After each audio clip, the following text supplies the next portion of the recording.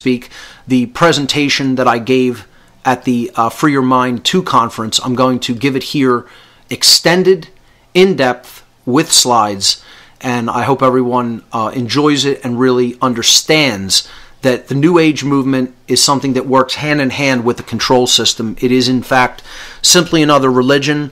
And, you know, I get, as a lead into this, I just get I just have to laugh hysterically. You know, when people say, I'm a New Ager, I'm propagating New Age thought. Nothing could be farther from the truth. I've attacked the New Age movement, I think, on day one on this podcast and radio show. I've never been into the New Age movement, ever. Okay? I recognized quite early that it was a deception because it wasn't telling people about the control that is going on in the world, and then propagating this ridiculous notion that if you understand that, pay attention to what's going on in the world, you're only going to get more control, which is nonsense. This is to dissuade people from speaking to other people about what's really going on.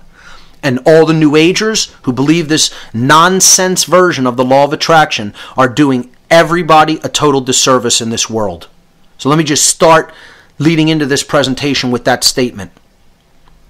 And if anybody thinks that I am a New Ager, again, I'll just say there's something wrong with your brain, because you're not paying attention or listening to a word I've said over 143 podcasts or in any of my videos. And if that's what you think, you're a very, very dumb person, because I've attacked the New Age movement relentlessly, actually. And there's a reason for that. It's because this is part of the polarization dialectic. And that's what I'm going to get into in this presentation. So let's start. Okay, this was originally given on April 27th, 2013, Saturday, April 27th, at the Free Your Mind 2 conference in Philadelphia. All of the videos are still being worked on. Our video editor, Chris, is doing a great job with all that material, and we will be releasing the videos shortly. Please be patient. We want to do a good job on it. So they will be forthcoming soon at freeyourmindconference.com, the conference's website. So the title of this presentation was New Age Bullshit and the Suppression of the Sacred Masculine. New Age Bullshit and the Suppression of the Sacred Masculine. I put the term new in quotes. So let me just explain that. Most of the places in the slides, you're going to see the word new in quotes. And there's a reason for this. There's nothing new about the New Age movement. This is a very old tactic. It's a very old religion. It's there for a reason. And it's very old. It's an ancient agenda. This is one side of the dialectic. It's controlled opposition. It's something that is there to lean on the other side of the dialectic, which is the control system, and therefore provide a strong power structure like an arch, so that people have a very hard time toppling that power structure over. Because you're putting certain people in left-brained imbalance, and you're putting other people in right-brained imbalance. And you're trying to keep that polarization dialectic in place, which I call the mental schism. So let's get into this, okay? And I'll try to be observant about slide numbers, okay? There are 134 slides, individual slides in this presentation. All right, so slide number 1 is simply two people meditating, in a lotus position, which is kind of, a poster. They're poster children for the New Age movement, thinking that's how you're going to create change in the world. Again, the New Age suppresses the masculine. The masculine aspect is action. And just like religion, they want to tell you that action isn't required. Taking positive action in the world isn't required. We're just going to make just internal change and not do anything to influence change in other people. That's why so many New Agers just believe, I just have to worry about myself. It's spiritual egotism, and people can't see it. It's the same thing as saying, well, I just need to worry about my physical needs, and I just need to worry about myself. Do I have a job? Do I have clothing? Do I have shelter? Do I have food? And screw everybody else. Well, this is the same thing on the spiritual level. I just got to know that I understand spirituality, and then screw anybody else that doesn't get it. It's the exact same thing. It's spiritual selfishness and spiritual egotism. And, not saying these actual people in this image, but it's possible. I'm saying this is a general archetypal image that I feel represents the New Age movement and the New Age community. That they're sitting there meditating, and don't get me wrong, I'm going to talk about meditation as something that is vital and important and can help balance the brain. So I'm not attacking meditation. Okay, I'm attacking people who think that's all that's required. I'm saying you're wrong. That's not all that's required. A lot more is required if we're going to heal the problems that are taking place in our world, in our society, than simply meditating in a corner of your house. So slide number 2 was the title slide with the words, with the actual presentation title and the information about where this was originally given. Let's move to slide number 3. Slide number 3 shows the neocortex, or the human brain, the highest part of the brain, the newest part of the brain. And we need to understand how the brain plays a vital role in consciousness. It's not where consciousness comes from. Consciousness exists regardless of whether the body exists or not. The brain is sort of the antenna for consciousness. It's sort of the receiver-transmitter for consciousness. Through the brain, we express consciousness. And as we'll see, through the brain and the heart, we express consciousness. So it's a vehicle for the expression of consciousness. It is not consciousness itself. So people shouldn't get that confused in this slide, because I'm talking about consciousness as being aware of patterns, the ability to recognize patterns, both within the self and in the realm in which the self operates. That's how I've always used the definition of consciousness. That's been the working definition for consciousness since day one on this podcast.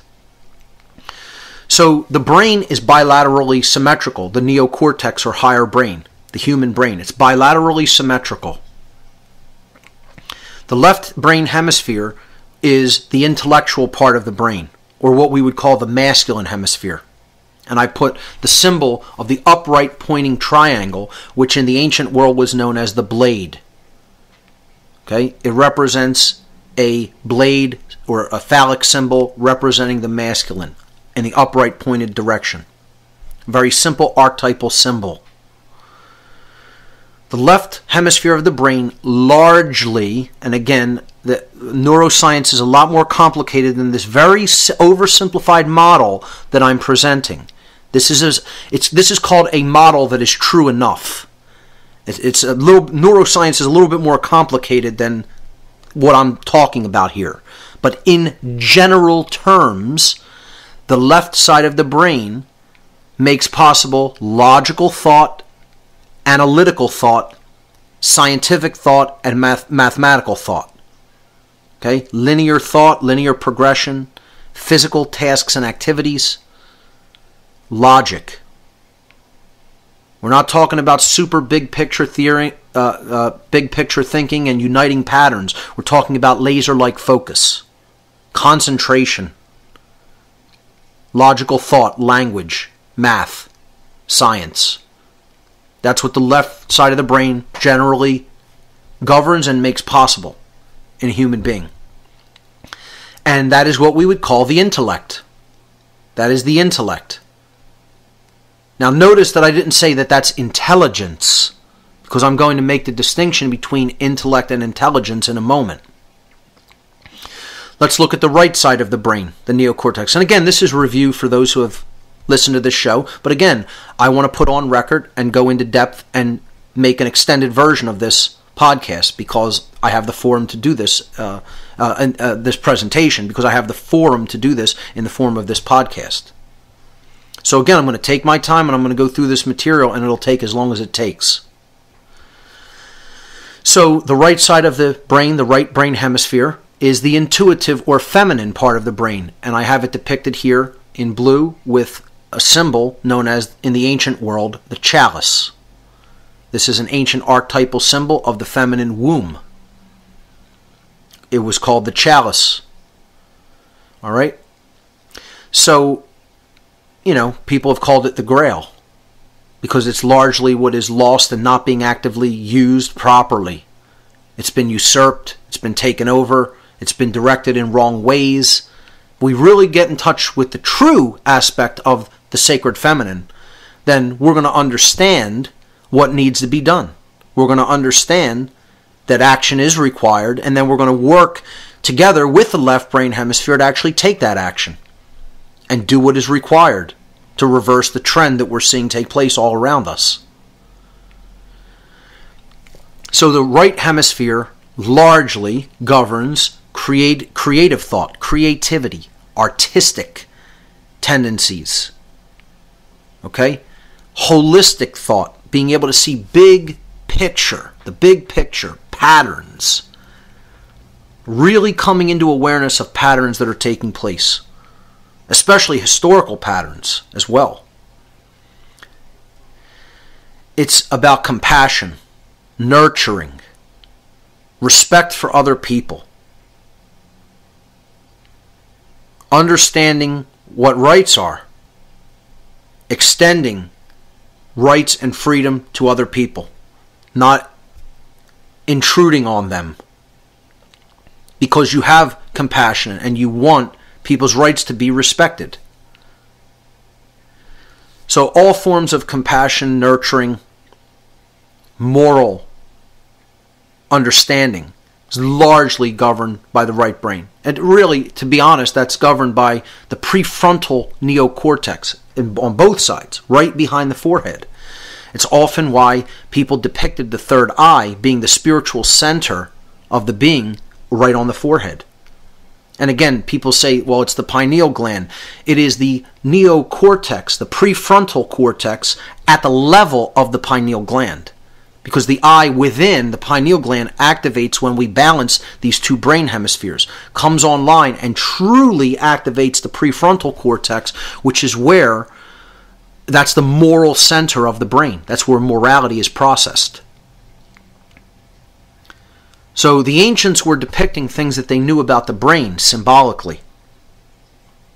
When the chalice and blade come together, they form the blazing star, the seal of Solomon, the sun and the moon, because the left side of the brain is the sun, the masculine. The right side of the brain is the moon, the feminine. You put them together, it becomes the Temple of Solomon, sun and moon together, Sol, Mon, sun, moon. That's the awakening of the third eye, because now the brain is communicating across the corpus callosum, between the brain hemispheres, and then the prefrontal cortex is truly electrified and awoken. And that's where morality is born. That's where the true objective knowledge of right and wrong is integrated and processed into the being. So let's move on to the next slide. What controllers want, any form of a controller that understand that this is how conscience is born through a balanced brain, what they want is to keep people in schism, in a mental schism. And this is also a spiritual schism. It's a schism with the heart. It's a mental, emotional, psychological, spiritual schism. And a physical one, because the two hemispheres of the brain aren't operating together as they should. So it's a schism on all levels. It's polarity on all levels. This is slide number 4. I simply referred to it here as the mental schism, but again, we need to understand it's mental, psychological, physical, emotional, and spiritual. But for simplistic purposes on a slide, I wrote the mental schism because it largely does relate to the brain. As the brain goes, the whole being goes. And this is why there's such an attack on us through food, through chemicals in the food, chemicals in the water, chemicals in the air. They want to destabilize the brain because that's how they keep their control system going. Healthy people with a healthy brain aren't going to be controlled because both parts of the brain, the part of the brain that governs compassion and the part of the brain that deals with action, right action, and self-defense are going to be working together. So you're going to have a moral person that's willing to take action even up to a necessary of defensive use of force, which is what we're going to talk about later in this presentation. So mind control works by continuously dividing these two parts of the brain, all the qualities that are active in these two parts of the brain, trying to keep them walled off and separate from each other and not coming together as one. So you want to keep either or both parts of the brain in a chronic imbalanced state. So when the left side of the brain is chronically overused and we're not using any of the functions of the right side of the brain, chronic left brain imbalance, which is continuously engaging in intellect-only tasks and activities and functions, okay, it will lead to certain conditions. And before I get into that, I just want to say true intelligence is born from uniting these two hemispheres, because we have the intellect, which is the intella part of intelligence, and then Gence comes from genere in Latin, meaning to create. That's the creative side of the brain. So when people think, oh, scientists and doctors and lawyers are so intelligent, no, they're intellectual maybe. They can process large amounts of data and so-called facts and figures and things like that. They could do math well, verbal arguments and things like that, but they're not really intelligent. They don't have true intelligence. It comes from intellect and gens, the creative aspect of the mind, the artistic, the nurturing, the compassionate side of the brain, which many of those people do not have developed, and therefore they don't really know the difference between right and wrong. When we put them together, that's when we develop true intelligence. So a dominator, a controller, one who is at the helm of the control system, of course, wants a polarization effect. They want people imbalanced toward one brain hemisphere or another. I call this polarization dialectics.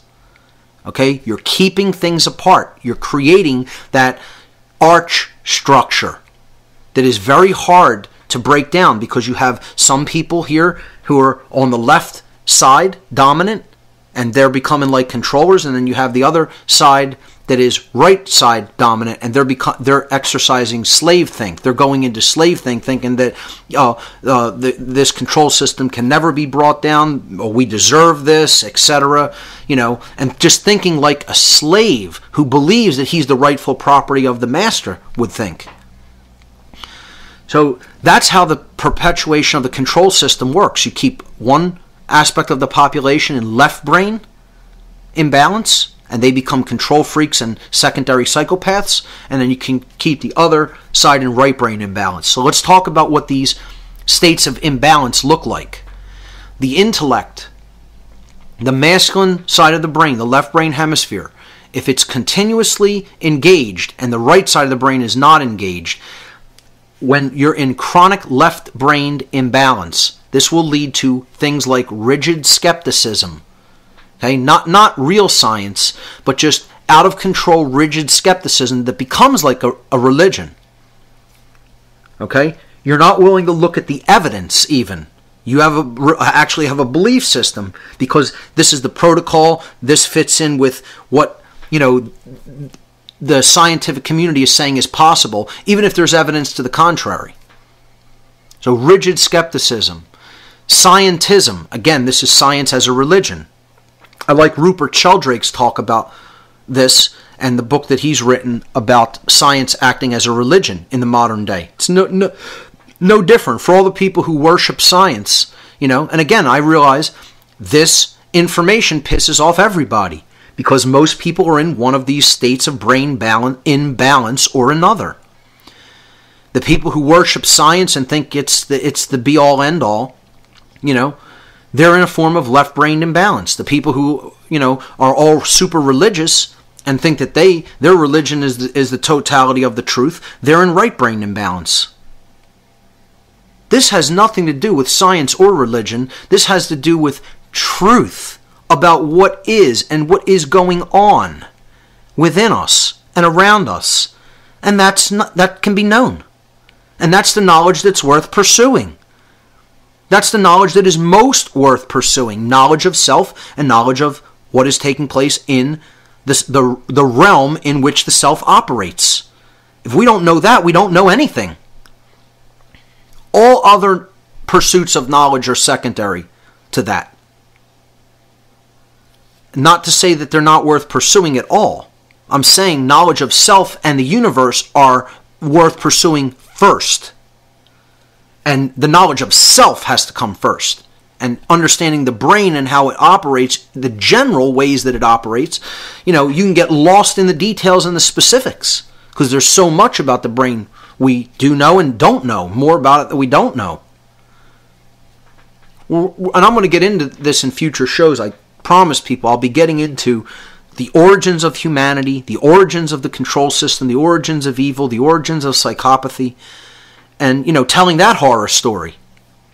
And a lot of people aren't going to like that. And it's going to maybe even shut some people down.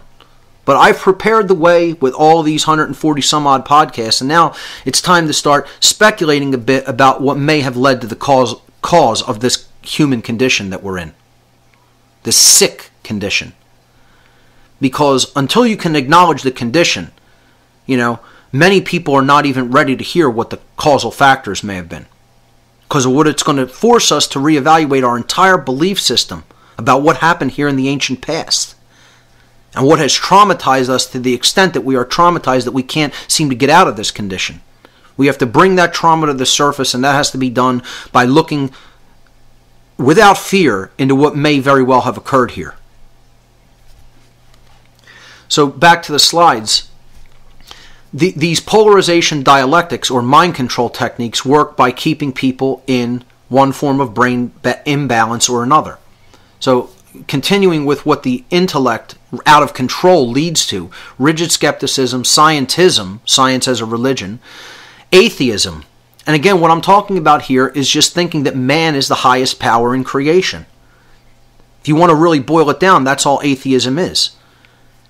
It's a belief system that there's nothing other than man. That we're the best and brightest, we're the highest source of intelligence in all of creation. And atheists don't believe in natural law. And there's nothing to believe in natural law. They reject that notion that there is an intelligent guiding force that not only created the universe, but is actually governing the decisions that we're being given the result of the free will choices that we make by this dynamic, governing, intelligent, creative force. They don't want to accept that. Because man could just do whatever he wants unchallenged. And right and wrong are just constructs of man's mind. And it's sick. It's sick thinking. It's totally left brain imbalance. Someone who thinks like that is ill. They may not know that they're ill, but they're ill. There's a force that sets the galaxies in motion. There's a force that sets the planets and the stars in motion. That force is the same force that ultimately governs the consequences of behavior. That people think they're separate from those laws? That there's laws governing everything that's operating in creation except them?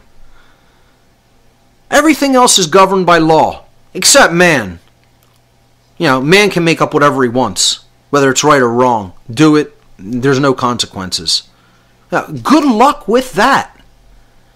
And this is what many atheists think. I'm not telling you to go believe in some religious god. What I consider as the creative force is something so infinitely more complex and majestic and intelligent and creative and powerful than anything that any religion has ever spoken of.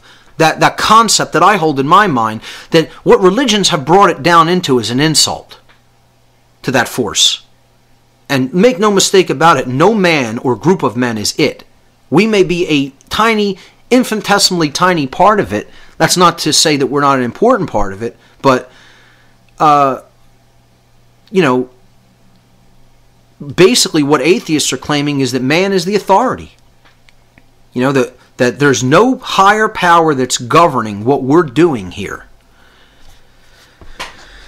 Well, I think that's extreme short-sightedness, it's arrogance, it's ego run unchecked, which is what the left brain is all about. And when we engage in these chronically left-brained dominant ideologies that have no bearing in truth, it leads to authoritarianism. Because if there's no higher power than man, then hey, man can do whatever he wants. We can get to make up morality. That's a construct of man that doesn't exist in nature, That's what most people think. You just do that experiment. Go ask people, is there such a thing as objective right and wrong that exists in nature? Or just ask them, they don't even understand what the word objective means. Just say, if all humans suddenly disappeared from existence, there was no Earth, let's say. The Earth just vanished along with everybody on it. And there was nothing where the third planet from our sun in our solar system was in a flash, in an instant. Would right and wrong still exist? Most people will tell you no, that it's dependent on man. They actually believe that. And this concept of moral relativism is what has led to the current police state. And this is what people have to understand. They need to understand it. If they want to get out of the police state. For some reason, people seem to love being kept pets. They want a police state. That's the most amazing thing about this whole thing, is that people actually want to be free. Well, don't want to be free. They actually want to be enslaved. Well, guess what? That's all well and great. But please take that somewhere else. Because there are people here that do want to be free, and you have no right. You have no right in your ignorance to be allowing this police state to come on unchecked, and therefore putting people that don't want to be in that cage with you in there with you. Make no mistake, you have no such right. You have no such right. People who think, people have the right to think anything they want, including that slavery is okay. Absolutely wrong. You have a right to think anything you want as long as you're not advocating that other people have violence done to them and be held in slavery. Once your thoughts go there, you have no right to think that. And I'll tell you what, there are people who will openly come out and admit, I don't care if there's slavery. I'll do nothing. Members of my own family admit this. And seem to be proud of it, wearing it like a badge of honor. See the police state coming on and say, I don't care. And these people have children.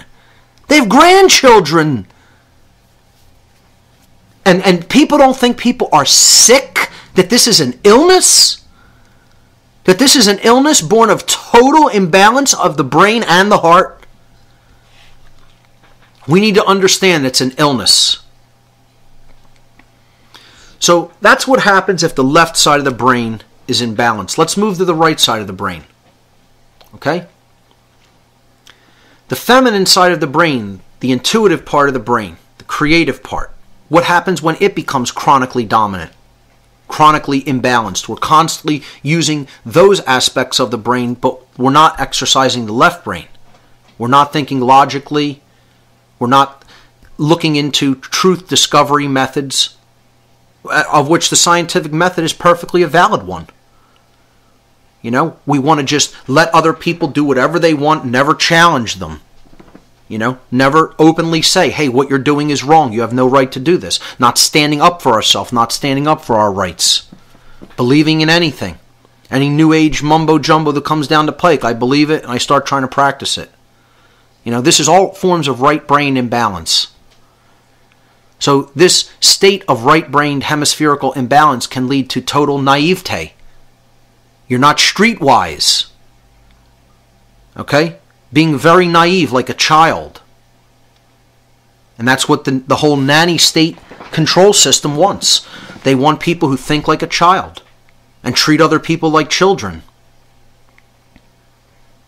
You know, when the left brain's dominant, it causes people to become like masters, thinking that they're somebody's parental figure. When the right brain's imbalanced, it causes people to act like children, thinking that they're someone's property or ward. You know, blind belief can be brought on by chronic right hemispherical imbalance. People will believe anything. Religious extremism. You know, the whole religious worldview is largely born in the right brain. And, you know, part of this is thinking that God is controlling everything and there's no such thing as free will. I had somebody tell me there's no such thing as free will, that we don't have free will. I said, you're absolutely wrong. We have free will. We just don't have free will without consequence. You have to exercise free will, choose, make a choice, and then act. And if you chose the right action, then the consequence will not be suffering. If you chose the wrong action because you didn't know the difference between right and wrong, the consequence will be suffering. That's how natural law works. Natural law is the deterministic component of creation. Like gravity, it's determined. It's operating. You're not going to stop it from operating. You're bound by it. Doesn't matter whether you believe it or not. Doesn't matter whether you know about it or not. It's very cold and impersonal. Natural law doesn't care about you. People want to think that the boundary conditions of this universe are so loving and caring. They're not. They're impersonal forces that the Creator set into motion and then doesn't interfere with, because they're the perfect boundary conditions for the acceleration of our evolutionary development. Once we recognize that they exist and that we are bound by them. They're not prison conditions. They are there to help and guide us. The boundary conditions called natural law that are existent in the universe.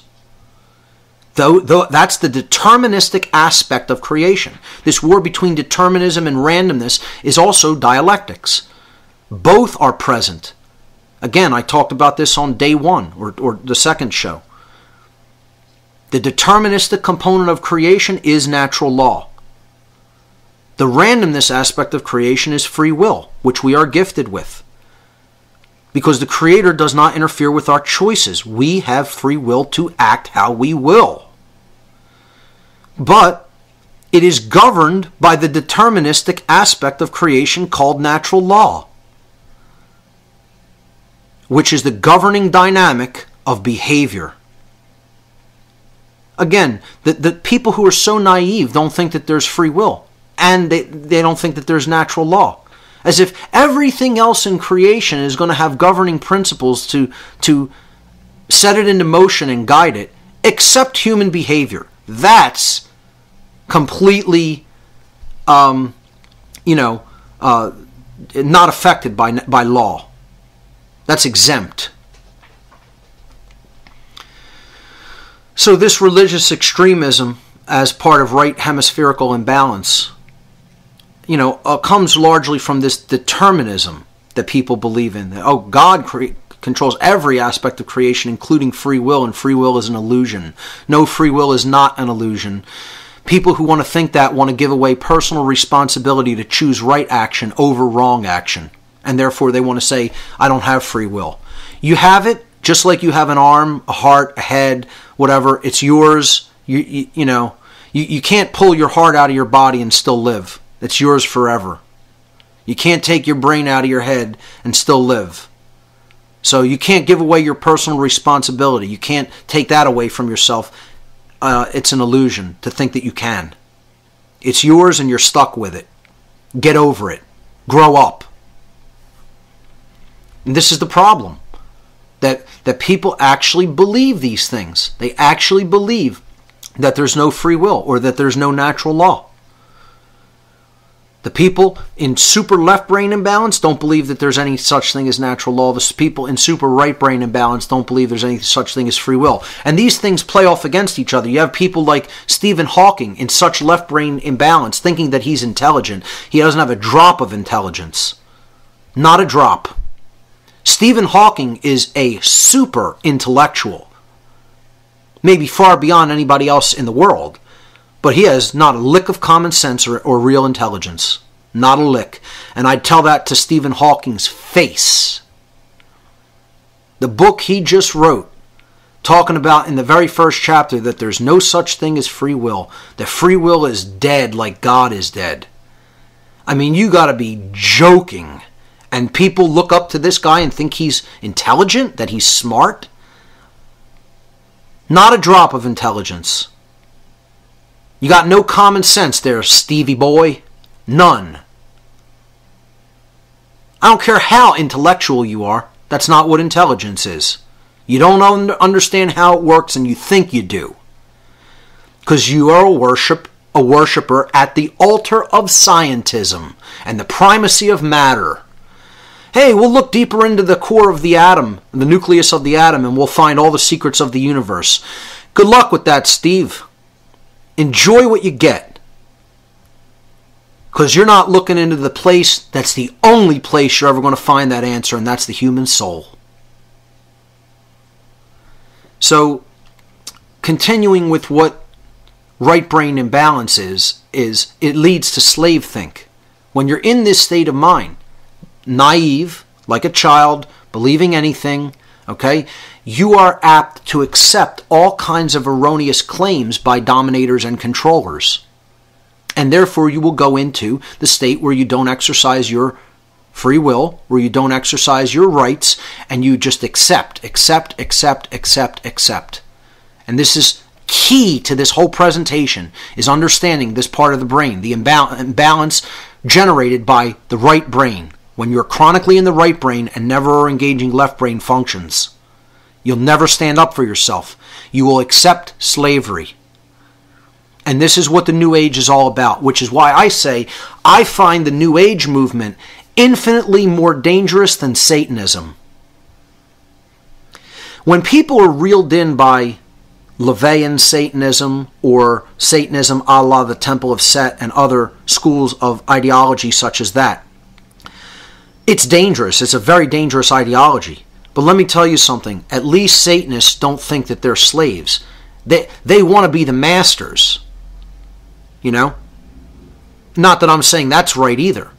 But I'm telling you, if everybody thought like that we're all masters and we're all kings and I don't want my rights trounced on, the world might get a little bit ugly, but it wouldn't be as bad as having the super form of right brain imbalance when you won't stand up for your rights or even think you have any.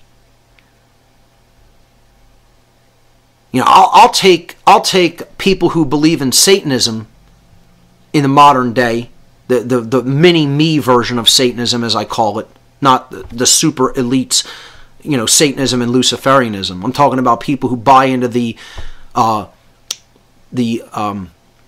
interface at the ground level, at the level of the public, that is called Satanism. The recruitment system. I'll take those people any day over the New Age movement. And what the New Age movement doesn't understand is their religion is put into effect at a higher level by the Luciferians that are ultimately controlling the whole planet. They're the ones who are putting these erroneous notions about the laws of attraction and natural law and spirituality into the world, so that real spirituality will never actually be fostered. And therefore their power structure will never be challenged because they're holding people in right brain imbalance by propagating this new religion, this quote-unquote new religion. There's nothing new about it at all. It's a eons long strategy. And they've been doing it for thousands and thousands of years. Putting people into right brain imbalance through religion. And this is just the New World religion. That's it. The old religions aren't working anymore. They need to come up with something new. That's all the New Age movement is. Hence, quote-unquote new. Because it's just another religion. And religion means to buy or to tie up, tie out of the way, hold back, thwart from forward progress. We'll get into that in a moment. Let's move on to the next slide. When these two parts of the brain come together, That's what this slide was about. That's when the true all-seeing eye is ignited. The blazing star, the all-seeing eye, the true spark of the divine within us. That's born of true intelligence and conscience. The heart uniting with the mind. The mind, intelligence, the heart, conscience. This is bringing all of these different aspects of the human together as whole, as a whole. We're not divided anymore. Becoming a true individual means you're whole, individuated, non-divided, not separate. You become one with yourself, with the higher aspect of the self. And only when we do that are we truly activating the heart as well. So I don't want people to think this is just about the brain either. This is about activating care within yourself. What you care about, what you pay attention to. And that does feed into the law of attraction. Not the way a lot of people think it does, though. Let's look at that was slide number 5. Okay? Slide number 6. Again, simply explaining more about mind control via brain imbalance. Let's look at the other structures of the brain. We're talking about the neocortex, which is supposed to be the executive command function of the brain. It's supposed to be the command center of the brain. This is where we're supposed to be guiding our actions from. When there's a specific form of brain imbalance, one of the other two complexes within the brain exerts what you could probably just simplify and call executive control. In other words, this other complex within the brain sort of takes over and becomes the ruler of the individual, when in fact it's not supposed to be acting in that capacity. It's supposed to be acting when it's needed, okay? And it's supposed to be in balance. These two other parts of the brain are supposed to be in balance with each other. And when one side of the neocortex goes into a form of chronic imbalance, we'll see, one of these other parts of the brain become chronically dominant among the whole triune part of the brain, the whole triune complexes within the brain. So these three complexes are the human brain, the mammal brain, and the reptile brain. And all of them are important. None of them should be downplayed. They're all necessary for our growth and development and interaction here in the physical form. This is what we need to understand. It's not about destroying any parts of these complexes of the brain. It's about using them in their proper aspect, in their proper role. And again, this is the temple, the so-called Temple of Solomon. That's why you always see 3 stages to any initiatory mystery traditions. It's a reflection of these 3 parts. It's a reflection of the 3 components of consciousness: thought, emotion, and action. Thought, governed in the higher order thinking of the human brain. Emotions, largely governed in the limbic system, the mammal brain, the mammalian brain. And then action, movement, survival instinct, governed by the R complex. All necessary components to function and to express consciousness. None of them should be the 2 lower parts of the brain should not be chronically dominant. So let's explain how they become chronically dominant. They're there to perform a vital function, but they're not to rule the house. The house needs to be ruled by the human brain in a state of balance. The higher brain, the neocortical brain, or what is actually really known as the telencephalon. But that's the whole gray matter part of the brain up on top. The neocortex is actually the outer area in which neural activity largely takes place.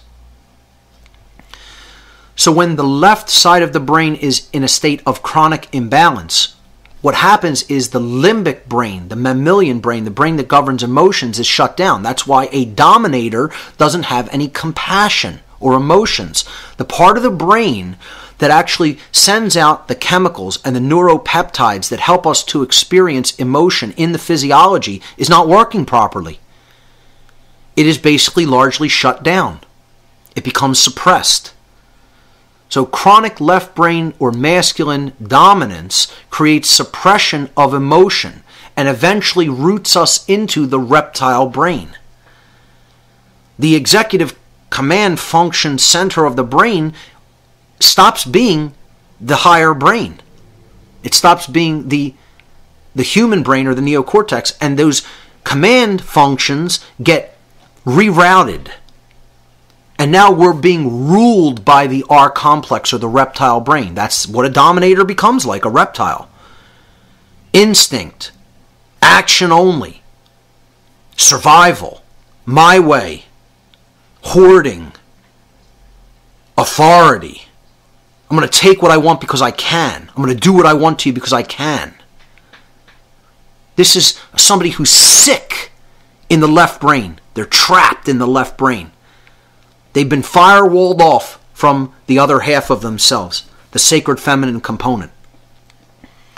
They've been cut off from their emotional qualities because the actual limbic brain is damaged. It's not functioning electrically properly.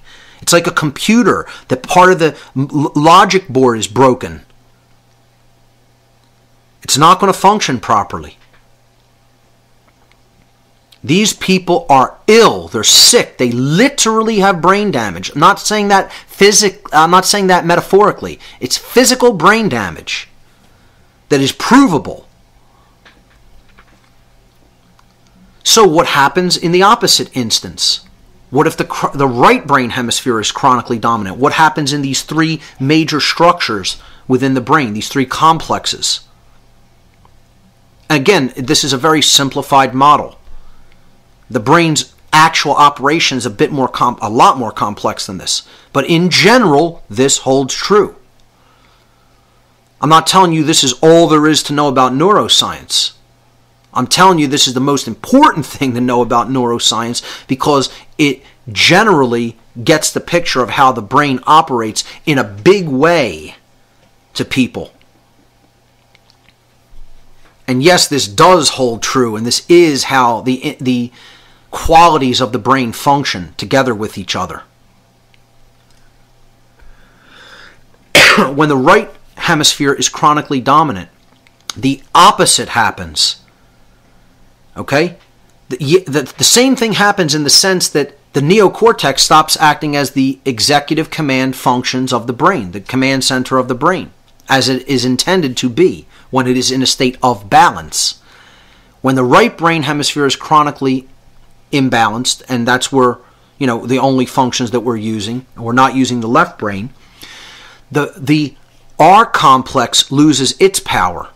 That's what becomes suppressed.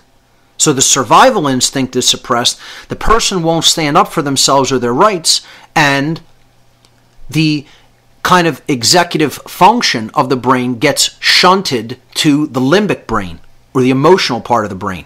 And this person becomes ruled by fear. They become ruled by their emotions.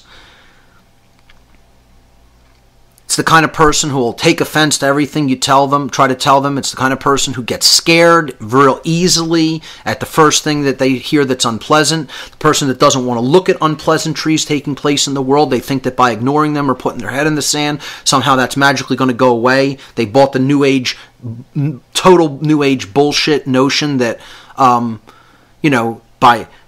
paying attention to something and becoming aware of its existence, you're somehow magically giving it power over you. Which is total nonsense and could not be further from the truth. So the chronic right-brained dominance, the feminine side of the brain, creates the suppression of our survival instinct. And it eventually roots us in the mammalian brain, in which we are ruled by our emotions. And you'll notice, if we're ruled in either one of these other centers, these other complexes of the brain, either the reptile complex or the limbic brain, what are you largely incapable of doing? Thinking clearly with the higher part of the brain that governs higher order thinking. So you're never going to understand patterns that are taking place. You're not going to know what's going on within you because part of you is broken and needs healing that you can't even see physically. It's not a physical injury, but it is a physical injury. It's not a physical injury that's easily seen because it's inside the head, in the brain. And because people know nothing about how the brain works, they don't understand the majority of people are walking around with brain damage. And I'm not saying that metaphorically or symbolically. I'm saying that very literally. So we don't want to be ruled by either part of the brain, because when the left brain is chronically dominant, the person becomes somebody who thinks that they're a master of other people. I call this master think. And when the right brain is chronically imbalanced, you end up with a population that won't stand up for their rights. They don't have enough self-respect. They don't care about themselves enough to say, no, this is wrong. It's not going to continue, even if it comes to the point where I have to use physical force to stop this. And that's called a willing slave, ladies and gentlemen. Somebody who will not stand up for their rights is a willing slave. I don't care why you're doing it. Whether, just because you're a coward and you can't develop conscience, you're ruled by the emotional part of the brain, and you don't have any true self-respect to stand up for yourself and say no. And that's what the New Age movement is all about, making more people like that. That's why they want to propagate it as the New World religion, because they want people in this slave think mindset to accept slavery and to accept other people as their rightful masters. And you need to see no more evidence of this. Go to a New Age expo. I don't care where the New Age expo is in your area, just go to it and ask the people there, do you think government is legitimate? The concept of government. And almost every single person will say yes, because they're good little willing order following slaves who don't understand their sovereignty and think that they're spiritual. Think that they've come into some spiritual knowledge because they can sit in a lotus position and meditate for 4 hours a day. Well, that isn't real spirituality. Real spirituality deals with freedom. And anybody who is a so-called self-help person, a so-called guru, a so-called New Age teacher that is not teaching people that the goal of spirituality is true freedom, sovereignty, and a balance between the brain hemispheres, understanding both the non-aggression principle and the principle of self-defense, is no teacher at all. They are a deceiver.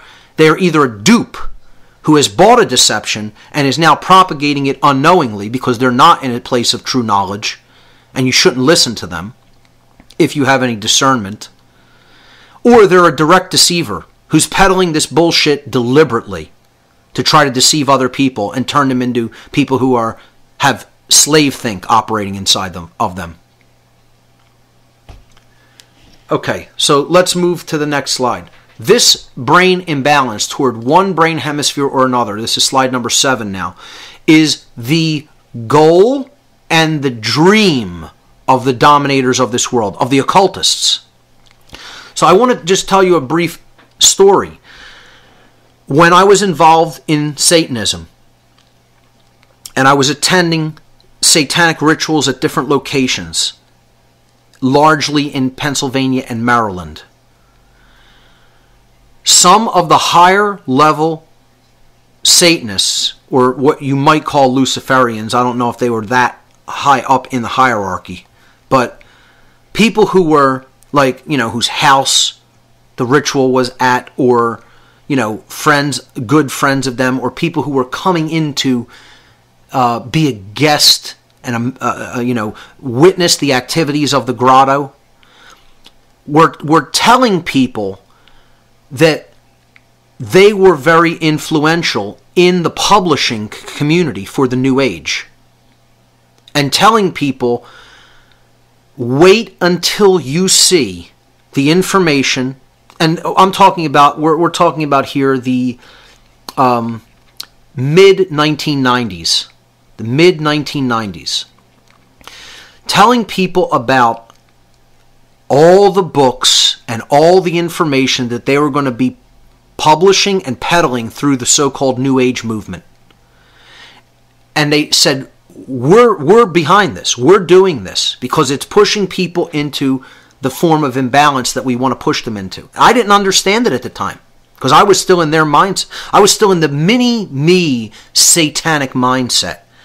This form of Satanism that is pushed to the public Again, it's a recruiting center. It's recruiting grounds for psychopaths, for people who have psychopathic tendencies. Which at that time, yeah, I would admit I did have tendencies toward becoming a secondary psychopath. My brain was messed up before I was able to heal it. And they were telling some people in, side conversations after the ritual, because somebody brought up, what New Agers think and believe, and openly telling people, we're responsible for a lot of that material. We're putting it out there. And I believe them because they said, wait until you see what will be coming out in the next few years. We are going to give people completely erroneous notions of the laws of attraction. We're going to give people completely erroneous notions of how people create their reality, because they know how this works. They know natural law. They know how it works. See, these are people who are so hateful of the fact that natural law exists. They look at it, their worldview is, we're in a prison because we can't do whatever we want unchecked completely. We want to be able to kill, rape, pillage, murder with no consequence to us at a soul level or even in the physical domain. No consequence. That's their goal. Their goal is we want to be God. We want to be the creator. They're trying to usurp the position of the creative force in the universe by taking down natural law and replacing it with their law. That's what the Luciferians and the Satanists are attempting to do. They want to topple natural law. And they're actually very successful and very close to being able to do that. Which is why I don't underestimate these individuals at all. And I have respect for them as an enemy. And so should everybody else. Because they're the most intellectual people walking in the world. While I wouldn't say that they have true intelligence, so few people do, on either side of the spiritual battle, they are very intellectual and very well-read individuals, and they do understand natural law. They know that it's in place and how it works. And that's why they're trying to insulate themselves from the consequences, because they're trying to become God. And they do that by getting other people to carry out their behavior for them. They don't actually do the action. And therefore the karmic brunt of the consequences is not theirs. Again, people need to understand who bears the brunt of moral culpability, the order giver or the order follower. Well, these Satanists, more likely than not, never actually did physical harm to someone else. They're getting other people to do that dirty work for them. And hence why they call the military and the police their dogs, because they're on the chain and following the command. They'll sit when they tell them to sit, they'll speak when they tell them to speak, eat when they tell them to eat, attack when they tell them to attack. Therefore, they consider them their animals, their pets. They're two phrases that Satanists in my presence, when I was involved with this, called the military were our pets and our dogs. That's it. Never referred to them as military men, military women, never referred to them as the armed forces, never. Our dogs. Never said the police department, the police forces, the law enforcement officers. Never once referred to them as any of those things. They called them our dogs, because that's what they think of people who do that job. They are our order-following dogs. We have them well-trained. And also told me, you think you're going to tell people and they're going to accept that from you? They said if we came forward and told them that we're their owners, they wouldn't accept it from us. That's how perfectly programmed they are. And they're right. They were right. I can admit when I'm wrong. I'm telling you, they told me exactly what the truth was.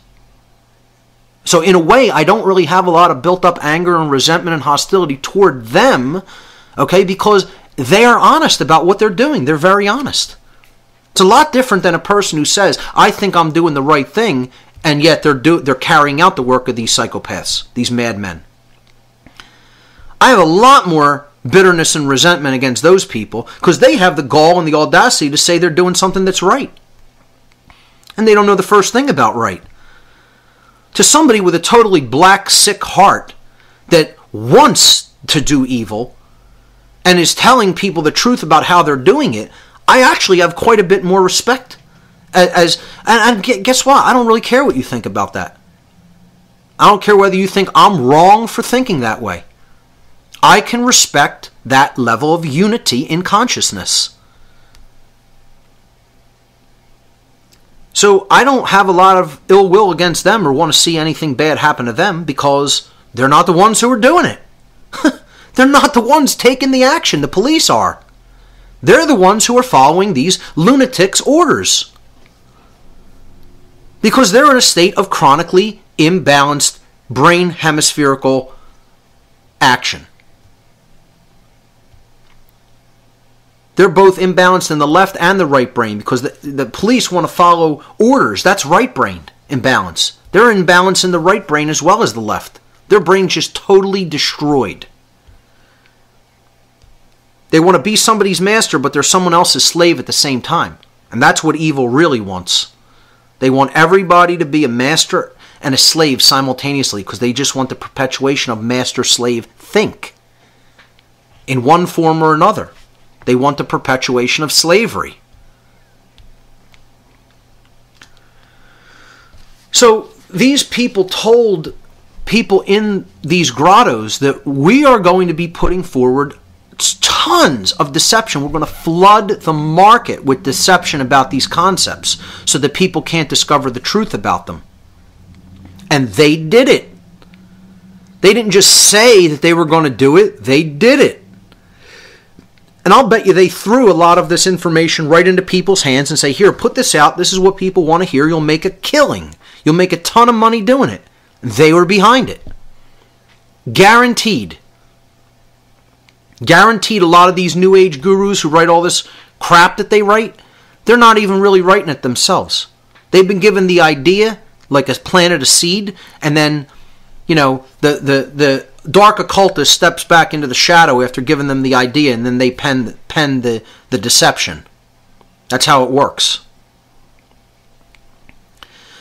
But they said that there would be a huge, massive influx in New Age thought that was a total deception, telling people erroneous notions about how the laws of attraction work and how basically creating your reality work. And people have swallowed it hook, line, and sinker, and they need a hose and a funnel to shovel it down the gullet fast enough. That's how naive these people are. Which it always makes me laugh hilariously when people call me a New Ager. I don't know what you're listening to. You're in the Twilight Zone or something. You know what it is? It's what I call the 5-second commenter. They watch 5 seconds of a video clip about something that I said, immediately related in their mind, have never listened to one podcast in its entirety, and then boom, let me make my ill-informed comment from this completely erroneous thin slice, because I don't have a brain that recognizes patterns, so I'm going to actually look at this tiny little 5-second or 30-second thin slice, and I'm going to say I know everything there is to know about everything this individual has ever said and call him a New Ager as a result. It's a bunch of clowns. A bunch of total clowns who don't know how to think. And think they know something when they know exactly nothing. So let's move on. The way their mind control works, these controllers, is through one simple concept that I've already basically introduced. It's called dialectics. We're on slide number 8 now. Dialectics are false choices. You're giving somebody a limited set of choices that are not the only choices that are available to them, but you're telling them that's all that exists. So they will make a choice that is a false choice that leads to the same place that you wanted them to go all along. The mother who wants their child to just eat a helping of vegetables at dinner, and the child doesn't like to eat his vegetables, says, do you want carrots or do you want peas tonight? And the child thinks, oh, I'm being given a choice. I can make this decision for myself like a big boy. Let me take the carrots because I like them better than peas. They're a little, they're a little better tasting to me. Well, the mother didn't care what he chooses as long as he gets a serving of his vegetables. That's it. So that's a dialectic. And that's what we're seeing with government. That you're presenting somebody a choice that always leads to being ruled. And ultimately to being killed or have violence done to you. So this picture here is a little political cartoon about Republicans going one side, Democrats going the other side, and it's a cow being led to the slaughterhouse. Doesn't matter which way he goes in, it all leads to the same place. The illusion of free choice when it comes to a dialectical choice. That doesn't mean illusion of free choice at a mass cosmic level. That's not what I'm talking about here. I'm talking about controllers want to give people a choice that they say is a choice, but it's no choice at all. It's a false choice. The words I put there on slide number 9, false choice. That's what dialectics should be seen as.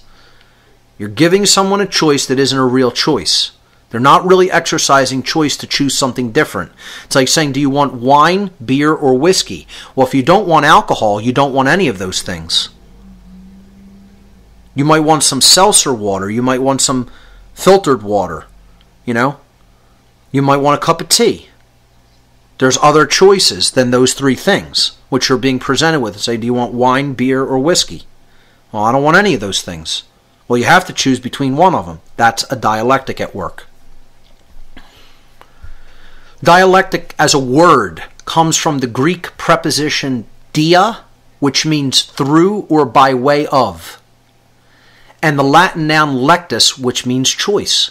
And that's how dialectics operate, by way of choice, by giving people a false choice. And as we're going to see,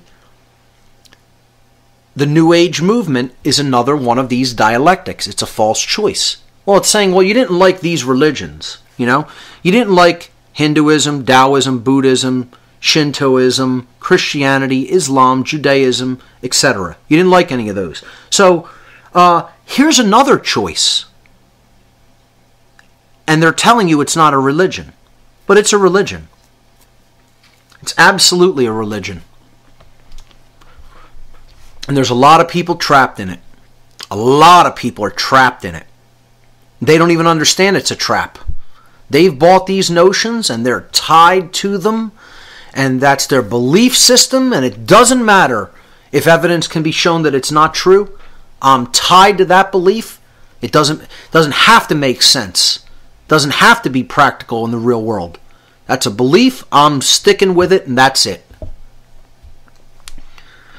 So let's move on to slide number 10. And we'll start to look at how these mind-controlled dialectics work in the world.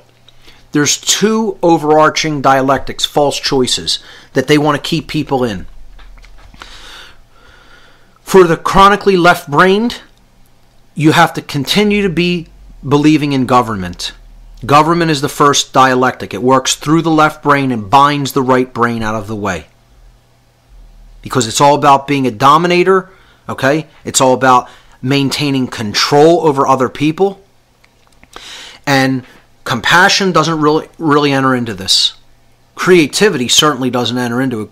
Government creates nothing. Government exerts control through violence over people who disobey it. Whether what they're commanding is morally right or wrong, it doesn't matter to them. It's called our way or the highway. If you don't obey, violence is done. And anybody who doesn't see it as that simple, you're wrong. You're not perceiving things properly. There's something wrong with your brain. I don't really care how much offense you want to take at that. Go right ahead. That's the truth. Government works through the left brain. It binds the right brain out of the way. It is based upon the erroneous and dogmatic belief, not reality, not truth, but a belief. Okay, and as such, it is also a religion. Government is a religion. So see, when it really boils down to all of this, the whole problem is belief and religion.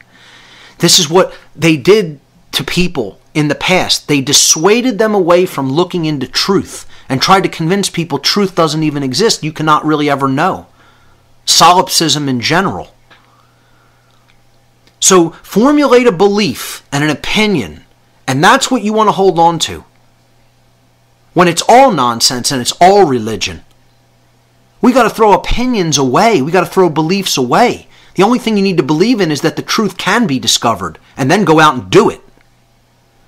Because it's there and it's staring us in the face and we're ignoring it. And as a result of that ignorance, we're already in a cage. Not going into a cage, we're going into the slaughterhouse next. And let me tell you, a lot of people will resist it. And there's going to be slaughter on both sides if we don't wake up.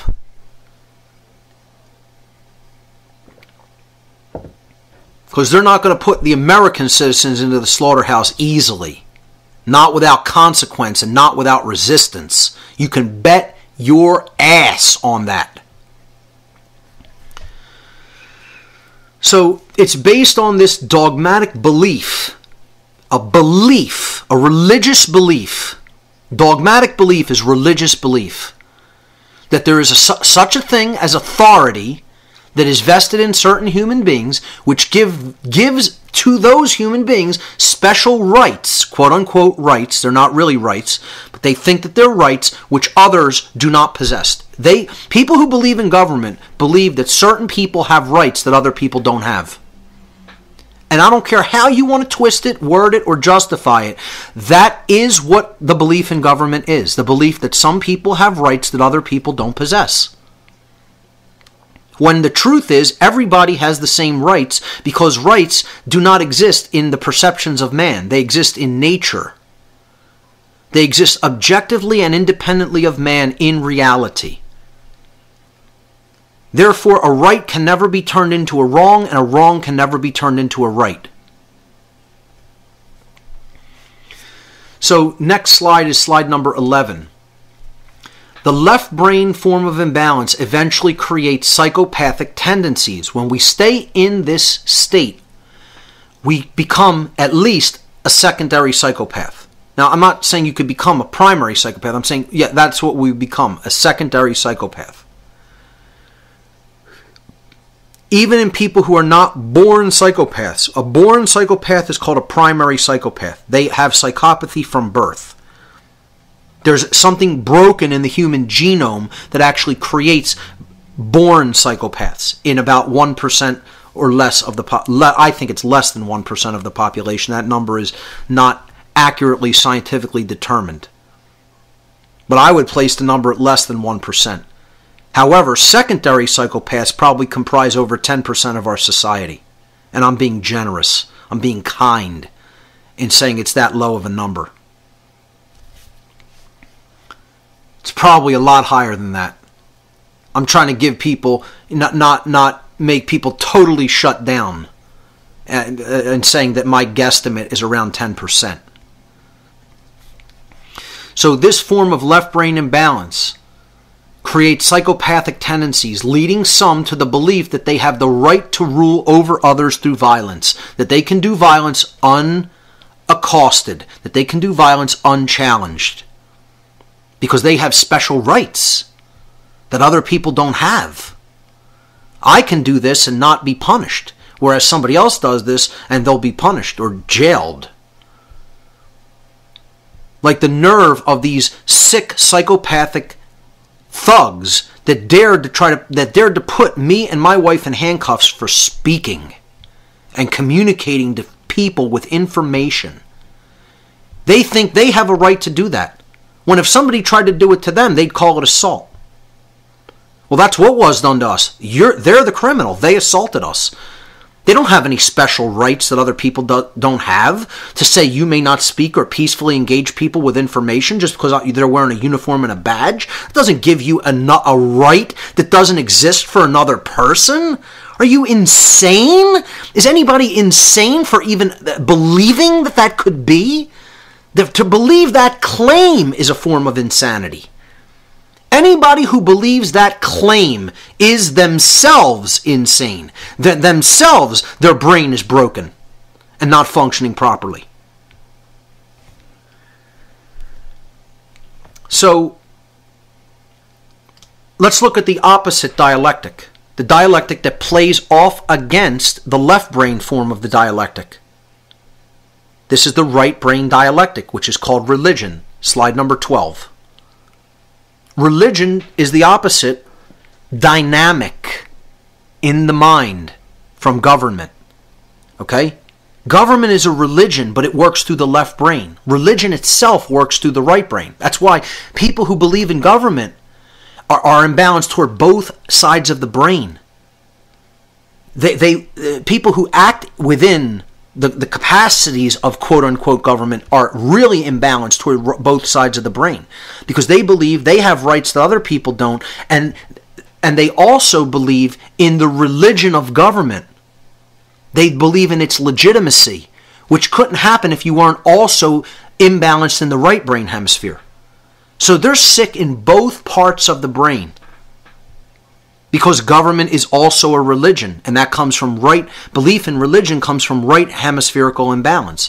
And this is where the large majority of the population is also in this form of imbalance.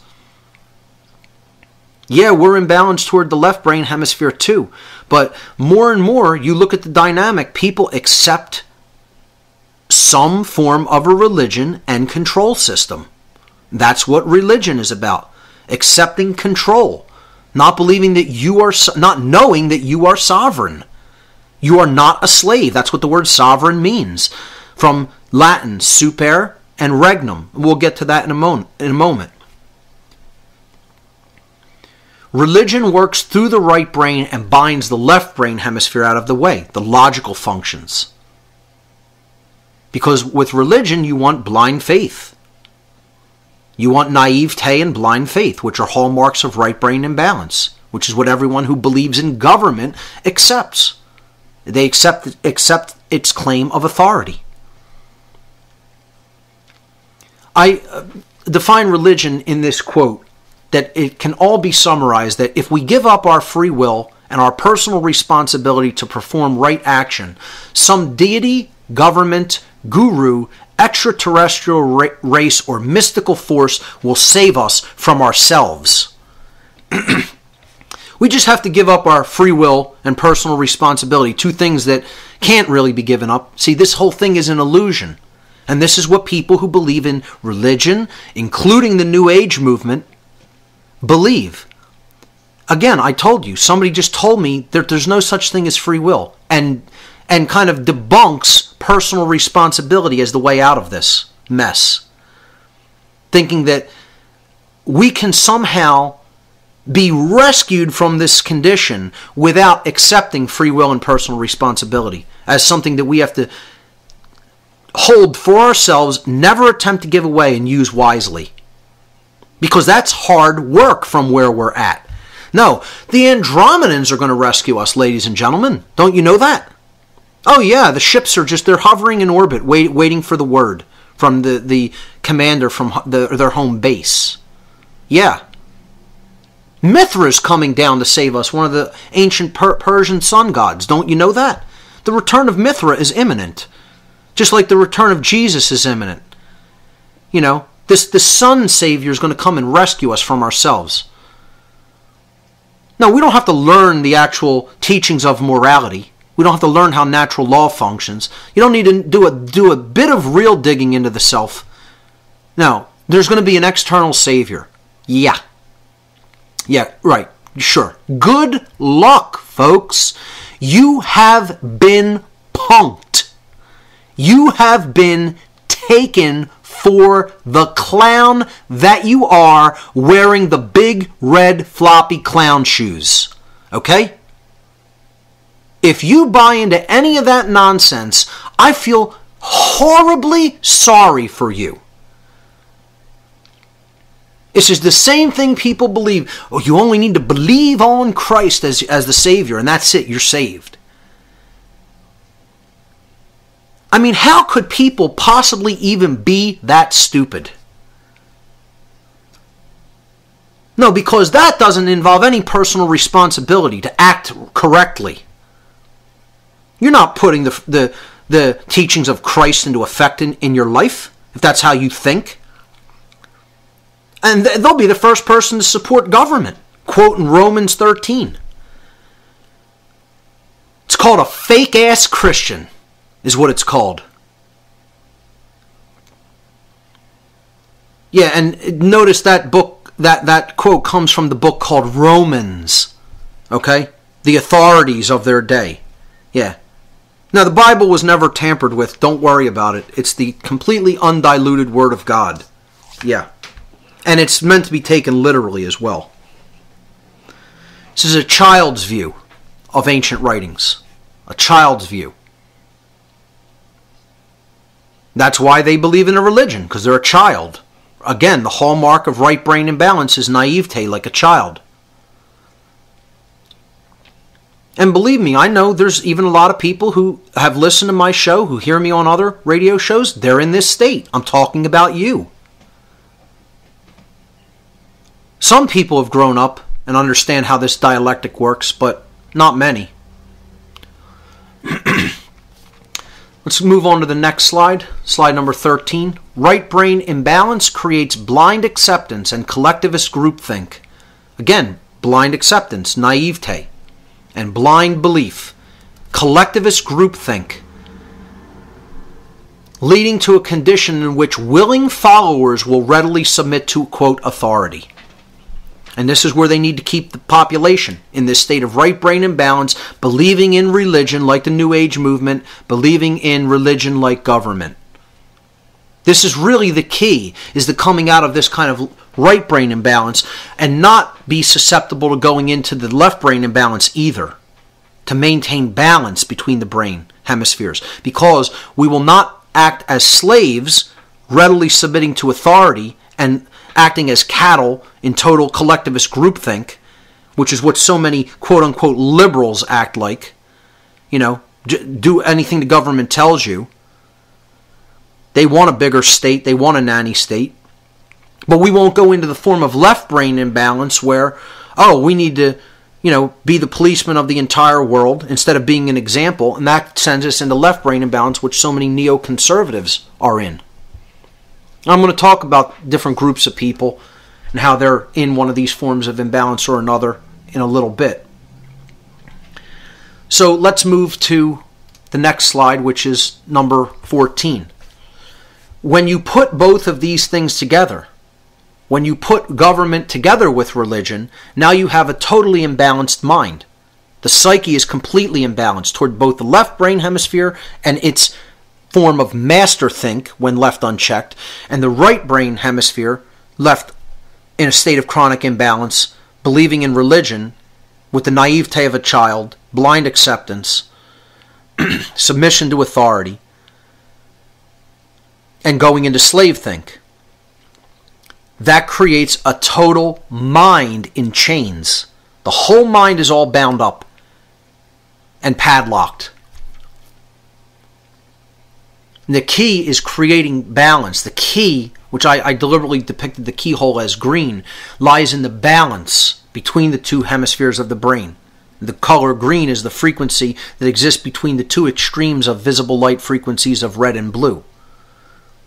The red's frequencies are toward one end of the visible spectrum. The blue frequencies are toward the other end of the visible spectrum. But green sits at the very middle of the visible spectrum because it is the color of balance. That's why it exists in nature. That's why the best foods for you to eat are green. It is the color of the heart chakra, the Anahata chakra in the Vedic tradition. It's the center point of balance in consciousness, in the physical world as well, in the world of light. So the key to unlocking that is balancing the brain hemispheres, not falling into either of these forms of brain imbalance or both. We have to use the whole brain and become a whole person, and that's how we will get it out of chains. It's chains. When, moving on to slide number 15, when the individual units of consciousness expressing themselves on earth, individual people, are largely in that state of consciousness by which the brain is bound, because it's in these two forms of brain imbalance, we will get a world that is bound in chains. This is the concept of the principle of correspondence, one of the principles of natural law. That as the microcosmic units, called the people, go, so goes the whole society, the macrocosmic unit. That's how a police state gets created. You have to imbalance people's brain in the ways that I just explained. And that's how you could put an entire race of beings into a prison. Which we're not heading toward. This is the state of humanity now. We're in these chains. The next slide, slide number 16. To clear this up once and for all, and look, here's what I'm going to say about this. If anybody sends me an email about this, I will delete the email immediately without reading it, and you will be blacklisted. I will blacklist on the server your email address so that no message that you ever send me again will ever be seen. You will be typing it and wasting your time for no reason. I'm going to preface this slide, these next two slides, with that comment. If anybody sends me an email attempting to debunk the etymology of this word after I do these two next slides, your email, if I just get the notion that that's what you're trying to do in the email, it will be deleted immediately without me reading it any further, and your email address will be blacklisted because I do not want my time wasted with bullshit and nonsense. Don't waste my time like that. Okay, I am busy. I have things I'm actually doing. Unlike most assholes sitting at home trying to debunk an etymology. I have better things to do with my time than to write to somebody when the world is in a police state to try to debunk an etymology, which first of all is true. And I'm going to explain deeply and take some time to actually explain the reason it's true. And again, I don't care if this podcast goes for 6 or 7 hours. I told people I would extend certain podcasts since I'm using this type of a forum, that certain things that I will want to go into and explain in depth, I will take my time with. So if you have to listen to it in sections, fine. So let's look at the actual word government. The etymological roots of the word government come from Latin. The Latin verb gubernare, okay, now there was no V in classical Latin. So the sounds, the consonants that the letter V come down to us from were P and B. You could see that they're similar in the phonetic way that you actually make the sound with your lips of P, B, and V. All right? So in Latin, English words like govern, right? The V would not have been a V then, because again, there's no V in classical Latin. You would see it rendered as B or P. So just like in the word sovereign, there's no V in Latin, the sound would be a P, super, okay? And that becomes sover in the word sovereign. In the word govern, the word in Latin would be gubernare, G-U-B-E-R-N-A-R-E, gubernare. That's the infinitive form of the verb. The first person present tense is guberno. Guberno, gubernare. And again, in certain Latin texts in the modern day, you might see this rendered as guvernare, because the B and V are interchangeable phonetic variants of each other.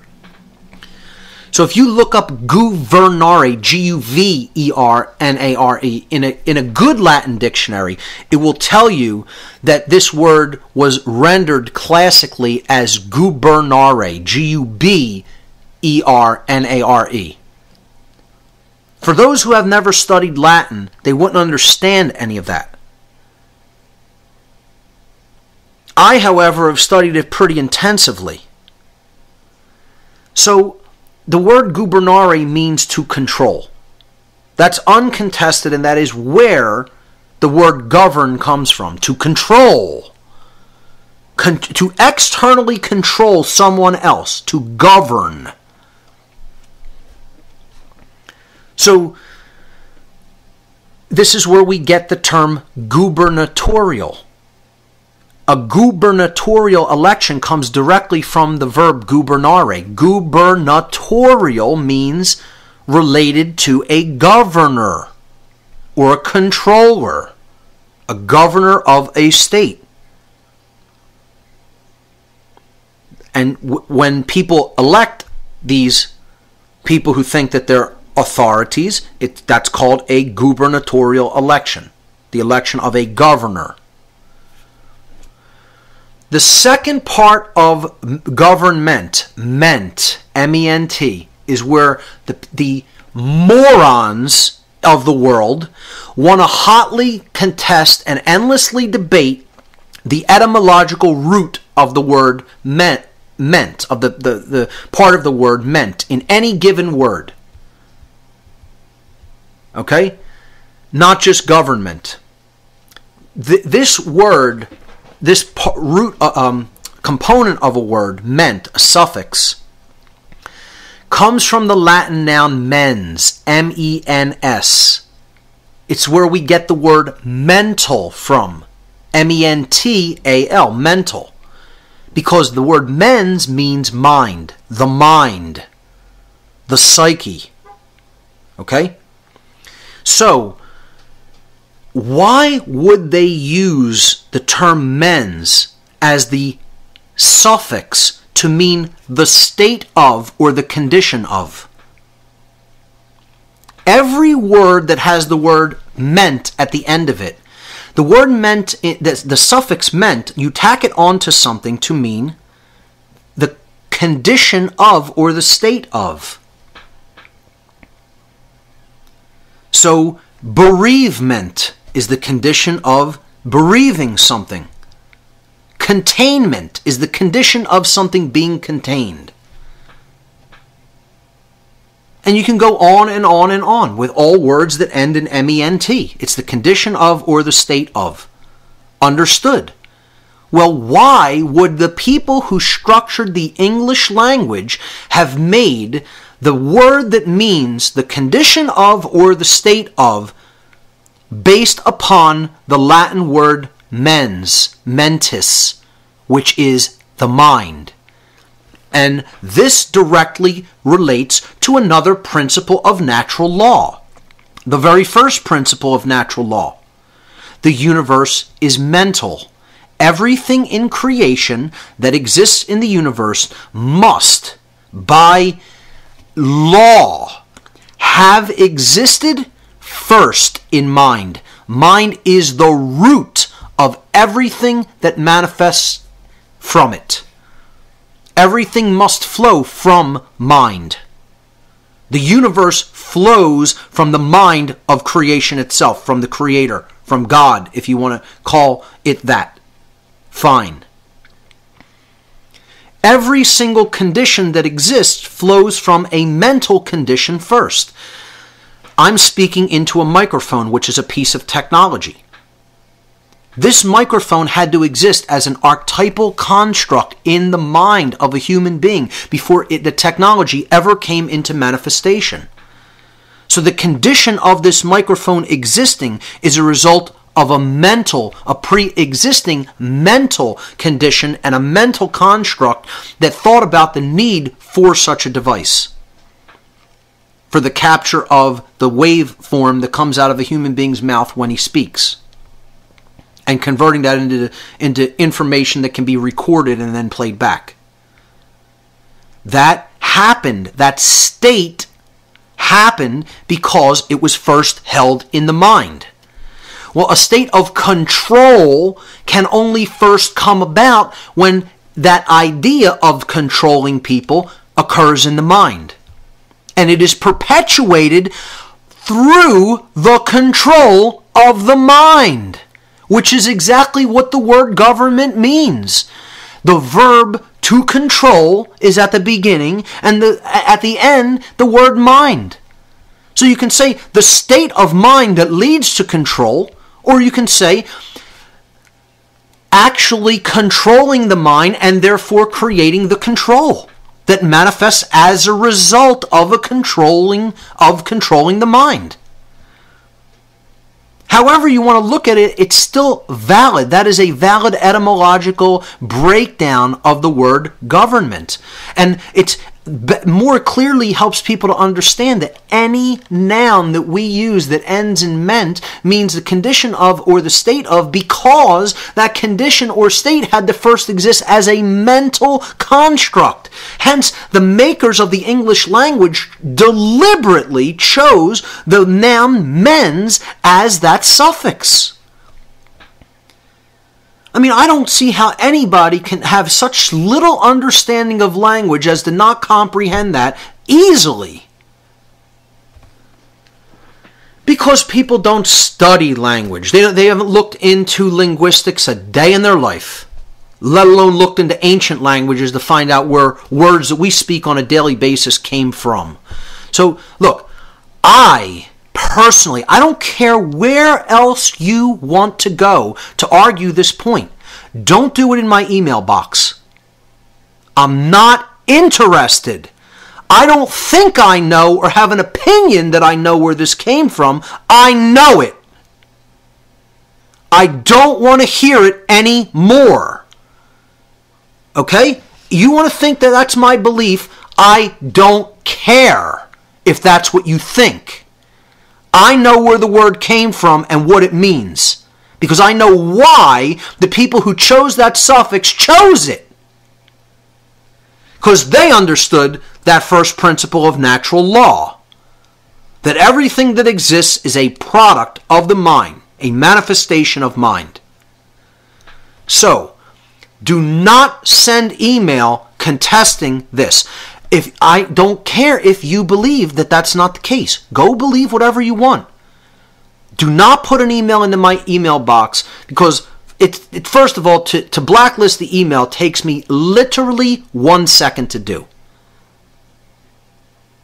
I got a script, I paste it into the script, boom, it's done. It's gone. It takes no time from me. You're not taking any time from me. You're wasting your own time doing it. Because your email will be blacklisted in a second by me, and you'll be wasting time writing emails that I'll never see. Never see. So you want to blacklist yourself from the email box, and I do read my emails. I don't have time to respond to all of them. I get like 75 to 100 emails every single day. So I can't respond to every one of those emails. I'd be doing nothing but responding to email. I occasionally will respond to one here and there. But if somebody sends me information trying to debunk the etymology of the word government, you will be blacklisted from my email forever. In 1 second.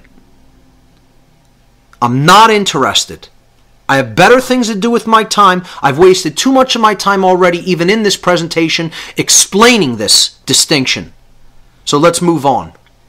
So slide number 17 simply puts up the word mind control on top of this picture of the Congress building to help people to understand, yes, indeed, the word government does in fact mean mind control. Let's lay this to rest once and for all. That's what it means. You have to be under mind control to believe in it. Slide number 18. The whole concept of government rests on the belief, the religious belief called authority. If you believe in this belief, you are a member of a religion. Your religion is government if you believe in authority. Whether you know that or understand it or not, you're a religious follower. Because government is also a religion. This all comes down to getting out of religion. The mind control that is religion. Authority is based upon a concept called jurisdiction. That where you are born, you are a subject of the laws of that place. The man-made written laws. And everybody will tell you, oh yeah, you're subject to jurisdiction. And they don't even know what the word means. They've never even looked into the origin of the word. Jurisdiction also comes from Latin roots, the noun jus juris in Latin. Again, in Latin there really was no J. So actually in classical Latin, I wrote it down as J-U-S, but it would be actually written I-U-S. And juris would be I-U-R-I-S, the genitive form. Jus juris means law. It's where the English word justice comes from. The second part of jurisdiction is diction. Now, diction in English simply means speech. That's what the noun diction means. You know, we get the word jury from jus juris in Latin. Second part, diction, comes from the Latin verb dicto dictere. Dictere means to speak or to say. So what jurisdiction actually means, based upon its etymological roots, is to say the law, to speak the law. Literally, it means the law is what we say it is. We speak the law. Literally, that's what it means. We say what the law is. And again, this is the notion that man is God and man is the maker of law. We are the authors of law. We are the makers of law. Forget the law that exists inherently in creation, called natural law, the laws of morality, the laws of God. No, we make the law because we are God. There's no higher force than us. Right and wrong are constructs that exist in our mind, and we get to determine what they are. Not to discover them and live in harmony with those laws. We're going to write them. We're going to make those laws. We're lawmakers. We have jurisdiction. We say what the law is. And then we punish anyone who disagrees. Doesn't matter if our law is out of harmony with natural law. That's the word of God that is man. That's it. And people in religion don't understand this. People who say, I have a religion. I believe in Allah. I believe in Yahweh or Jehovah. I believe in the God the Father of creation. And you would dare to say man is the lawmaker. I mean, you got to be kidding. I mean, that's direct cognitive dissonance. You're saying God is the lawmaker and we have to follow his laws, and then you're saying I believe in government. Well, this is the whole concept in the Bible, that you cannot obey two masters simultaneously.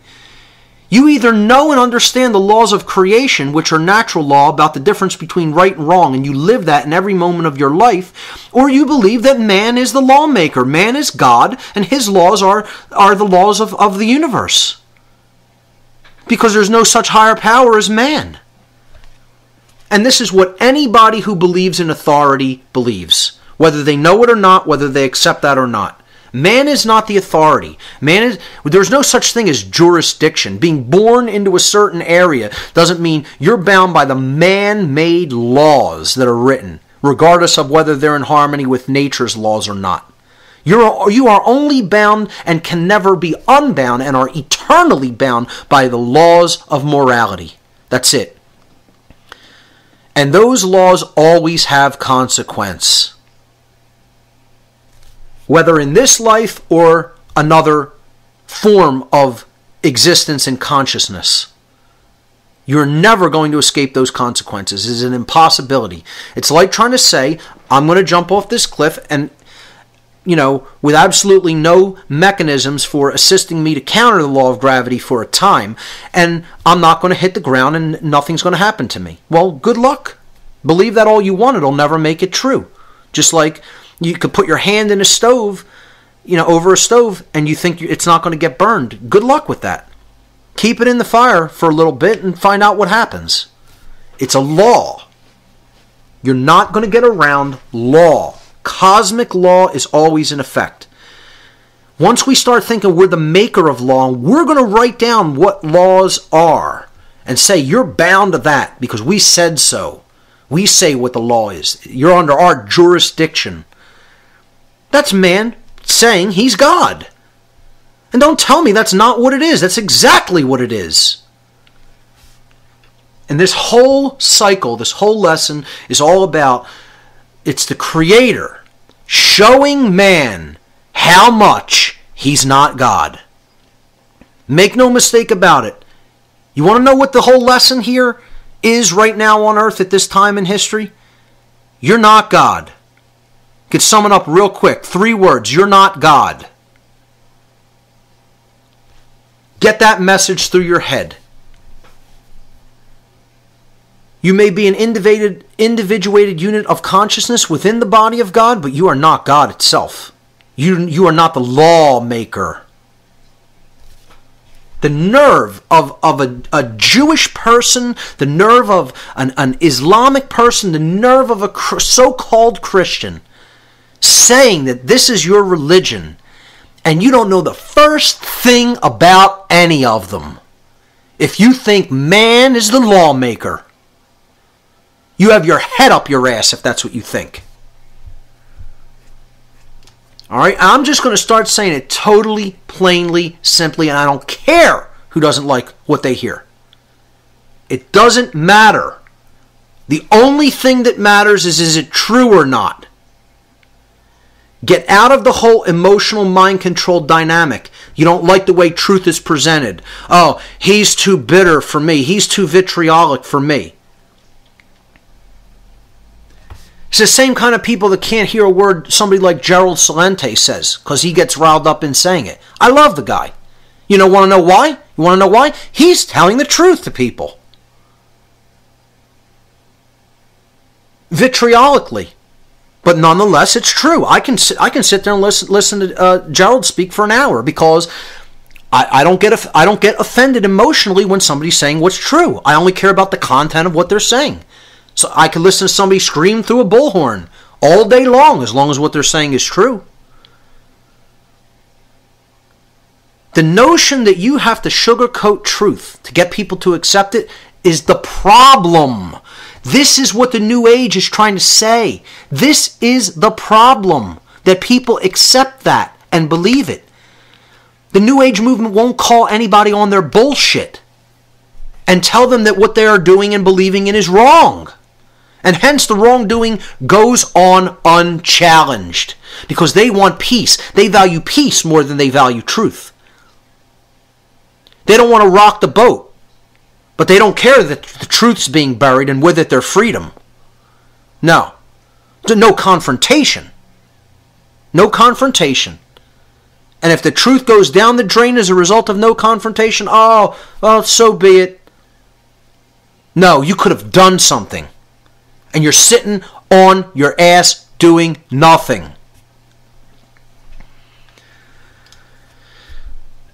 Again, what this all boils down to, moving on to slide 20 now, is slavery. That's what this is. The concept of authority, that some people are the masters who make up the rules, who say what the law is, and other people have to obey them. It's called slavery. I don't care whether your notion of slavery is just the ball and chain version and you think that's the only form. You're wrong. The concept of authority is slavery. The concept of government is slavery. The concept of taxation is slavery. The concept of prohibition is slavery.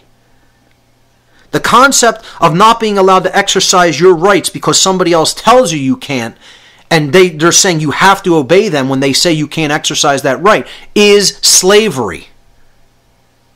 You're living in it. We didn't defeat slavery because we defeated the ball and chain version of slavery. You're still in slavery. The concept of authority, quote unquote authority, is an illusion. It is not real. It is an illusion. It is based in belief. It is not based in nature. It is an illusion of a diseased psyche. In other words, a diseased and imbalanced mind that is based entirely in violence and built upon the erroneous and dogmatic belief, not truth but belief, that some people are masters who have the moral right to issue commands, while others are slaves who have a moral obligation to obey the masters. That is what government is, that is what authority is, and there is no better definition for slavery than that. Some people are masters who have the moral right to issue commands, and other people are slaves who have a moral obligation to obey the master's commands. That is the very definition of slavery. And if you can't conceive of the notion that this is what slavery is by definition, again, I will only say there is something wrong with your brain. You need help. You're sick. You're not just not... when people say, you say that something's wrong with me or I don't understand because I don't get it. No. I say that because it's true. That one thing means another.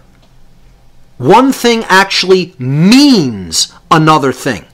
You can understand where a person's brain is at by the nature of what they say they believe. So if somebody says, I believe in authority, I automatically know you're not mentally well. You're sick. I know immediately upon you conveying that information out of your mouth and saying that you believe in that there's something physically wrong with your brain. That you are existing in that state of brain imbalance. Your brain cannot be well. It's an impossibility. You know, if someone can't pick up something that weighs a pound, their muscles cannot be operating properly. You know, because all human beings have the capability of picking something up that weighs 1 pound, unless there's something wrong with their physiology. Well, the same thing is true. If somebody really understands what slavery is, they cannot support it. If somebody has a balanced brain, they know what slavery is, and they know that it's based in the concept of authority. So anybody that believes in authority cannot have a properly functioning brain. It follows logically. So again, get as offended about it as you want. If you want to do something to get your mind well, learn that all forms of authority and government are slavery and always have been. You need to break down the conditioning that has led you to that erroneous belief system. And that's all it is. It's an erroneous, religious, dogmatic belief that has no basis in nature. It has no basis in the real. No basis in truth. Because what you have to accept to believe that notion is that people are slaves, rightfully. That the concept of slavery is something that is right and should continue indefinitely. That is what everyone who is a statist believes, whether they know it or not. They may not even be consciously aware of that. And everyone who is a statist has brain damage in some form or fashion at some degree or another. Some may be very sick, and some may have, just a little bit of illness still present and maybe are in the process of working their way out of it. But everybody who believes in statism, or what I'm going to call archony or archonism, is at some degree mentally ill. They have not healed their psyche. So let's move on to the next slide, slide number 21. What everyone who does not acknowledge that government is slavery does not understand, and what they need to understand that everyone on this planet is, regardless of what is believed, is what's on this slide, a sovereign. Everybody who believes in authority does not really fully understand this concept. And a lot of people think that this is a dirty word of some kind. He's claiming to be sovereign. How dare he? Imagine that. Because they don't understand the meaning of words. They don't understand where words they are speaking came from. The word sovereign is derived from Latin also. The adverb super, and again, here we see this phonetic what's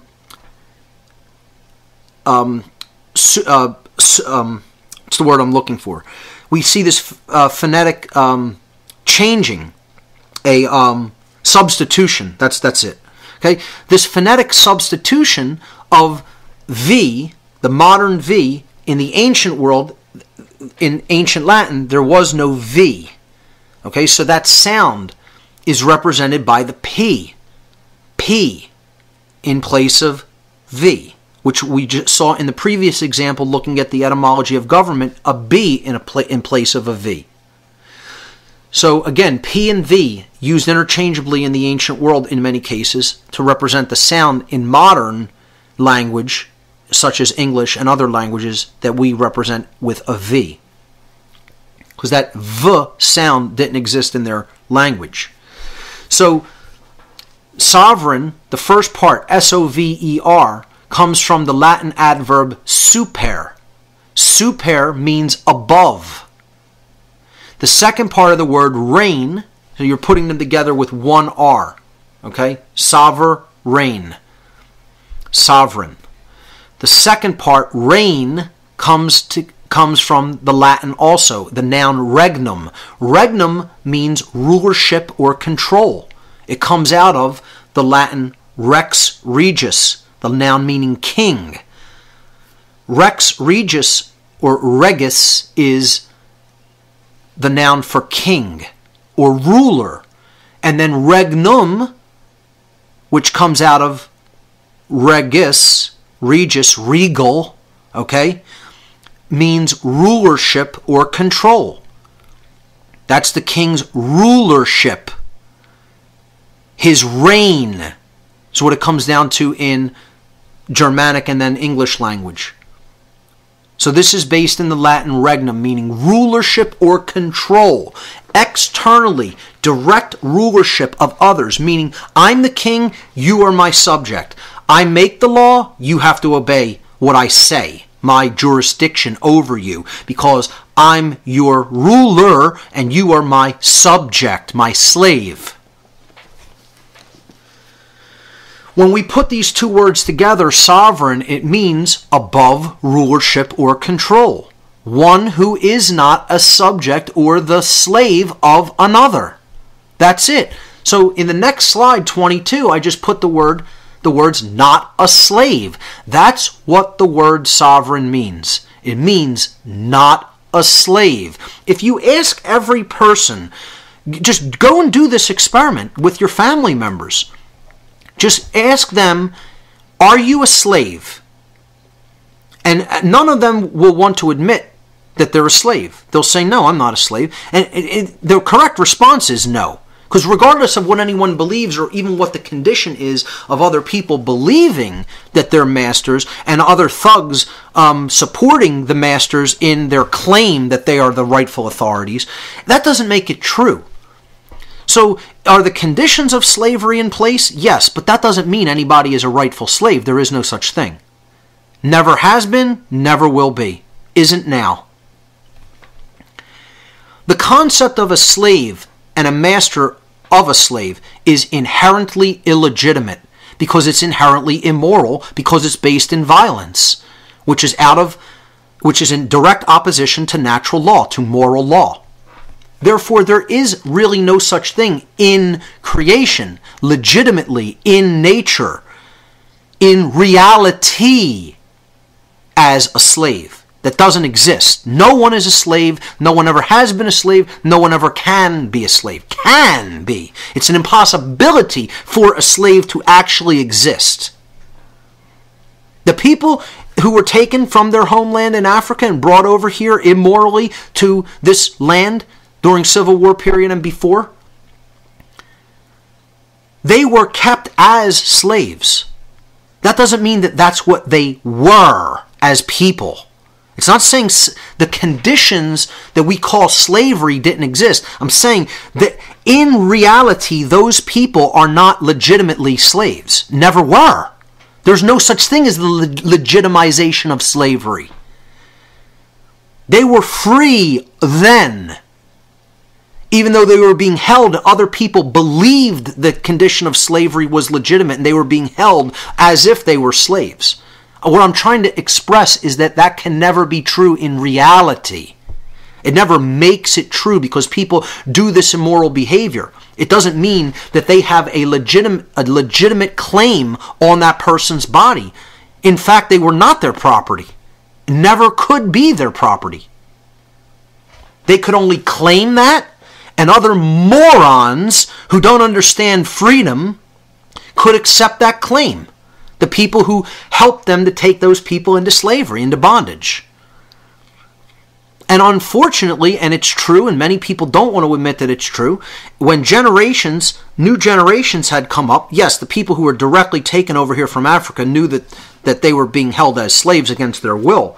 When they had children and a new generation came up, they were so brainwashed by the people who ran the plantations and factories where they were put into manual labor, into indentured servitude, brainwashed them so well that they actually accepted the claim of slavery and believed that they were the legitimate property of their master, and thought that they legitimately should be punished for running away, trying to get away from that deplorable, immoral condition that they were being held in against their will, and thought that running away would be stealing themselves from their rightful owner, that their body was the legitimate property. Yes, that did exist.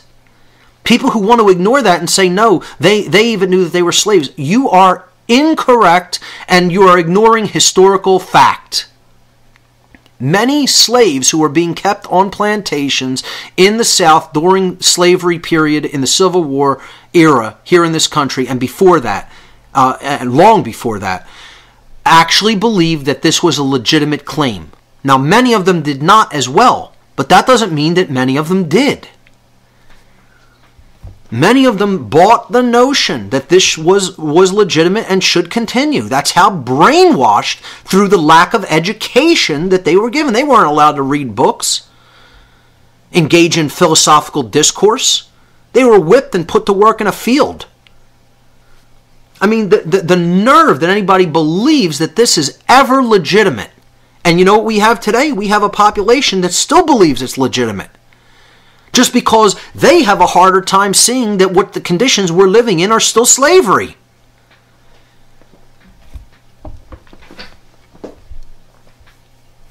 You know, they want it to continue because they don't want their personal responsibility. And I tell people this, and they get angry and defensive and mad and want to lash at me when I tell people when the slaves were released in America officially, many of them did not really want to go off and make a life for themselves and be free. Because, of course, almost all of them didn't really know how to read or write, had only manual labor skills. It's true. What kind of a life at that point, at that level of ignorance that they were kept in, would they eke out? And it's a very scary situation. They almost preferred the comfort, or the comfort isn't even the right word. It's the familiarity of their chains to the unknown aspect of actually governing their own life. And again, I'm not attacking any group of people or race or anything like that. I'm saying that this is the mental mindset that when somebody's been held in captivity for so long that develops. It's Stockholm Syndrome.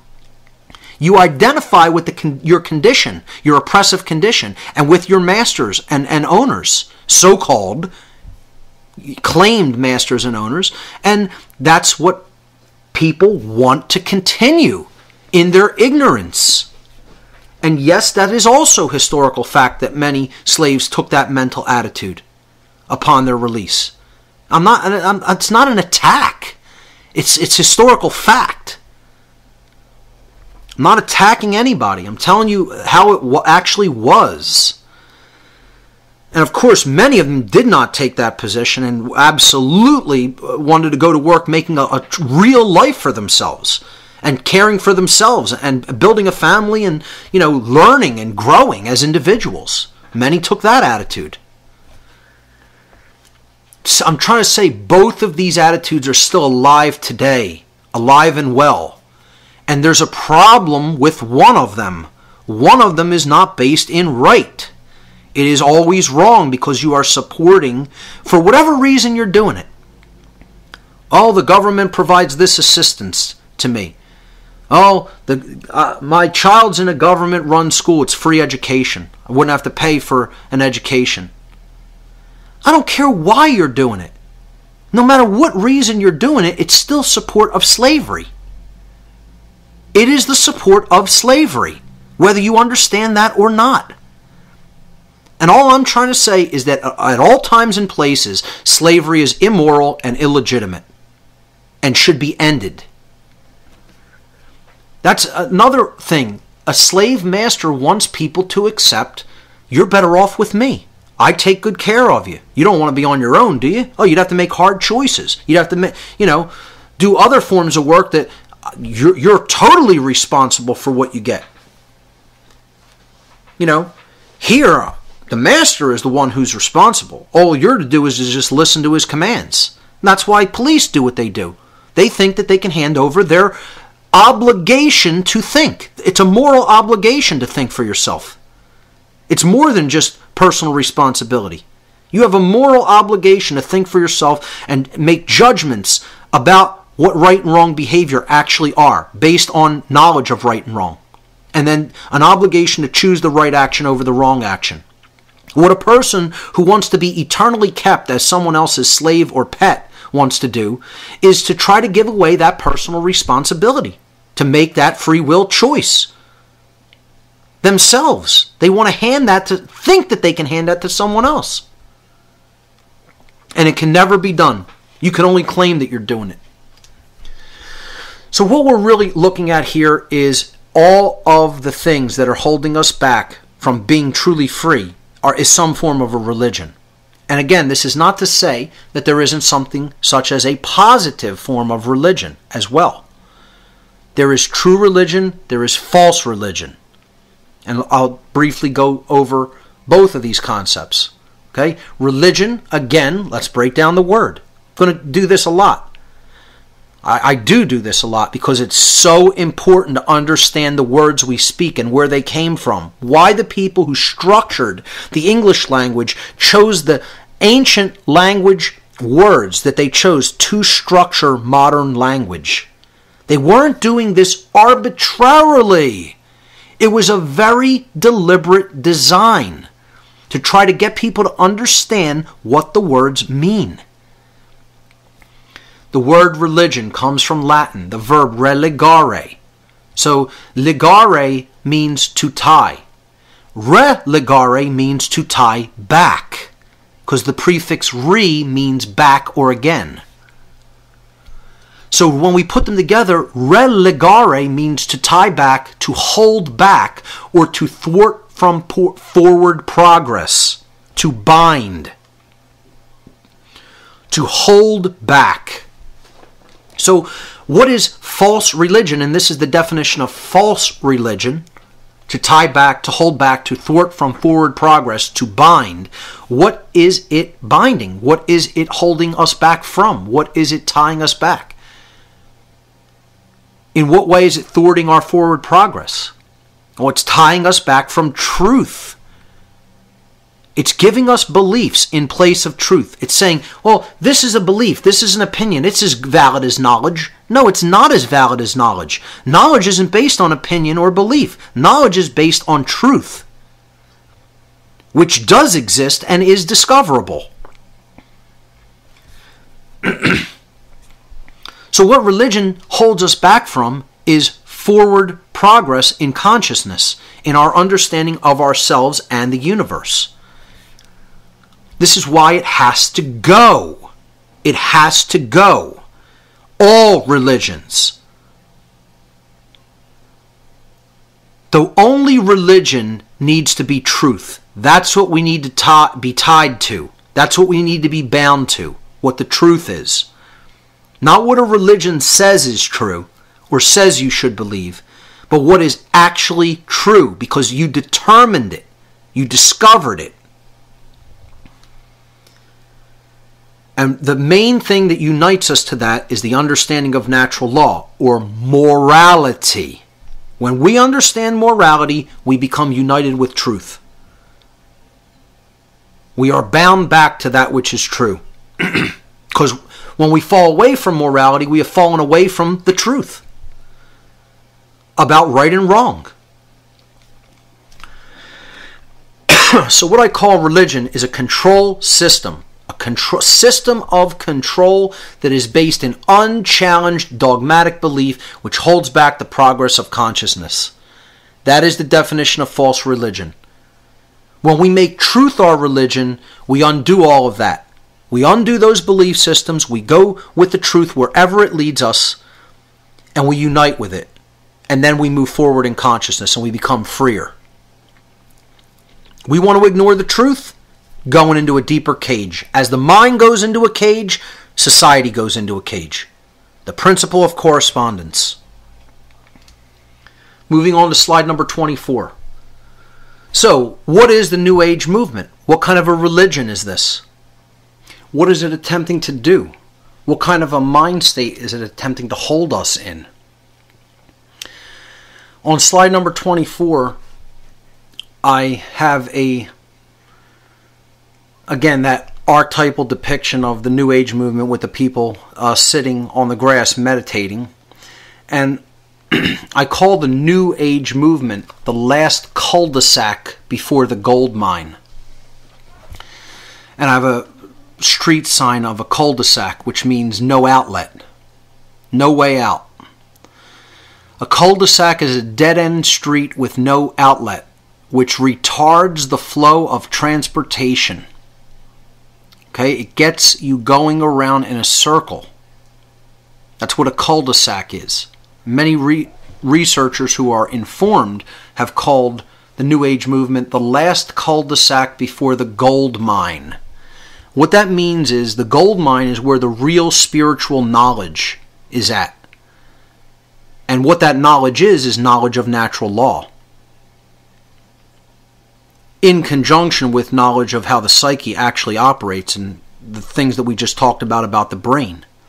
They don't want that knowledge out. They don't want anybody understanding that that's how it works and then working on themselves and other people to heal that imbalance, because that's the end of their control system.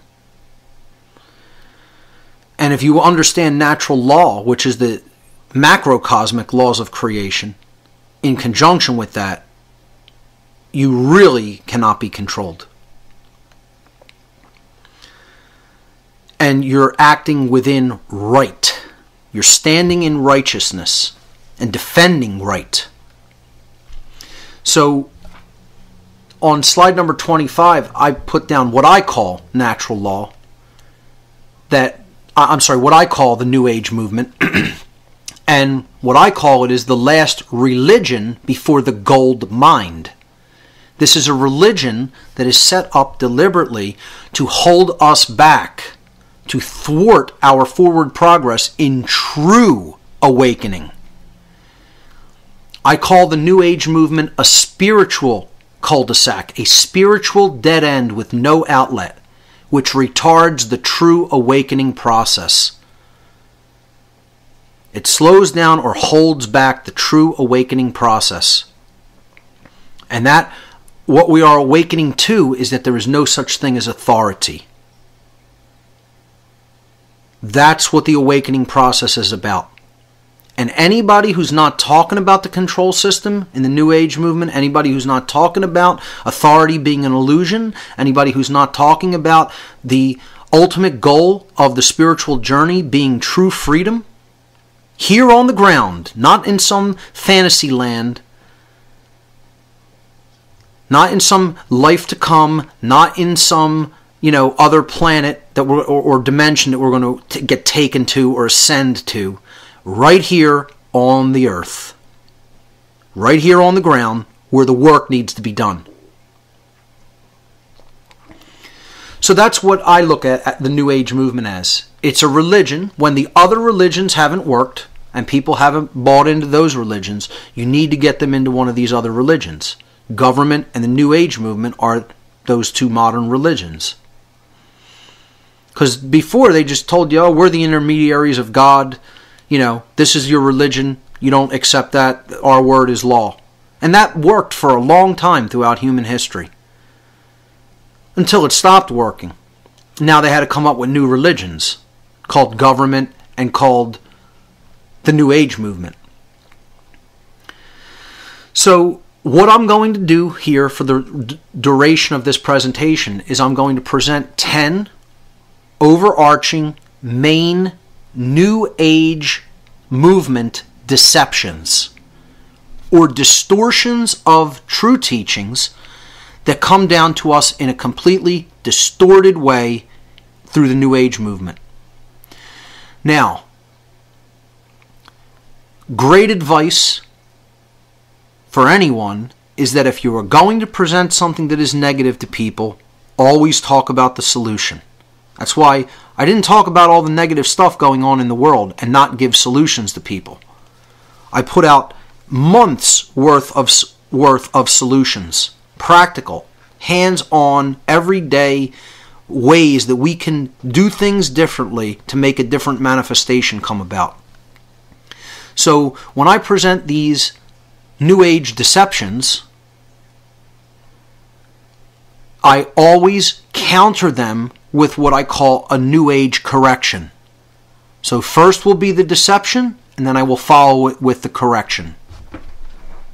So let's start with New Age deception number 1. We're on slide number 26. New Age deception number 1 is ignore the negative. And I put negative in quotes because the way that this word is being used is as, again, a dirty word. That you should never look at what's wrong in the world. That's going to bring you more of what's wrong. And this is nonsense. So I put a picture of monkeys doing the traditional hear no evil, see no evil, speak no evil. You know, we don't want to hear what's wrong, we don't want to look at that, and we don't want to say it to others. I don't want to learn what's wrong by hearing it or seeing it, and God forbid I don't want to tell other people the problems. This is the problem. That so many people buy into this. Don't ever talk about religion or politics. Don't talk about the negative. That'll bring more of it to you. That is not how the laws of attraction operate. And anybody who buys into that total nonsense has bought a bill of goods. And the bill of goods you bought it from was from a Luciferian. A dark Luciferian, I should say. You bought it from people who are in the dark occult, selling you a bunch of crap nonsense that has absolutely nothing to do with how the real laws of attraction work. You want to learn how the real laws of attraction work? Listen to my podcast about natural law. Come and attend the natural law seminar in Philadelphia. And you'll learn the real laws of attraction. Not some watered down, namby-pamby nonsense version peddled by Satanists. Trying to get naive people who haven't grown up and haven't become streetwise to what's going on in their world, believing in and hanging on every word that they peddle. And it's disgusting. So let's move on to slide number 27. This deception works like this. Many New Age deceivers want to convince you that you, quote unquote, give power to something that is harmful simply by putting your attention upon it and becoming aware of its existence. Therefore, you should never pay attention to or talk about anything that is, quote unquote, negative. Ignore the negative. And again, this is not how the laws of attraction work. You do not bring more things that are negative by talking about what's wrong in the world and telling people that this should not continue and it should be corrected. How you bring on more negativity is by refusing to do that. By ignorance, by ignoring what is actually there and what is happening and what is taking place. When you ignore that, and you refuse to acknowledge it, you refuse to acknowledge truth, what is actually happening in the world, you refuse to talk about why that is happening, of course, the causal factors that led to that condition and that behavior, and you refuse to tell that to other people by speaking that knowledge into existence, that's why you're going to get more of it. That's why.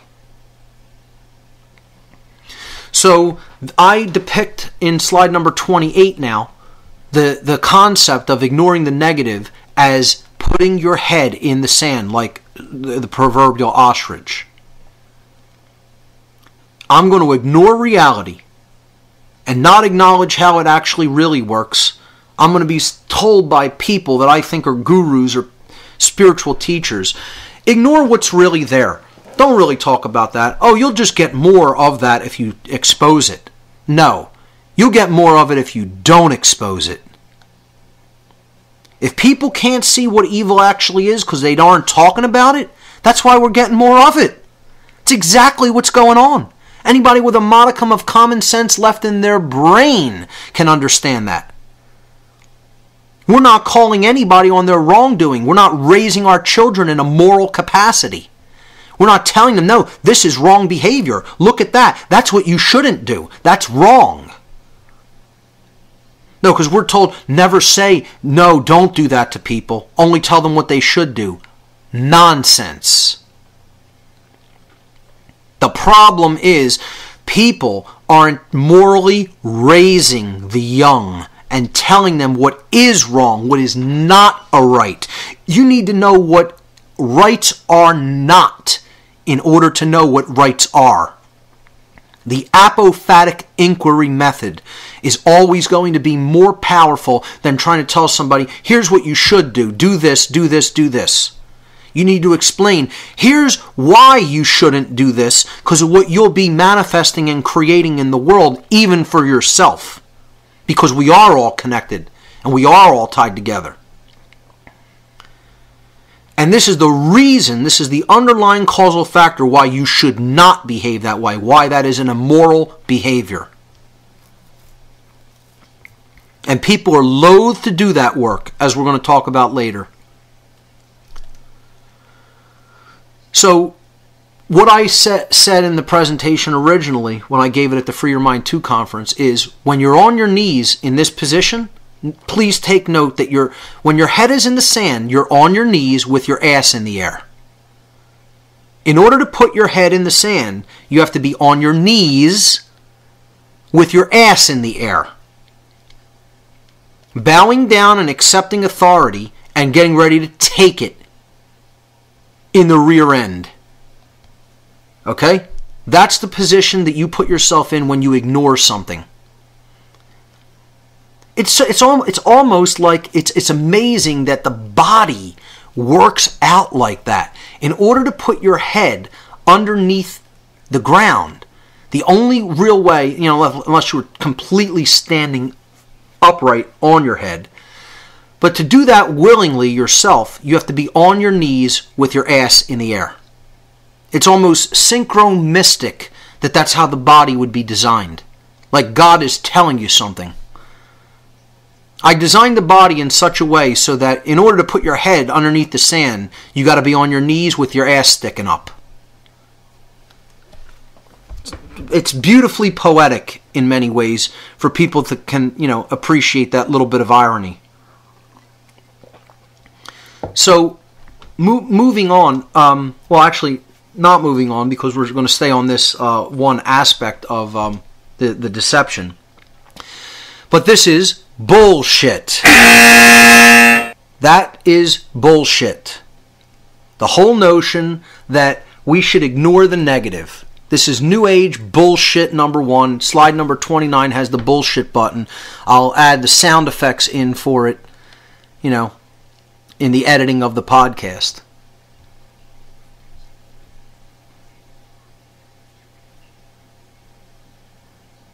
It's just unbelievable that people think that that people have been convinced into thinking that you're going to generate more negativity by talking about the things that are wrong that need to be corrected in the world.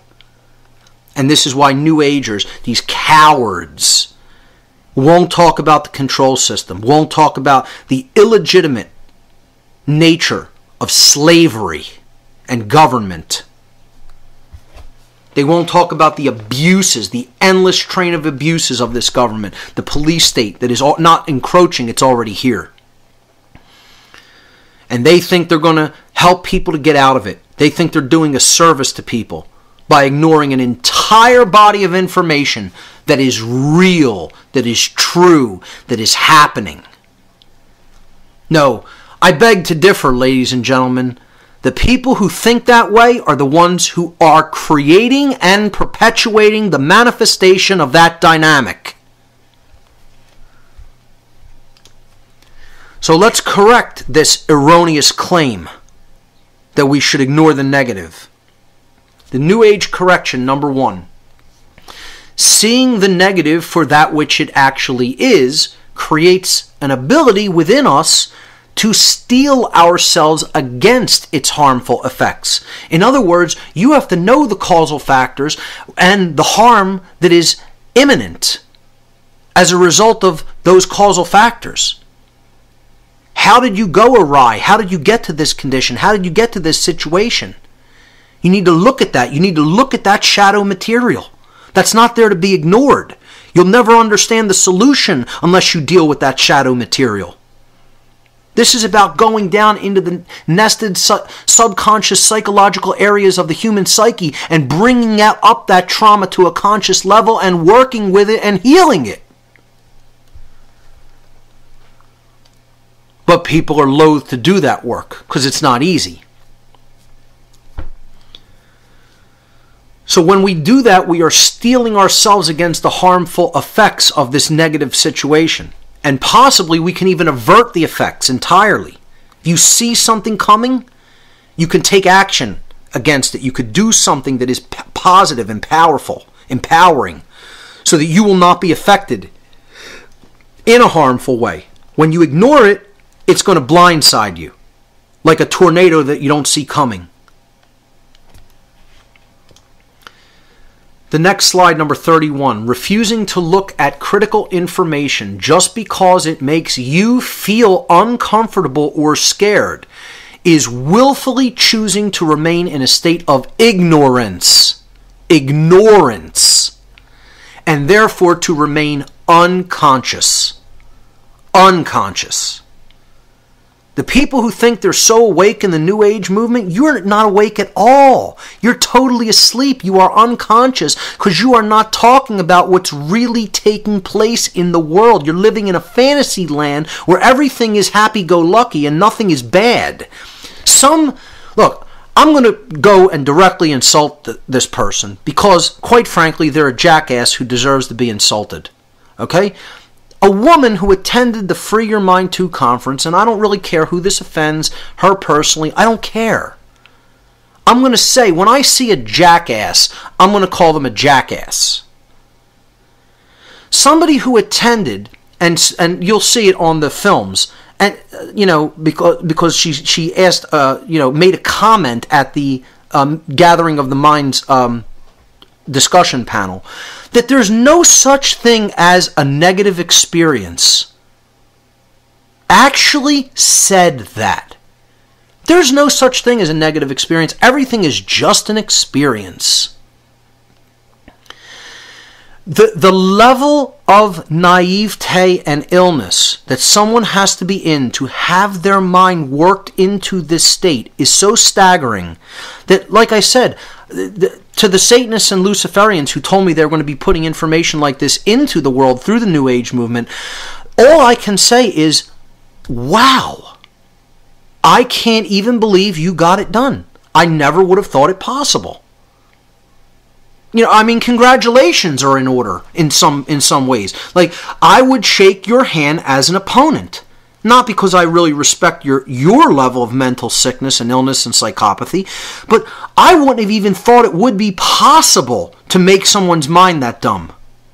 To dumb someone down to that level and simultaneously get them to think that they know what real spirituality is about. Just brilliantly well done is all I can say.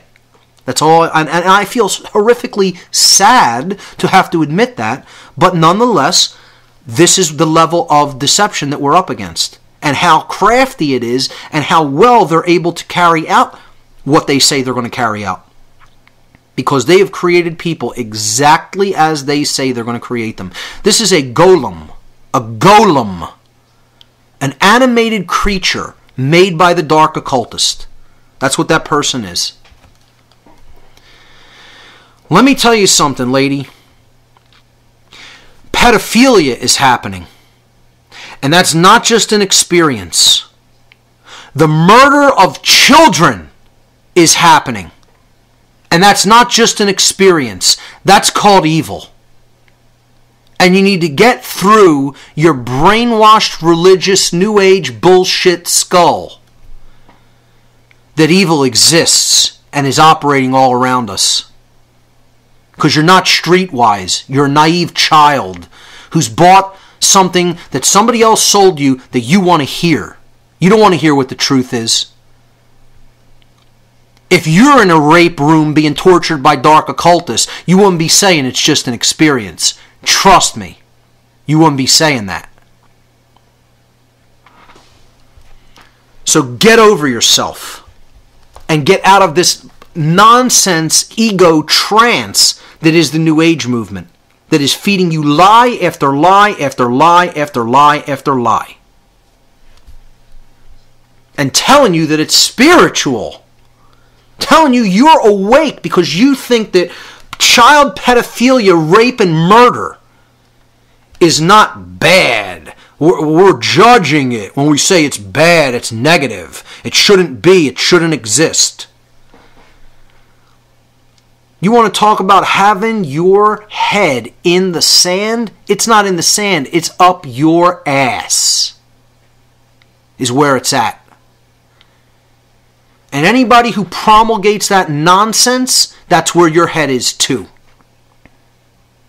No, because that experience hasn't been yours. So you won't say that's evil and it shouldn't happen. And we should stop it by whatever force has to be used to stop it, which is called taking right defensive action when somebody's rights and life are being violated. You haven't learned a thing about what spirituality is. You haven't learned a thing about what right and wrong are. So don't lie and tell anybody else you're a spiritual person and you know what real spirituality is, making an asinine statement like that. Because you don't know the first thing about them. And I'll be the one to tell you that you don't. If nobody else will, I'll tell you that, and I just did. And I hope she hears it and listens to this. I don't know her name, but whatever. I don't really want to be honest. You know, and the fact that other people believe this bullshit, it's a disgrace. Let's move on to New Age deception number 2, which goes hand in hand with the first of never look at the negative. And that's never get angry. Never get angry. There's nothing to get angry about. Everything is fine. Let's talk in these calm, soothing tones. Oh, the world is fine the way it is. There's nothing wrong. Don't get angry. Don't raise your voice. Never feel any negative emotions. Anger is negative. It shouldn't exist. There's no reason for anger to exist. There's no proper role for anger. I mean, people actually believe this nonsense. This is just total tripe. I just can't even believe people are that naive that they believe that there's no proper role for anger. If you couldn't experience, if anger were not there to be experienced, you wouldn't be able to feel it. There's a reason, there's a role for it. There's a proper role for all the emotions. All the emotions. Anger is there for a reason. I put on the slide, Never Get Angry, my favorite comic book character, my favorite superhero, if you will. I never preferred the other superheroes who dress in costumes and, necessarily look at themselves as quote-unquote defenders of the people, like Superman and Batman. Spider-Man I thought was pretty cool when I was young, but by far, the only character I ever identified with in my youth was the Incredible Hulk. If there is one comic book that I, got into and thought that that character was the man. It was the Incredible Hulk. And there's a reason. And there's a reason he's green. That's not an accident either. The Hulk was someone who wanted to be left alone. That's all the Hulk ever wanted. Bruce Banner didn't hurt anybody who would transform into the Incredible Hulk when other people refused to leave him alone. You know, you could even watch the TV series, The Incredible Hulk, with Lou Ferrigno as the Hulk.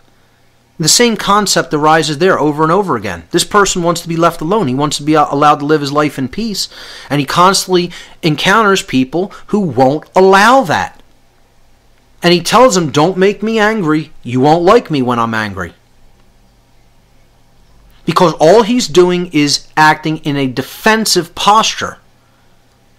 He's going on the attack only when he's been forced into a corner.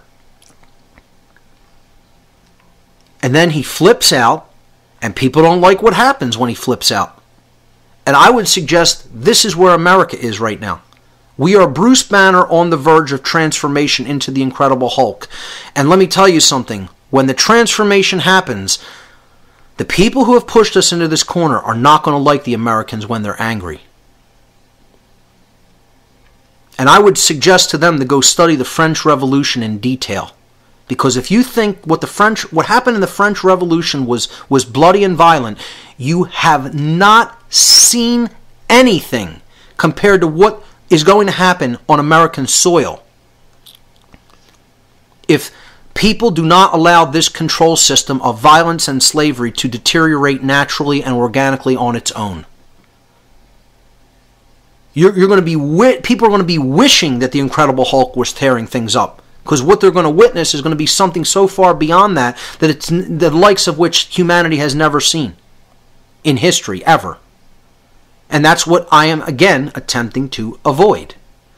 I am not trying to push that dynamic. I am trying to avert that dynamic by teaching people the difference between right and wrong and helping them to accept that they have been duped and they have been wrong their whole life. That they are under mind control and need to heal their hemispheres of their brain in conjunction with the heart to get out of that level of mind control and therefore stop supporting evil and slavery. So I intuitively resonated with the character of the Hulk because, as they say, there are only two kinds of people. The people who want to be left alone and the people who won't leave them alone. That's it. There are aggressors and there are people who understand the non-aggression principle and that you shouldn't initiate violence and coercion. They're the only two kinds of people in the world.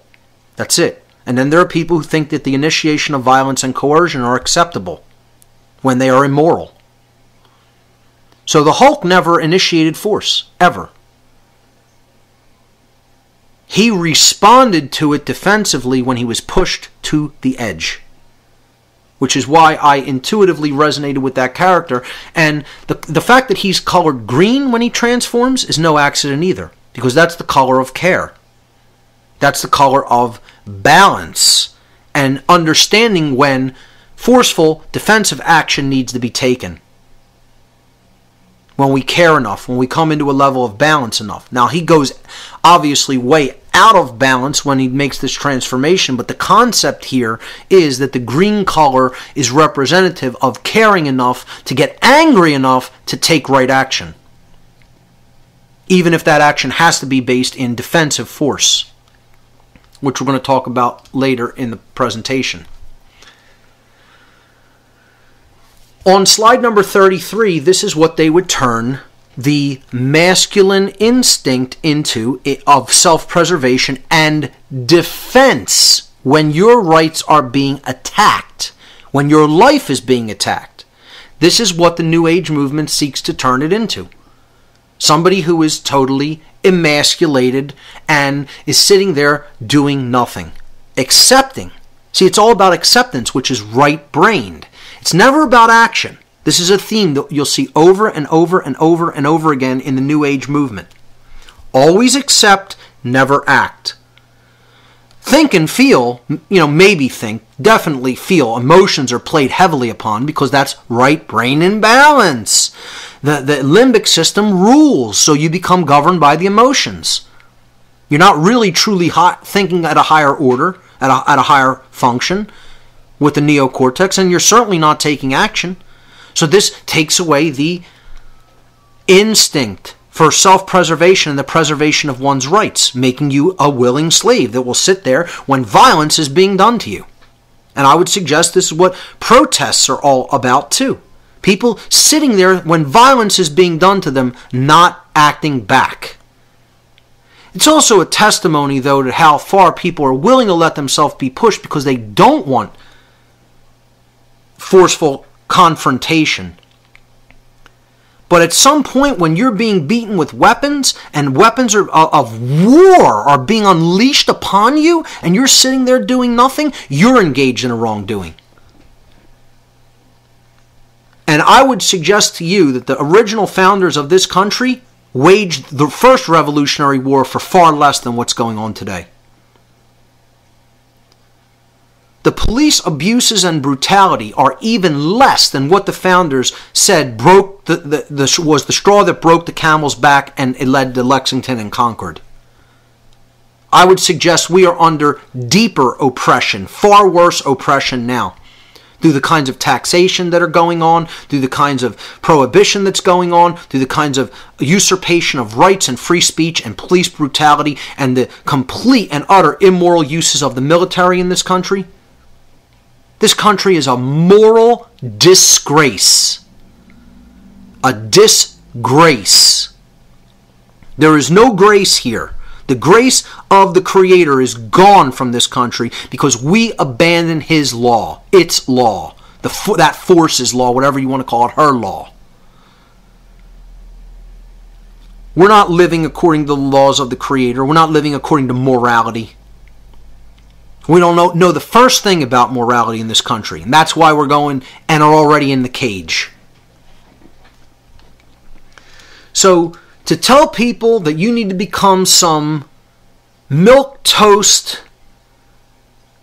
roll over when he's kicked dog that takes whatever abuse that is dished out to him by people who think that they're your owners is total bullshit.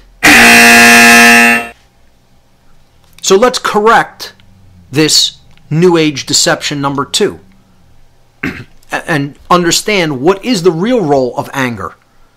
How is anger properly used? New Age correction number 2 on slide number 35 now. I have a picture of a bully or a fight happening in a school environment in front of lockers. While non-righteous and unchallenged anger, and we see so much of that in our youth, anger is present, but it's not properly channeled. This is more of what they want. They want people angry, but not angry over the right reasons. Angry because, you started this rumor about me, infighting. Anger about, I have a different political ideology or a different religion than you. Angry because I don't like the way you look or how you talk or whatever. People aren't angry over the right reasons. They're angry over nonsense. Over things that make absolutely no sense and are just there to divide people. So while non-righteous anger and unchanneled anger is counterproductive to individual development and collective efforts to bring about positive change, moving to slide 36, on the other hand, righteous anger, righteous indignation, when channeled productively, meaning you don't just get angry and hold the anger there. You get angry and then you do something with the anger. The righteous anger is spurring you on to action in the world, spurring you on to right action in the world. That's called righteous indignation. It means you are going to do something with that emotion. It is there to be felt, and it is there to motivate you, to move you forward, to take action. Not just to say, oh, that's terrible, that shouldn't be done. but to do something about it, to bring that knowledge and awareness to other people. When it's channeled productively, it can be a major motivation to create positive change in our world. But ignoring it and saying no one should ever get angry, anger is an emotion that should be purged. This is what New Agers believe. I'm telling you, it's not what I think they believe. I've had in-depth conversations with people who are adherents to this religion, who have told me there is no place ever for any anger. Anger is an emotion that should not exist, and we should work to try to purge it. Someone has actually said that to me. And I just have to look at them like, you are on drugs. You are on a bad drug called the New Age movement. And you don't even understand. I'm not even saying that metaphorically. This is a drug. This is something that imbalances the brain chronically. It's like abusing a drug. One of the people who I do think may have started in the New Age movement, but he understood how it was being used as a deception, and I really like his work, is Dick Sutphin. Dick Sutphin has talked about the dangers of using a lot of these New Age techniques in a way that it shouldn't be used. We're going to talk about that when we get into meditation. But he talks about friends who are total New Agers, who their brain is like how somebody's brain is when they're on a heavy street drug and can't focus, can't concentrate, can't get anything done. Action has been removed. Again, the suppression of the sacred masculine. The sacred masculine is action, taking action. Thoughts are the neutral component that underlie everything. The sacred feminine is the emotional qualities, and then the sacred masculine is the actions, is our behavior. And that's what they want to ultimately cut off. They don't want people taking right action in the world, telling people about what's really going on, informing people. They want you calm, and they want you sedated, non-active, sitting there doing nothing. When you get angry, it can motivate you to proper action. And the image that I show here is a meme from the movie Network, which I highly recommend, because that's what Howard Beale in Network is talking about. I'm mad as hell. I'm not going to take this anymore. I'm going to do something to change this. It isn't good enough to say I disagree with it. Thought and emotion give rise to action. If they're not giving rise to action, you're not doing the proper things with your thoughts and your emotions. It's not about knowing something or feeling something. It's about knowing it, feeling it, then doing it. And again, as ancient philosophers have said, to know and not to do is not to know. If you claim to know something and you're not actually acting on that, you're not actually doing something with that knowledge, you don't really know it. You haven't really deeply integrated it. You don't know. You're just saying that you know. And that's what so many people in the New Age movement are. People who say that they know, they don't do, and therefore they don't really know.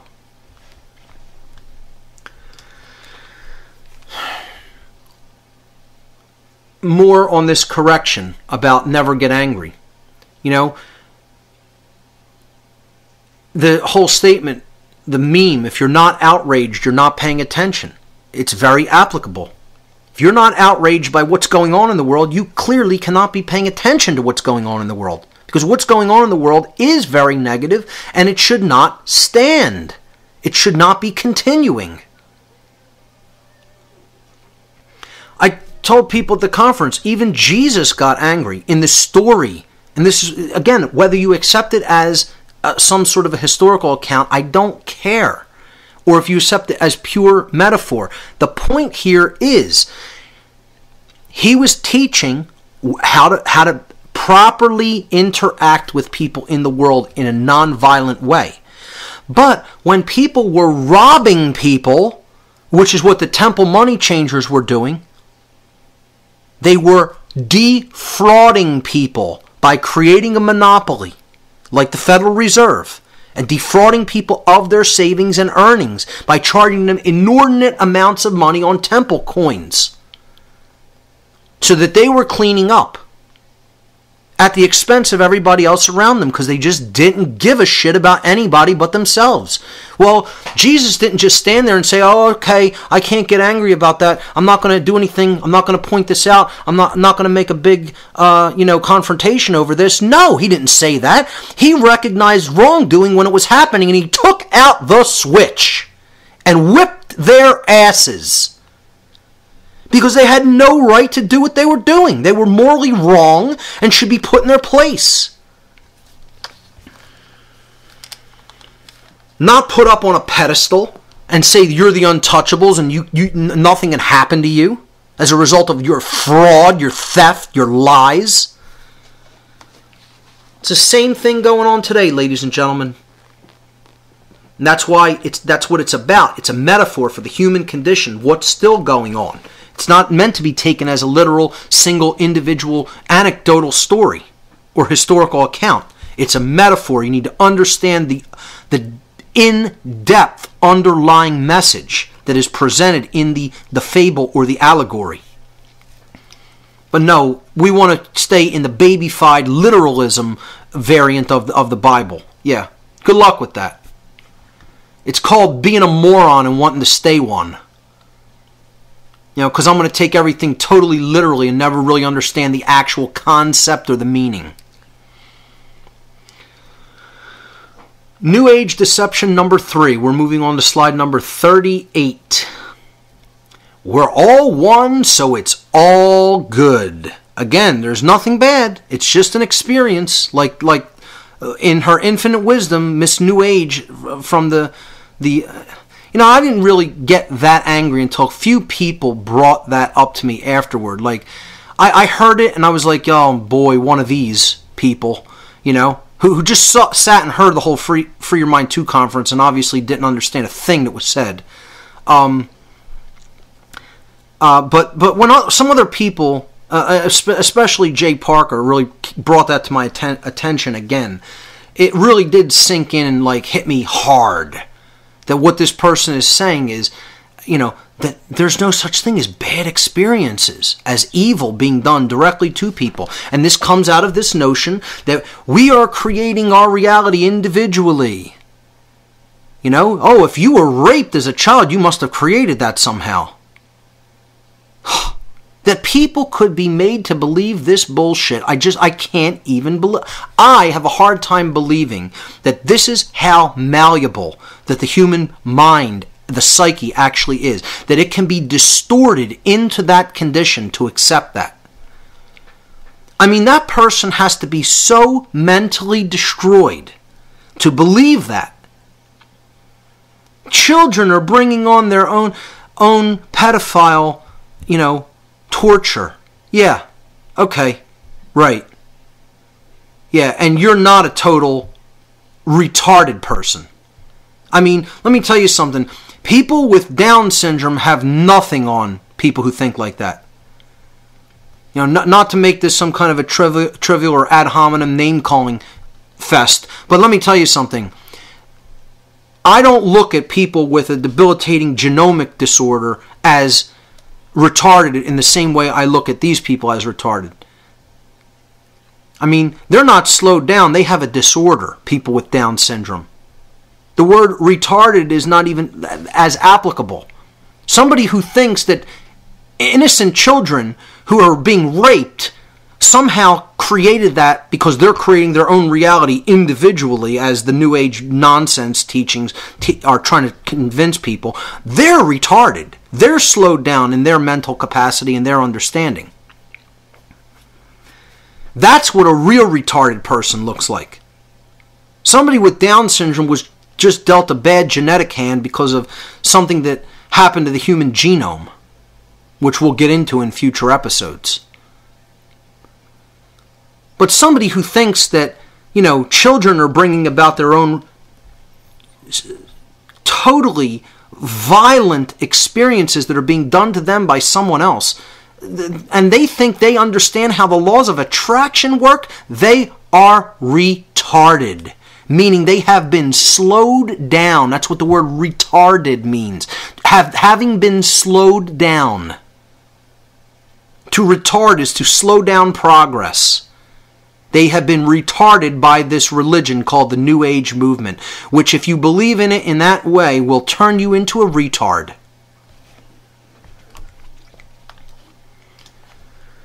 So, there's no bad experiences. It's all good. Everything is good. Everything that's happening is good. It's just an experience. That's all. Moving on to slide number 39, many New Agers tout the concepts such as right and wrong as dualistic. Right and wrong are dualistic. Oh, there's no such thing. It's all an experience. There's no right. There's no wrong. I can't even tell you how many people in the New Age movement have told me this. And are open about it. And are proud of it. When you talk about right and wrong, you're reinforcing duality. No, dunce. Right and wrong exist in nature. The reason that we're in the state of duality is because we don't understand what rights are. We don't understand what wrongs are. And we're listening to idiots who are telling us that there's no distinction between those two things. So we never exercise judgment about those things, and therefore we never actually truly come into conscience, which is actually exercising one's conscience is making a willful decision between the objective difference between right and wrong and choosing the right action over the wrong action. And more people than not are not doing that. They're not exercising their conscience for the very reason that they believe in this bullshit called moral relativism. Because that's what this is. The concept that right and wrong are dualistic and therefore they're invalid. They're trying to convince people that everything that happens is okay, it's all good.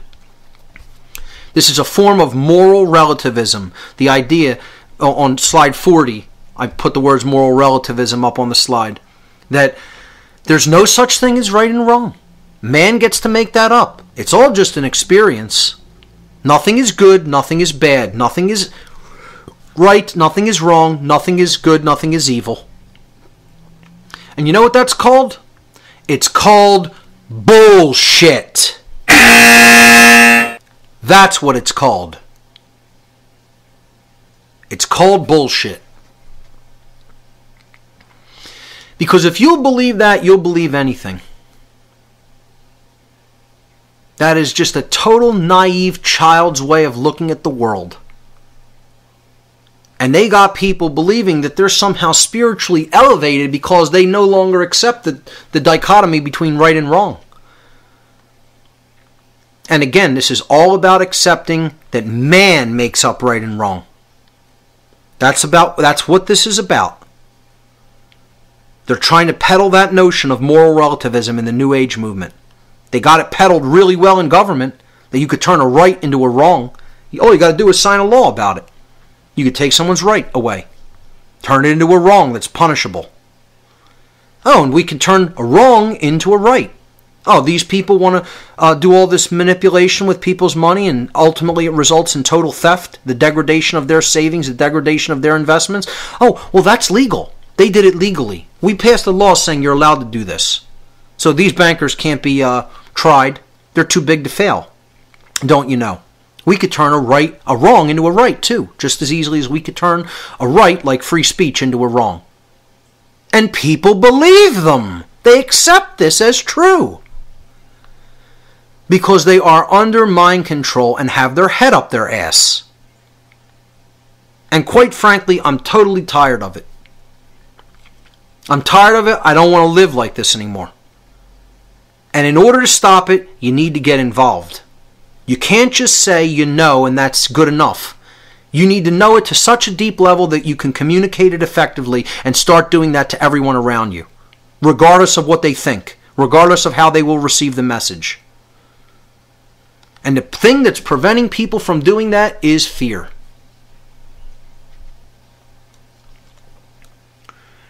So the correction to this, slide number 42, New Age correction number 3, it's not all good. It is not all good. And I have a picture of Jesus giving people the finger, trying to add a little bit of comic levity into the situation, but it's actually very serious. That people think that there's no such thing as the difference between right and wrong, and everything is good and it's all just an experience, and you're judging by saying that action is wrong. This is what they want. This is what they're trying to do, to stop right action, which is speaking about what right and wrong are and telling people who are doing wrongs, you have no right to do this. You're wrong. This is morally wrong. It should not be allowed to stand. You should not be allowed to continue to do this. We're going to hold you accountable. They don't want that. They want moral relativism because then they can continue to get away with whatever crimes they want. Get people to accept that something's moral in one area and immoral in another area. The same thing, the same behavior. Oh, at one time that was immoral. Now we magically pass the law and now it becomes okay. Or at one time that was okay and now we magically pass the law and it becomes not okay. You know, you got to understand the laws of man are written in a way that it totally expresses that the people who are writing this are moral relativists. They believe that there's no such thing as actual objective right and wrong. It's not based, man's law is not based on morality. It's not based on rights. They don't know what rights are. This is the whole problem. This is what human evolution is leading to, is the deep knowledge of what a right is by developing the deep knowledge of what a wrong is. You need to know what a wrong is to understand what a right is. Now here's what right and wrong are. The essence of right and wrong on slide number 43. There is an objective, definitive, natural difference that exists in creation inherently between right and wrong. Right is that which is true. It is based in truth. It is correct. We say that something is morally right and we say something is correct. And we call it right for a good reason. They are one and the same. That which is based in truth is in harmony with natural law, because natural law is truth. So to say something is correct, it's based in truth, it is right. Rights are based in truth. To say something is right and mean that it is moral is because it is in harmony with natural law. Therefore it is moral, therefore it is a right. When our actions are based in righteousness, they do not result in harm to others. That's it. If you're doing something that is one of your rights, harm is not being conducted to another person. Soon as harm to another person becomes involved, you don't have the right to that action. If you're physically harming someone, if you're defrauding someone of their rights, if you're defrauding someone of their property, or damaging their property or their security in their place of living, you do not have the right. You are no longer in the right. You have crossed the line over to the other side called wrong, because you're causing harm. Wrong, we use the term to mean both incorrect, you're wrong about that, it's not correct, and immoral. What you did was wrong. It harmed someone else. And there's a reason we use the word wrong for both of these in English. Because when something is not based in truth, it goes in opposition to natural law. Like authority and jurisdiction and government and false religion. So that's what this New Age movement is trying to obfuscate. It's trying to keep people from the simple understanding of this dichotomy that exists in nature. It isn't duality in the mind of man, because right and wrong don't exist in the mind of man. They exist in nature. They're part of the natural world. They're part of the universe. They're inherent to the universe itself. When actions are based in wrongdoing, it leads to harm to others. It results in harm to others. Real simple. So when you say, oh, an experience isn't right or wrong, it isn't positive or negative, wrong. If an experience is in harmony with natural law, then it's right. And it should continue. It should be allowed to exist. People should not try to shut that activity down, because they don't have a right to shut down a right. Because in doing so, they'd be committing a wrong. When an experience is resulting in harm, when somebody's having a harmful experience because somebody is causing harm to them, it's not just an experience. It's called a wrongdoing. It's in opposition to natural law and should not be allowed to continue to go on unchallenged. So stop giving me this bullshit that things are just experiences and they're not good or bad and they're not based in right and wrong. Nonsense. This is total New Age bullshit. And you need to know the difference between right and wrong. That's what it's all about. That's why we're on this planet. Continuing with the correction to it's all good, when in fact it is not all good. The knowledge of right and wrong is conscience.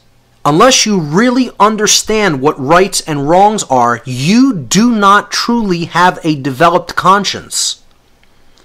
So that woman who says it's all just an experience, is conscience truly born inside of her? The answer is no. And I'll tell you what, you ask, again, like I said, you ask people about, go back in time, ask people in Nazi Germany, do you really have a conscience? Do you truly know the difference between right and wrong? They would have said immediately, right to your face, yes, absolutely I do. And they'd be total liars. They would be totally lying to your face, thinking that they're telling you the truth. And you know what? It's no different in the United States today. You tell people that believe in government that you truly do not really deeply in your own being really understand the difference between right and wrong, and they'll get so offended that they'll want to do violence unto you. Because you're telling them you don't really have conscience. Common sense and conscience are not truly born inside of your being. You have not been born again, the second birth. The physical birth into the world of manifestation, into the physical realm, is the first birth. First birth. The true development of the knowledge, holding the knowledge of right and wrong inside of you, is the second birth, being born again into conscience, into the definitive knowledge between right and wrong. The word conscience comes from Latin. Wow, surprisingly, people don't even understand how many words come from the Latin language. And Greek as well, as we'll see later. The word the prefix con in Latin, when you tack it onto a word, it means together, with, together, part of. The Latin verb scio, sciere. Scio is the first person present tense. Sciere is the infinitive. Sciere is what we base the word science on, the second part of the word conscience, con-science. Sciere means to know. Conscience literally means to know together. And what conscience is knowledge. People don't understand that. When you tell them conscience is knowledge, people get confused. They think conscience is action. Conscience is not action. Exercising conscience is action. Conscience is knowledge. Common sense, to know together. To know together. Literally, to know together. Sciere con, to know together. Common sense. To be able to sense together. In common. It is the knowledge of the objective difference between right and wrong. The inherent and objective difference between right and wrong that is not subjective and is not based in human perception. It wouldn't matter if there was no human perception, right and wrong would still exist in nature. They are not constructs of man. They are based in what is. They are based in truth. They are based in natural law. They come out of natural law, which is the law that governs consequences of right and wrong behavior. So on slide number 45, I simply put up there that is what conscience is, common sense. People don't see it like that. They don't think of it like that because they don't understand the true meaning of the word. moving on to slide number 46. Continuing with this New Age correction of it's all good. See, this comes from the idea that everything is duality. And thinking right and wrong, oh, good and evil, those are dualistic notions. Just like we think that spirituality is all about total transcendence of matter. The New Agers believe, oh, we're going to ascend out of this realm. Yeah. We're going to get 7-foot-tall light bodies. I've heard this one. We're going to ascend into angelic form of beings that, are these light bodies, and we're going to go to Andromeda. Yep, that's what's going to happen when we don't even understand the difference between right and wrong. Yep. Good luck with that. Let me know how that works out for ya. Okay? I mean, it's a child. This mentality is a child who wants to hear what they want to hear. Forget about what is or what's true. That's meaningless. I have my beliefs, and they get crazier and crazier and crazier, and what's real, forget it. I'm putting on these glasses, and I can't see the real world. These are my Andromeda glasses. I see all the spacecrafts in the sky coming down to rescue us from our immorality when I put these glasses on. Don't you know? Yep. See, this whole notion comes out of the idea of the primacy of either spirit or matter. And again, here's another one of these slides that is going to upset people. Everybody. Because most people are in this schism. That either one or the other is primal. One or the other is superior to the other. You have scientific materialists that, matter is primal. Matter is superior. It's the root of everything. And we're going to delve into the world of matter by building bigger and bigger and bigger colliders to look for smaller and smaller and smaller particles. And we'll get down to the essence of what this all is. Because it's not infinity in both directions, no. We'll find the basic building block of everything. And it'll reveal all the secrets of nature to us because, hey, everything is this big machine.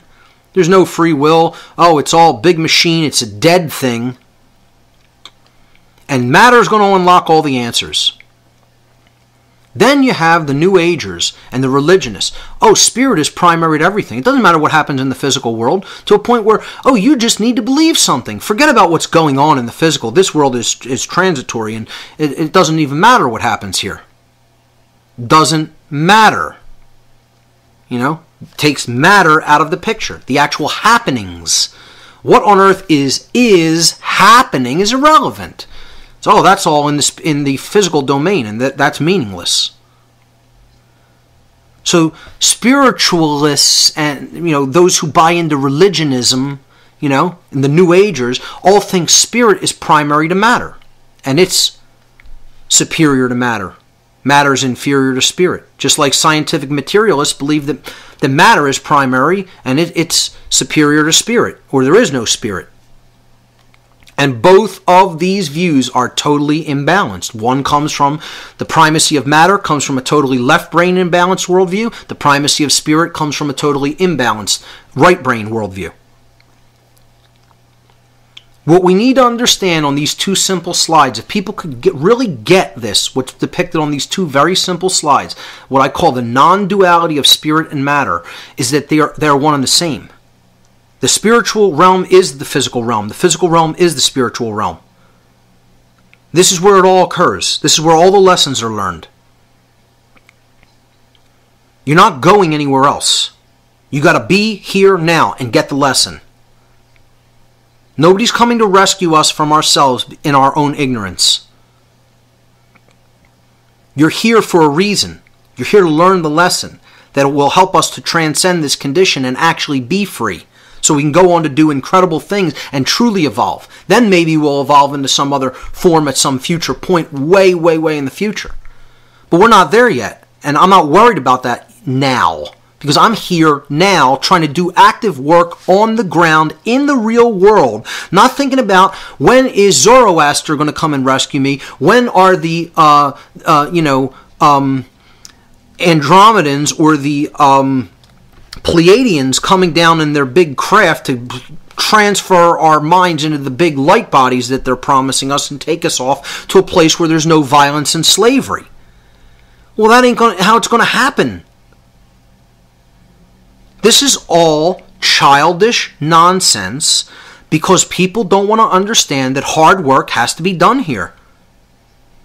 Deep understanding has to be developed here by reading, by working with yourself, by working with the shadow material in your own subconscious mind, which no one wants to do. By understanding the nature of the human psyche, and in doing so we'll understand the nature of the universe. No, that self-knowledge is hard won. It is hard fought for, and it is hard won based on where we're at. That's why so many people are loath to do that great work. We have to understand neither of these aspects of creation, spirit and matter, are primal to each other, are superior. Neither are inferior. They are all part of the one and the all. Again, you want to know where the spiritual realm is? It's right here. And the people who think there is no spirit, they're just equally as imbalanced. You know? That the material, physical aspects of existence are all that exist. Well, there is a spiritual domain, and it is right here. Spirit is not superior to matter. Matter is not superior to spirit. Get it through your head, folks. Understand these are one and the same. We need to understand that's where the duality that is destructive lies. In people thinking that these are two separate things and warring over the primacy of either one of them. So let's move on to New Age deception number 4. You can never really know. Oh, we started on this one on day 1, didn't we? You can never really know. There's no such thing as truth or knowledge. It's all a matter of subjective opinion. You know, because perception is all that exists in the universe. Nothing can be sure to exist except perception.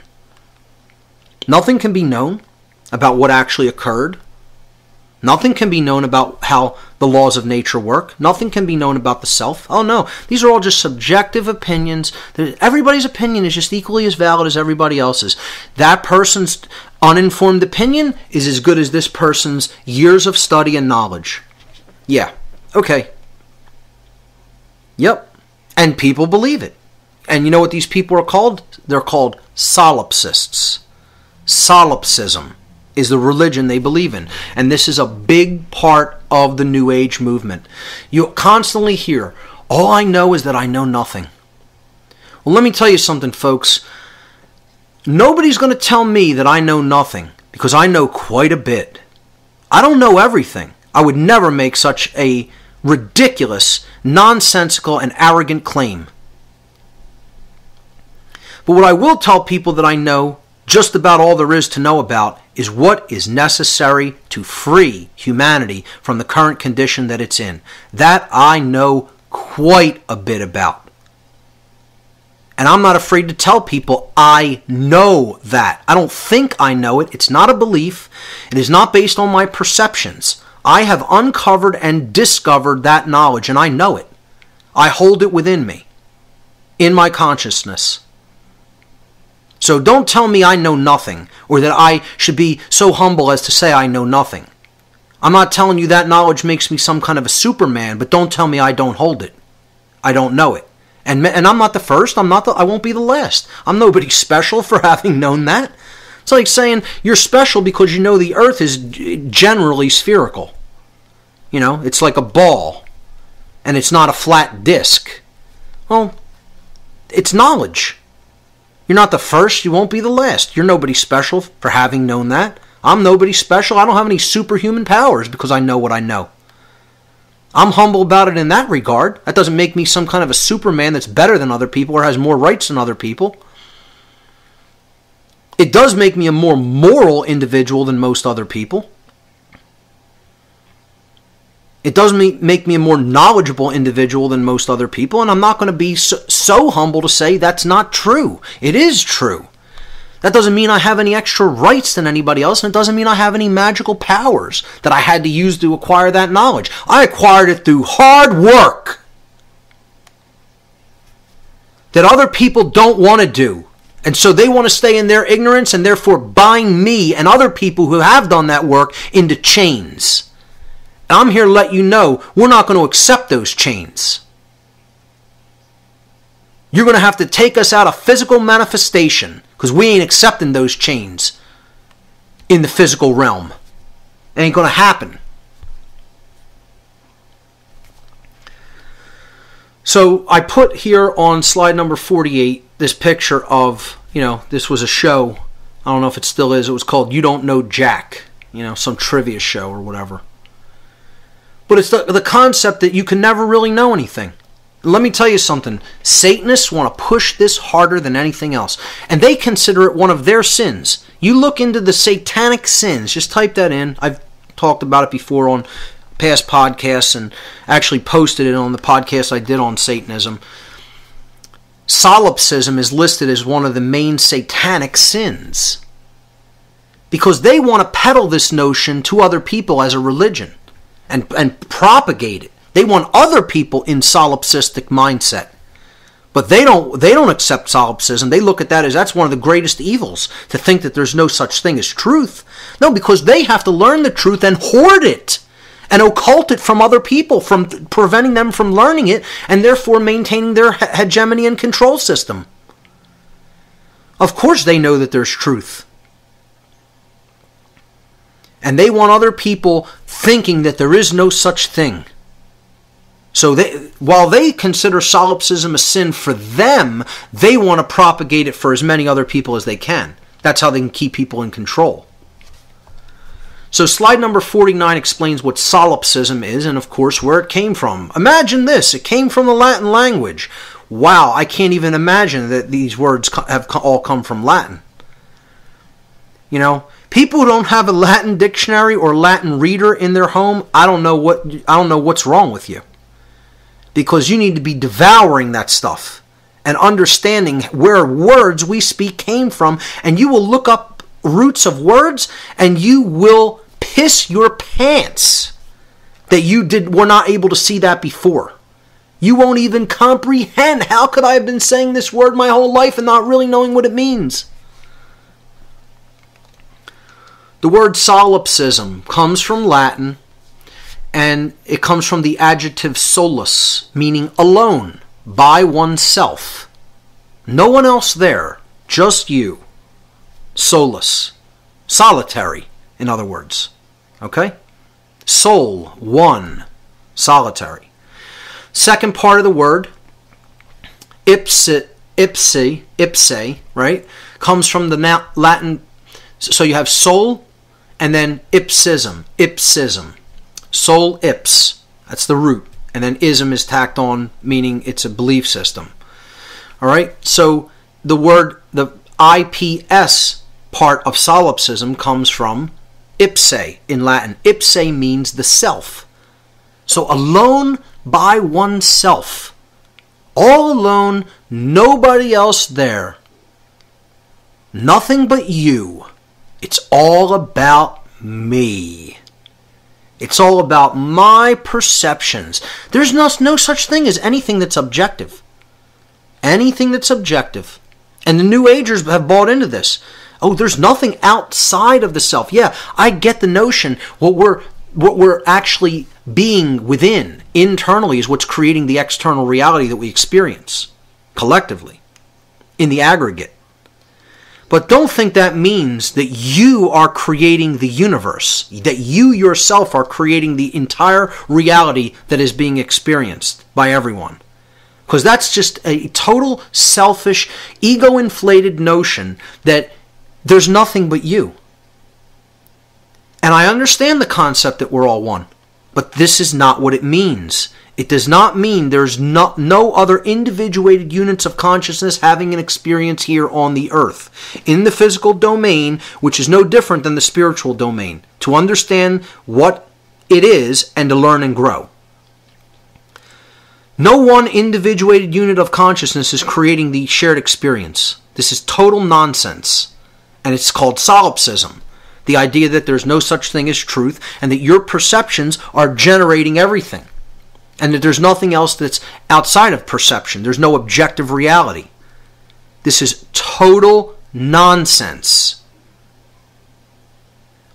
Solipsism is defined as the ideology that only one's own mind is sure to exist. Solipsists contend that knowledge of anything outside of one's own mind is unsure. Hence, there is no objective reality and nothing is known. Nothing about the external world and its workings can truly be known. Think about that. You can know nothing about the universe. You can know nothing about law that exists in the universe. You can know nothing about natural law. You can know nothing about morality. You can know nothing about the difference between right and wrong.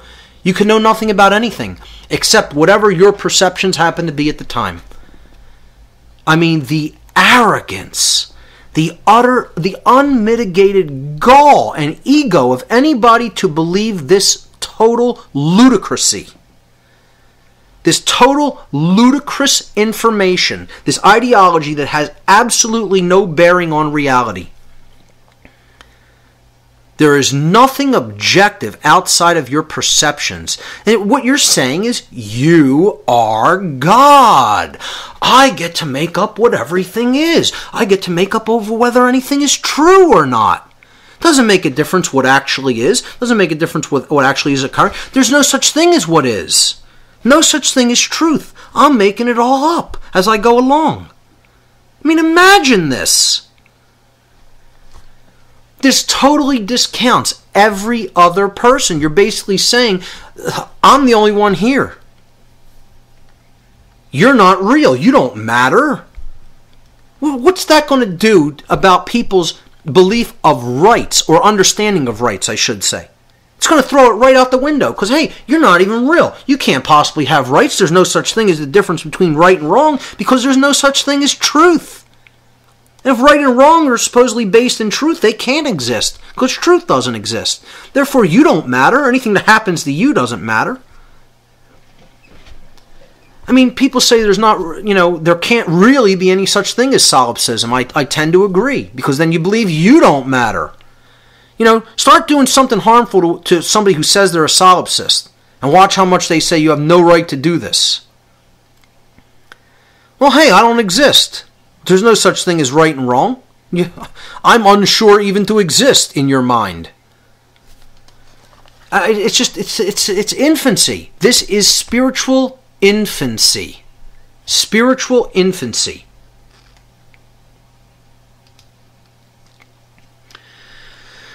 And ultimately, what it is total bullshit. It's total bullshit, ladies and gentlemen. Anybody who believes this has been bullshitted into accepting something that's total nonsense, isn't real, is never going to be real, and it's there to keep the mind in chains and shackles so you can't actually perceive what really is and learn the truth.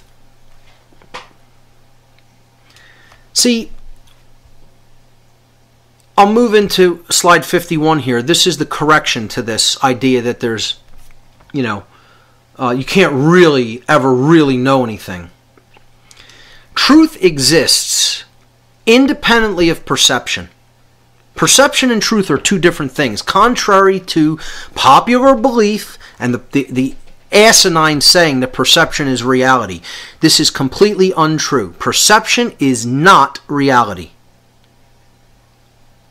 Perception is just that, a viewpoint. That's what it means, to see through. See through the windows of an individuated unit of consciousness.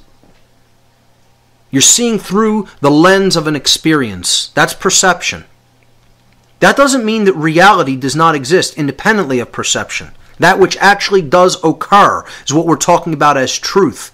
Truth is a collapse of a wave function into a point, an actual event that does occur, that does undergo what has been referred to as the formality of actually taking place, of actual occurrence. And that's all I'm talking about when I talk about truth.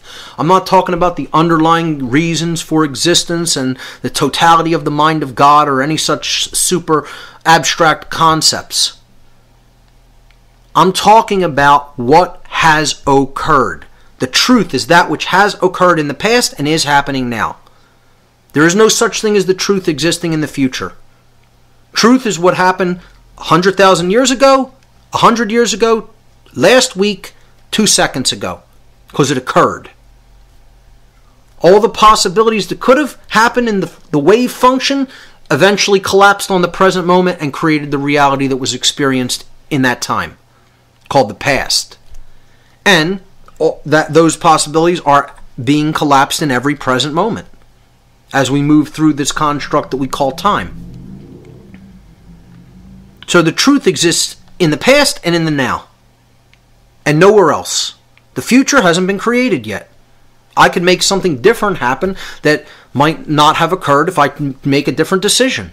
If I choose to pick up this book and throw it across the room, that's what will have occurred in the future. If I don't choose to do that, then it will not have occurred, and that will be the truth. Truth is that which has occurred. And we need to stop looking at these outrageous, overblown, attempted definitions of what truth is. We need to take it down to the simple. Truth is that which has occurred. That's it. It's real simple. The truth is simple. It's knowable. We're not talking about anything more complex than that when I'm referring to the term truth. Okay? So if you have this notion in your head that I'm talking about some wildly extravagant notion of what I'm calling truth, get that out of your mind and understand I'm taking it down to a very simple understanding of events which have occurred, which have taken place. So when our task as a human being is to align our perception to the truth, to align it with. Truth is like a line that does not waver. It does not waver. It's that which is. It's steady. What wavers is our perception. So looking at slide 51, and a few people told me that they really liked this allegorical or modeling, this way of modeling truth versus perception as a wave function, because that's what it is. Truth is not a wave. It does not waver. It is a line. It is something that is the way that it is at all times and places. That's it. It's what is.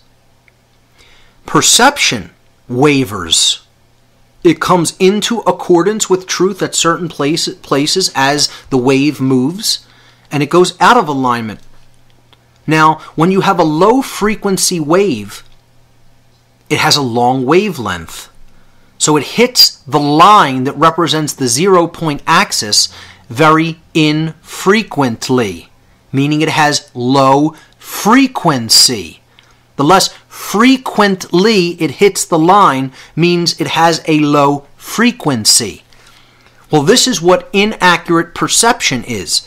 It's low frequency. When we talk about perception being related to frequency, where someone is at in consciousness, they're at a low frequency or a high frequency, it means their ability to align their perception with truth, with reality, and that is our work.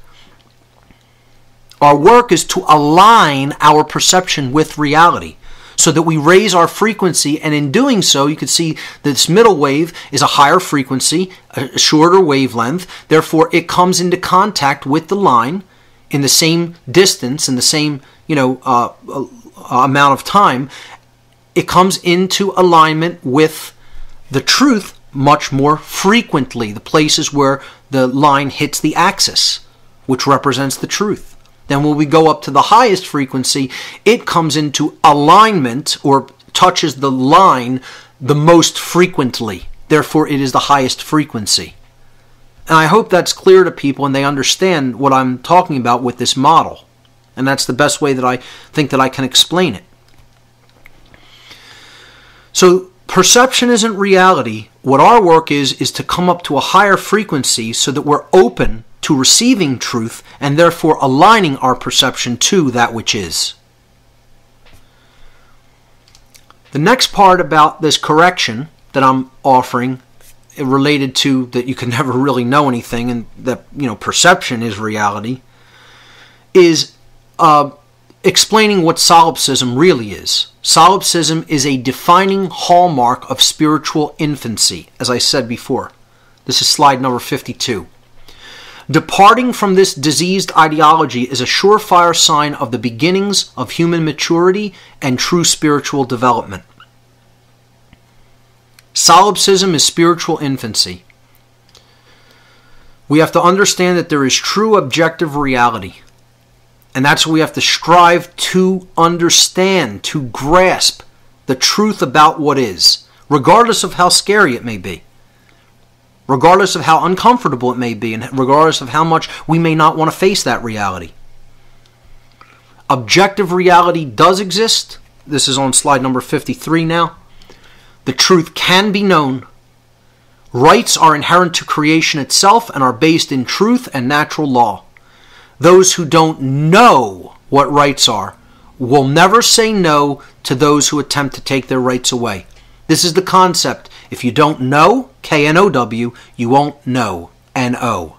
You won't say no. The lost word, which we'll get to. Those who don't know won't say no. You have to know what rights are. Slide number 54. Know your rights. Don't think you know them. Don't believe. Know what they are, because you know the difference between right and wrong. And once you know that, you will be in a position to say no. I don't know how many times I used the word no in that altercation with these criminal thugs from the federal government thinking that they're God. I must have said no 100 times to them or more. That's the word that drains them of all their illusions that they're in control and that they're in power. When people say no, the lost word, the word of all power, you take all your power back. You stop externalizing it. You internalize power when you use that word. And that word needs to be said to them in a big way. Every time they ask me, do I understand? No, I do not understand. Just like that.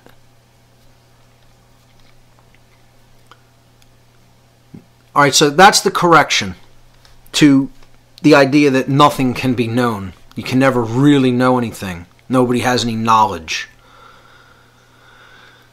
Next deception, New Age deception number 5. Accept, but never resist. Never resist anything. Resistance creates more of what you're getting. Yeah, just sit and accept it. Take it. Accept. And again, this is all hallmarks of right-brain imbalance. Right-brain imbalance is about acceptance.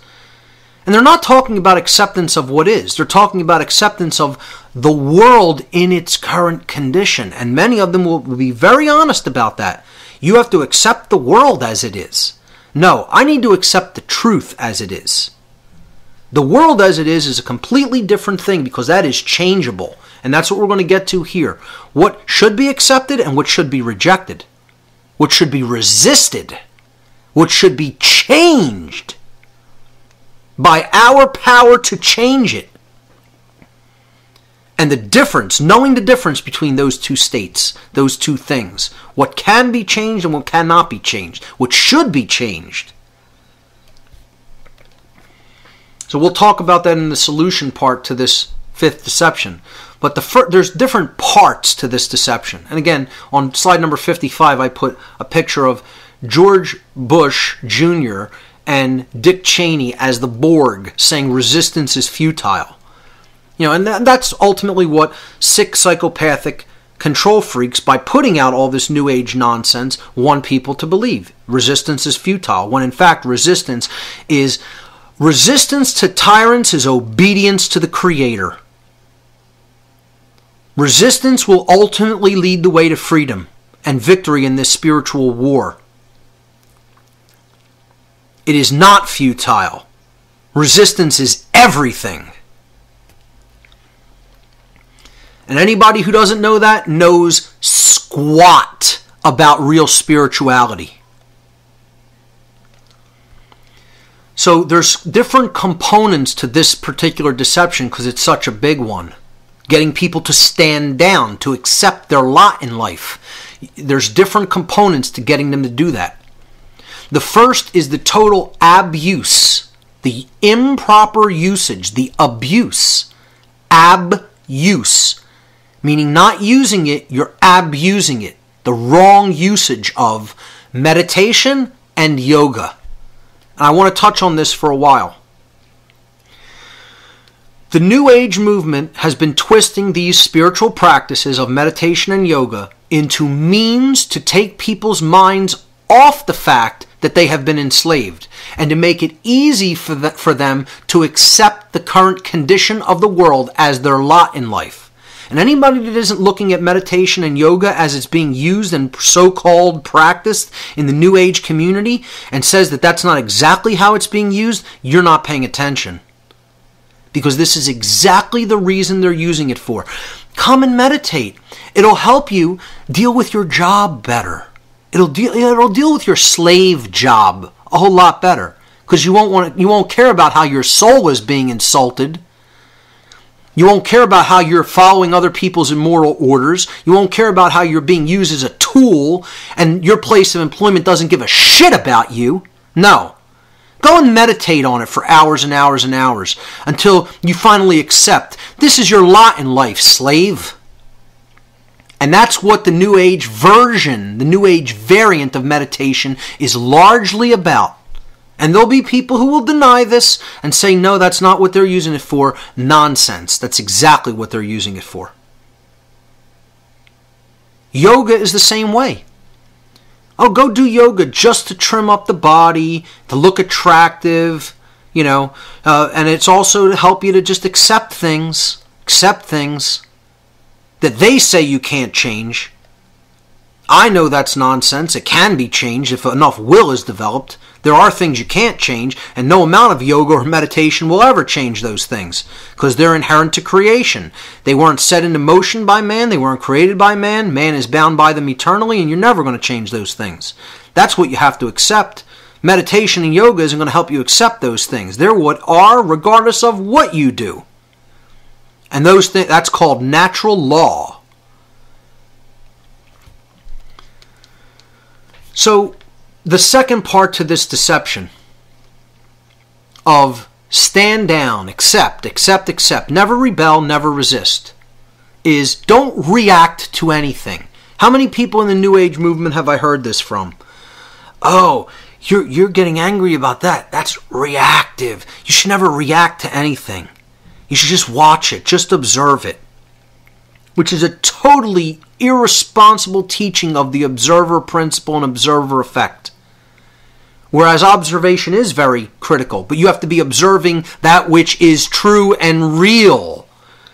Not what you want to be there. Not what you are comfortable seeing or hearing. That which actually is. When people are saying don't react to anything, what this is translating to in the minds of most people who follow the quote-unquote New Age teachings is never take any action to try to change the things that are wrong with this world. That's what people are really hearing. Because they're not hearing don't react. What they're really saying to people and the message that's being received is don't act. Don't take action. Again, taking out the sacred masculine out of the equation. Don't take any action in the world to try to change it. Accept. Again, this is the total bastardization and the total irresponsible use of the feminine, the right brain energy. That is about acceptance of truth, not acceptance of what's wrong. And saying you should never strive to change that by your will? I mean, that's a disgrace to the concept of the sacred feminine. A disgrace to it. So what they're telling people is don't act. The third part of this deception, this multifold deception of stand down and never resist and accept everything, is the concept of what you resist persists. How many times I've heard this? How many times have you heard this from a New Ager? What you resist persists. Which is a complete misunderstanding of the principle that was originally trying to be taught. Okay? It means when you resist truth, you're going to get more of what you don't want. So what you don't want is going to persist. When you refuse to look at what's there, when you refuse to accept what is actually happening and taking place. And this is what so many New Agers are doing, ignoring the truth. What this translates to is don't resist evil, just let it run rampant and destroy everything that is good. Because resistance is wrong. You'll get more of the same when you resist. Absolute total nonsense and bullshit. And I put on here this slide to, let's even out the dynamic here. We put some psychopathic Republicans who are, satanic in the first aspect of this. Let's balance it out with, this communist who's in the White House now, who's also a psychopath. Definitely not a dark occultist. He's just one of their puppets, So it's Obama dressed as the Borg saying resistance is futile. Freedom is irrelevant. The Constitution is irrelevant. Your culture will adapt to service us. Surrender your weapons. Yeah. And how many people believe this nonsense? It's all to cut out the sacred masculine component of the consciousness and get people to accept slavery. To accept slavery. So, the last part of this deception is that there should never be any confrontation. Okay, so we had the abuse of meditation and yoga. Don't react to anything. What you resist persists, and no confrontation. So there's never a time for confrontation. You should never confront anyone else on their nonsense. You should never rock the boat, create confrontative situations. Oh, that's bad. That's always bad. You should just let people think what they think, and that's it. Let them think all the wrong things that they think, even though that's directly causing harm to other human beings. Should never tell them that they're wrong. Never say you should, you shouldn't. And of course, there's never a time to physically rebel, to physically resist and use force against an oppressive, violent attacker. Oh no, that's what the police are there for. We don't have the right to use that natural inherent human right to defend ourselves. I ask these people, you think what the American revolutionaries did was not right? You think they somehow engaged a wrong by beating the British back? And you think somehow it would be a wrong if it had to come to a point where when rights are totally being oppressed and usurped, that people would use physical force? No, that would not be a wrong. You are wrong. You don't understand that there is a time to use defensive force against an oppressor. Because you have been brainwashed into the notion that there's no such thing as a difference between violence, which no one has a right to do to other people, and force, which is a defensive capacity that is a natural right of humanity. And this is what New Agers don't understand. And, I'll tell you what, I've met people that have come out of that brainwashing as well. I want to even acknowledge and say someone's name. Someone who I felt in the past did not quite understand the difference between violence and force. Now I feel fully does, and he's giving great talks on this. And I've heard talks that he's given about the non-aggression principle and the self-defense principle hand in hand. Is Darren Wolf. He works with Truth, Freedom, Prosperity. He actually spoke at a past End the Fed rally. He spoke at a gun rights rally in Norristown a while back, and I think he's come to a great understanding of not only the non-aggression principle, which he already had a good understanding of, he's come to a good understanding of the self-defense principle. And more people need to develop that understanding. Because if they continue in this New Age mindset, they're never going to be willing to stand up for themselves, even when they're being thrown into a gulag or a prison camp. Because what this all boils down to is this idea that you should just accept, never try to create change, never do anything to take actual physical action. Just continue to accept something because resistance is somehow making that continue to happen, and that there's never any time for confrontation. What this whole deception boils down to is one big crock of bullshit. That's exactly what it is, folks. And it stinks to high heaven. And we need to recognize it as such. To recognize it as such. Now let me offer the correction for this part number 5. And I'll take them in order, because we broke down this deception into basically 4 parts. The first one was just generally acceptance, or you could say it's 5 parts. So accept everything is the main part, the main thing. Just accept and never try to change anything, never rebel, never resist, never use the will to actively create change. This is all left out of the New Age movement. Oh, don't try to be an influence on other people. You can't change anybody else. Yeah, I understand. I can't make that change happen, but I can influence another person to change themselves. And not only can I do it, I have done that. And sometimes I get so totally down and depressed over what's going on in the world that I think that I have not done that. I know that I have. I haven't done it in the scale that I would like to see it happen at, because I can't do that myself. And I'm admitting that I can't make that influential change start to happen in other people by myself. I can't be that influence alone by myself. It's impossible for one person to do that. I can speak it into the world. I can put it down in different forms of media to try to preserve it for people. But I do not have that power to do that myself. No one does. The only way that's going to start happening on a mass scale is if enough people start to use that power, start to use that influence by speaking to other people and influencing their behavior to change and helping them understand what they need to understand to make that change within themselves. So the first part about this, I want to just talk about the difference between acceptance and creating change by an act of will. And I'm going to use the prayer of serenity to illustrate this. This is by Reinhold Niebuhr.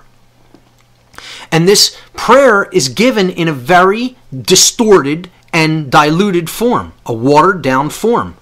We don't hear the original of this when you hear it in 12-step programs, Alcoholics Anonymous, Gamblers Anonymous, and all these other programs, so-called self-help programs. They give a watered down version of this prayer. I'm going to give you the original undiluted version. And here it is. God, give me the grace to accept with serenity the things that cannot be changed. Notice already how different that is from the common everyday variant. God give me grace to accept with serenity the things that cannot be changed. The courage to change the things which should be changed. Now, let me ask you something. But before I even finish this, okay? Why have the terms cannot be and should be, why have those two terms been sanitized from the new version? You just think about that for a moment. And let me finish the prayer and then we'll go back to talk about that. Give me the grace to accept with serenity the things that cannot be changed, the courage to change the things which should be changed, and the wisdom to distinguish the one from the other. Now, we don't hear that as the modern day variant of the prayer of serenity.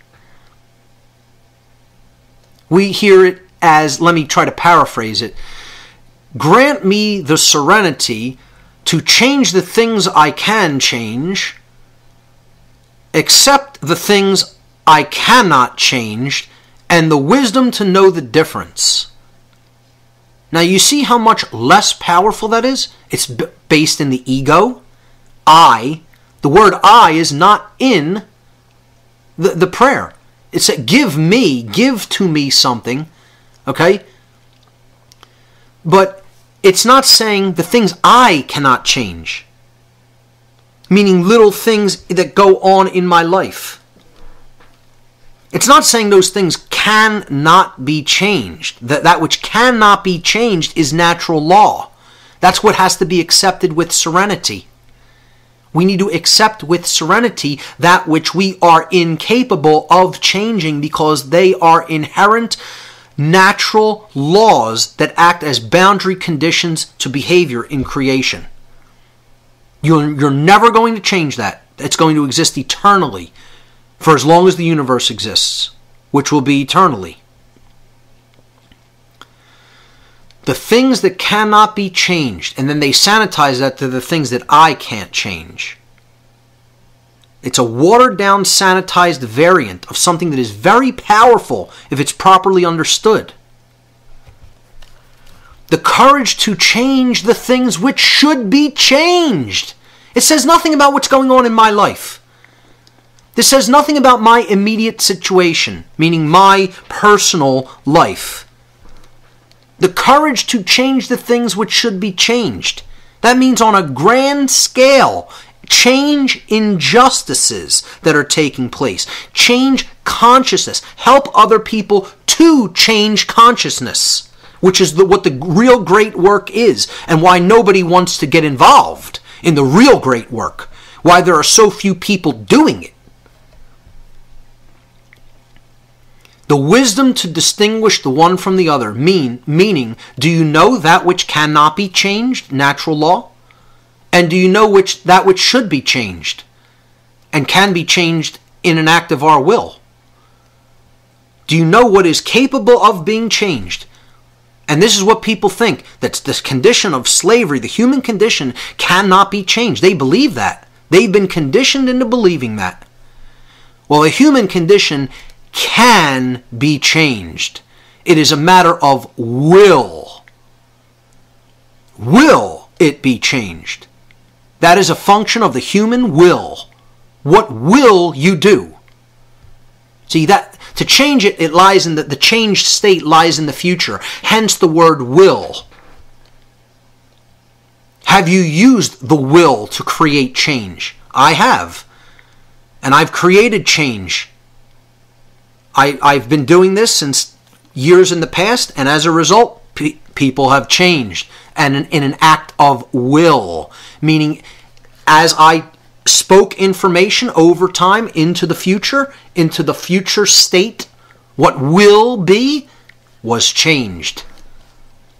And you can say, I influenced that change. I wouldn't say I did. I didn't make it happen. I influenced it by putting information that is true out into the world. And as a result, other people changed themselves. That's what an alchemist is.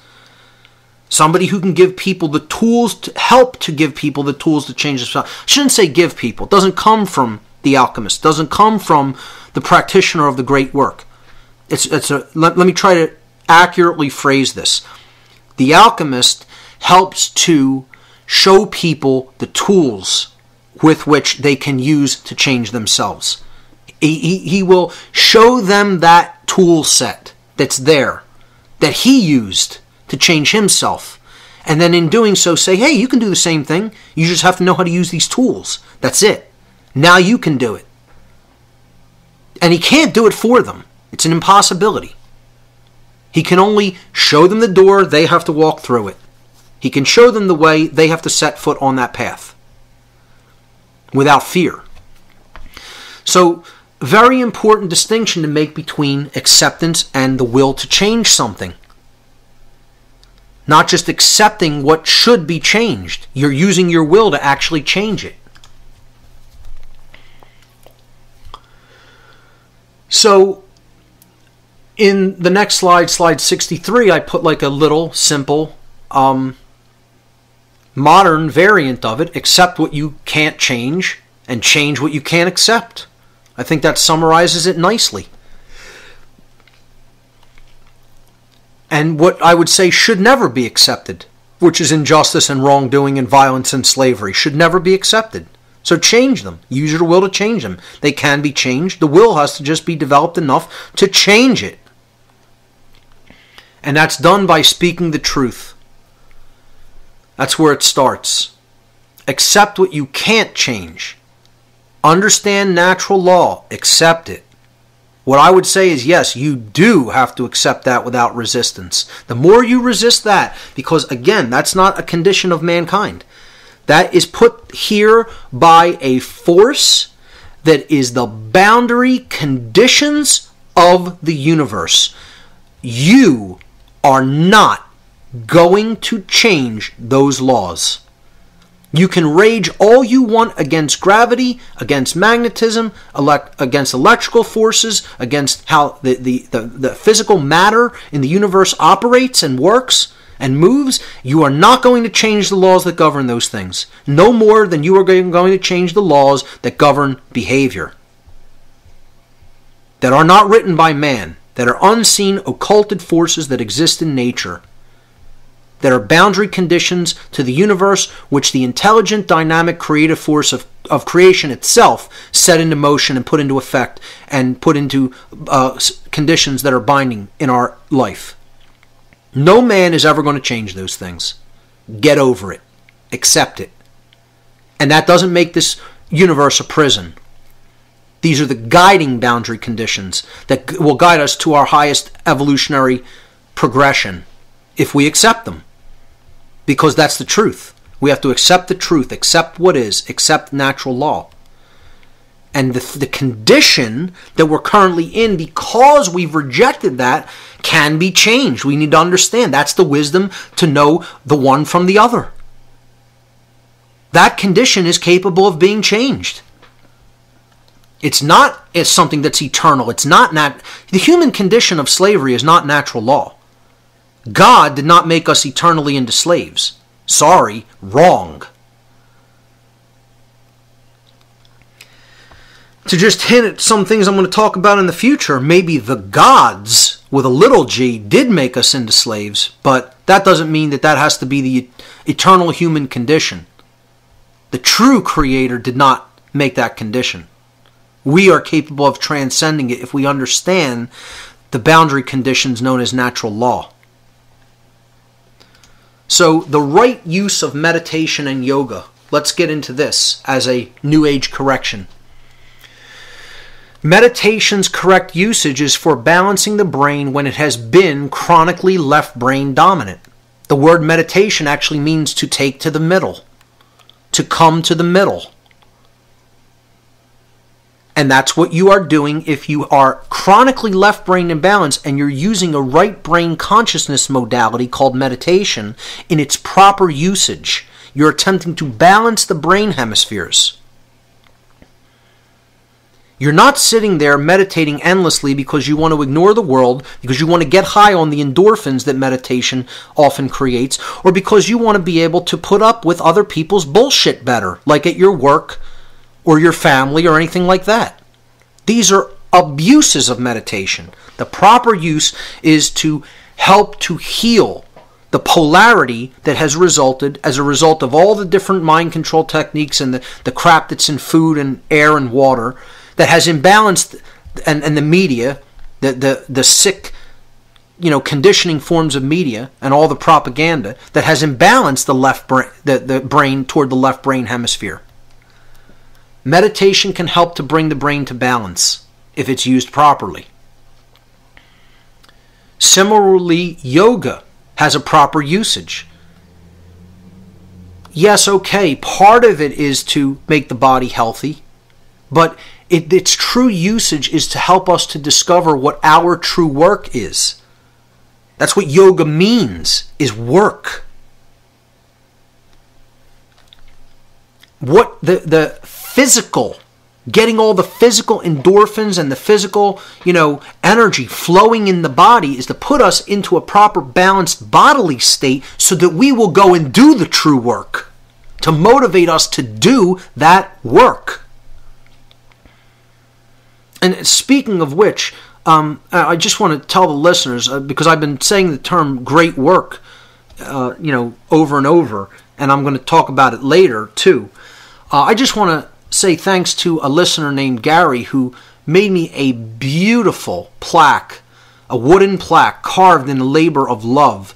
I just want to acknowledge this publicly, that this is one of the nicest gifts I've ever received, and I understand that this gentleman made it because he really values the information that's being put forward on this entire series, and it's the symbol of the great work that I talked about in the symbolism section, and when I went into Freemasonry and things like that.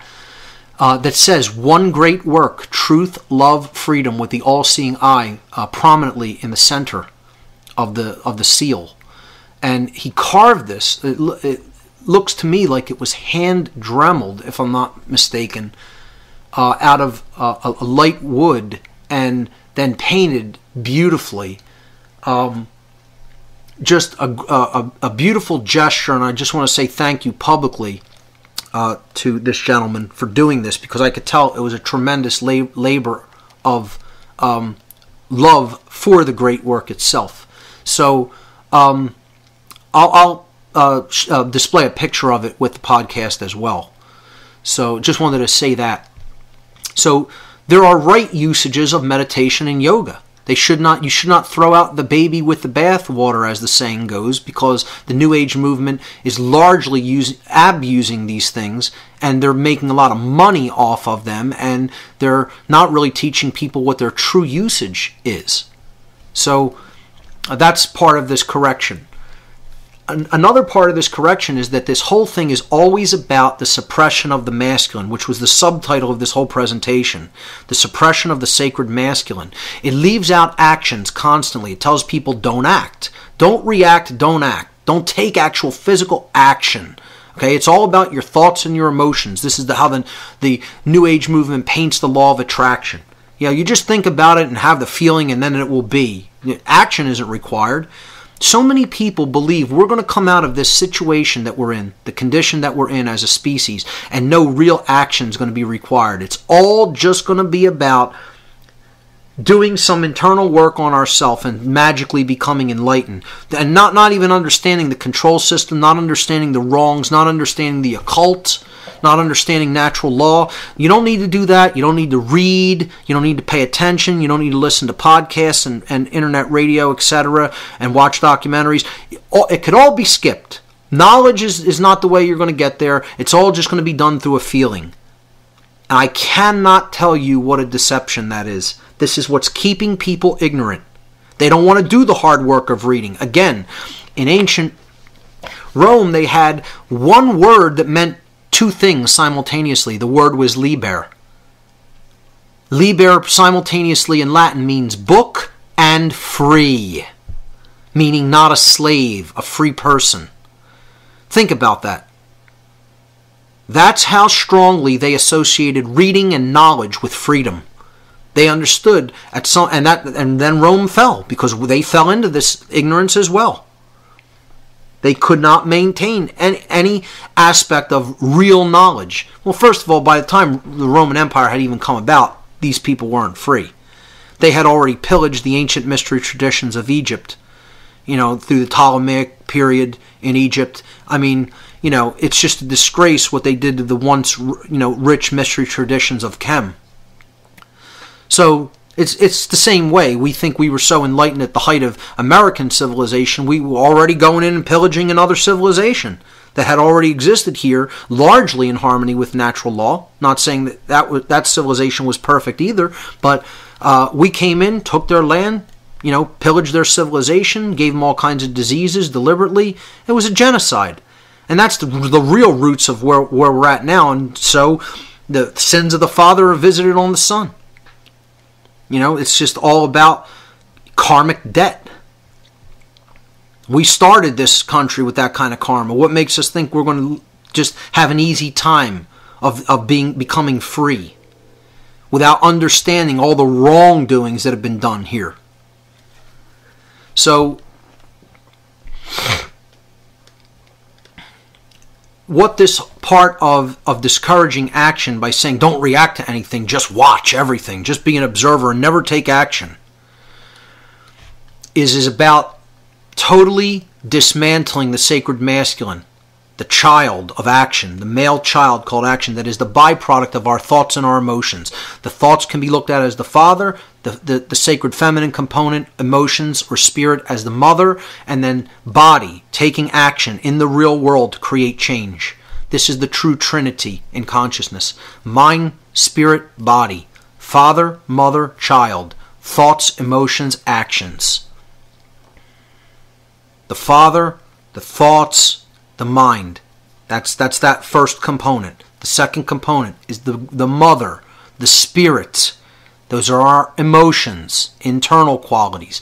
And then the external it's the masculine, the sacred child, the male child, which is done with the body, and that's our actions. Because it is the child, it is a masculine aspect, which is the child of the byproduct of our mind or our thoughts and our emotions, our spirit. Those are the expressions of human consciousness. And in the New Age movement, they always leave out the action part. Again, it's there to suppress, this religion is there to suppress the sacred masculine.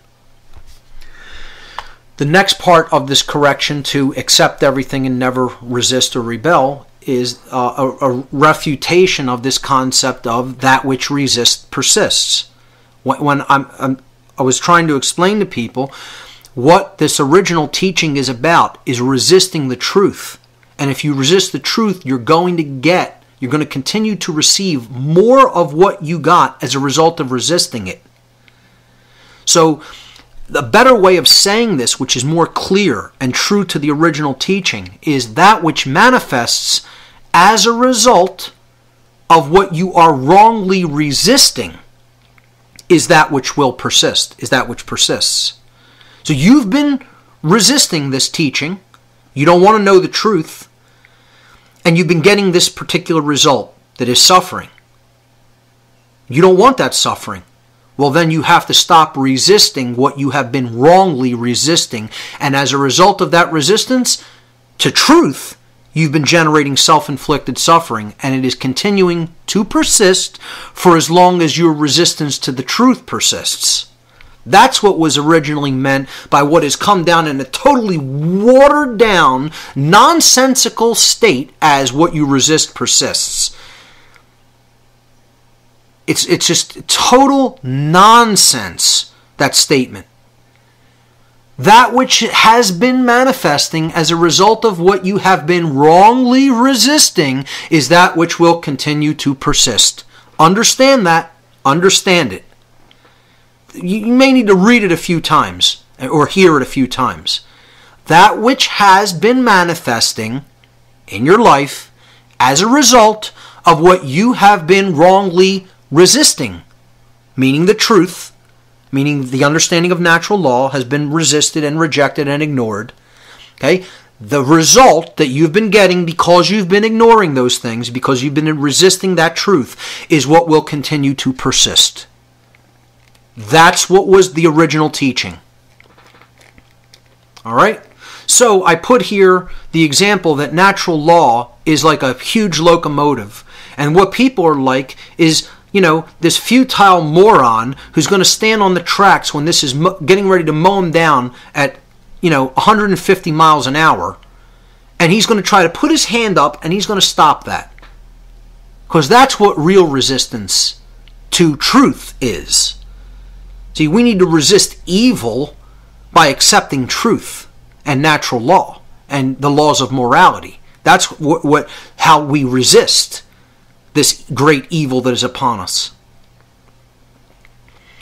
What we're doing, though, is we're saying, no, we don't want to learn that. We don't want to do the work that's required to learn that from the level of conditioning that we're currently in. No, we're just going to put our hands up. We're going to slap the gift that the Creator is offering to us through the knowledge of natural law right out of the Creator's hand. So let me slap that out of your hand, smack you in the face, and spit in your face. And we think we're not going to get run down.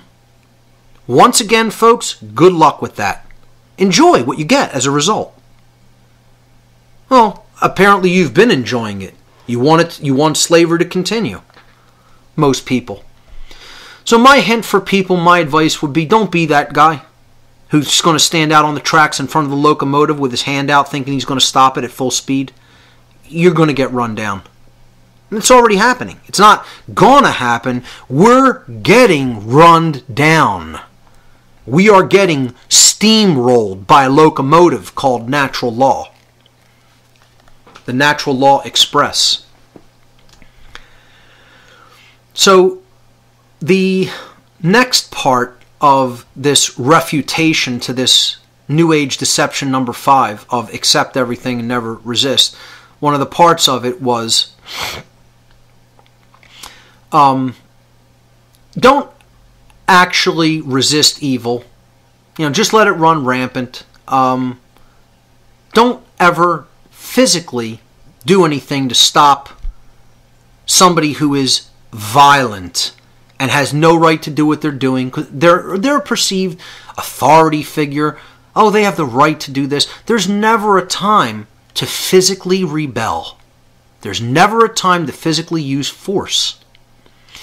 And what this is all about is a complete lack of understanding of the 2 principles of enlightenment, what I call the 2 pillars of enlightenment. Enlightenment is based on the blending or the synthesis, the coming together in sacred union of the sacred feminine energies and the sacred masculine energies.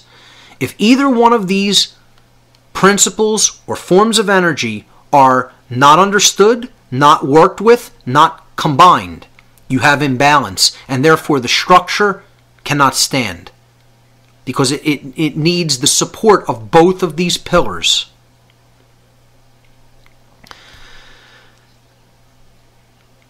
The sacred feminine principle, or the feminine pillar of truth, or the pillar of one of the pillars of enlightenment. And again, both of these have to be present to create the structure. The sacred feminine principle is called the non-aggression principle. This is knowledge that that everybody basically should already have, but unfortunately don't.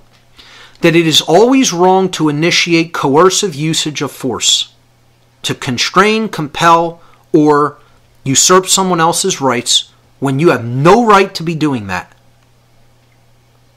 Do not initiate harm or violence against your other fellow beings. That's it. Real simple. And people say they inherently know this, but their actions betray them because they still support government, which is the initiation of violence against other people who have not done anything wrong. Anybody who would say government has the right to pass this law and these enforcers have the right to enforce this law, like what was just done to us in Philadelphia, don't understand the non-aggression principle. Violence was used against us when we used no violence against anyone. They were the aggressors. They were the initiators of force. We initiated no force against any other living being. No one can ever make that claim and make it true because it didn't happen. Therefore, we had every right to take that action, yet violence was used to stop us from taking that action. And what I would say is defensive use of force would have been a right.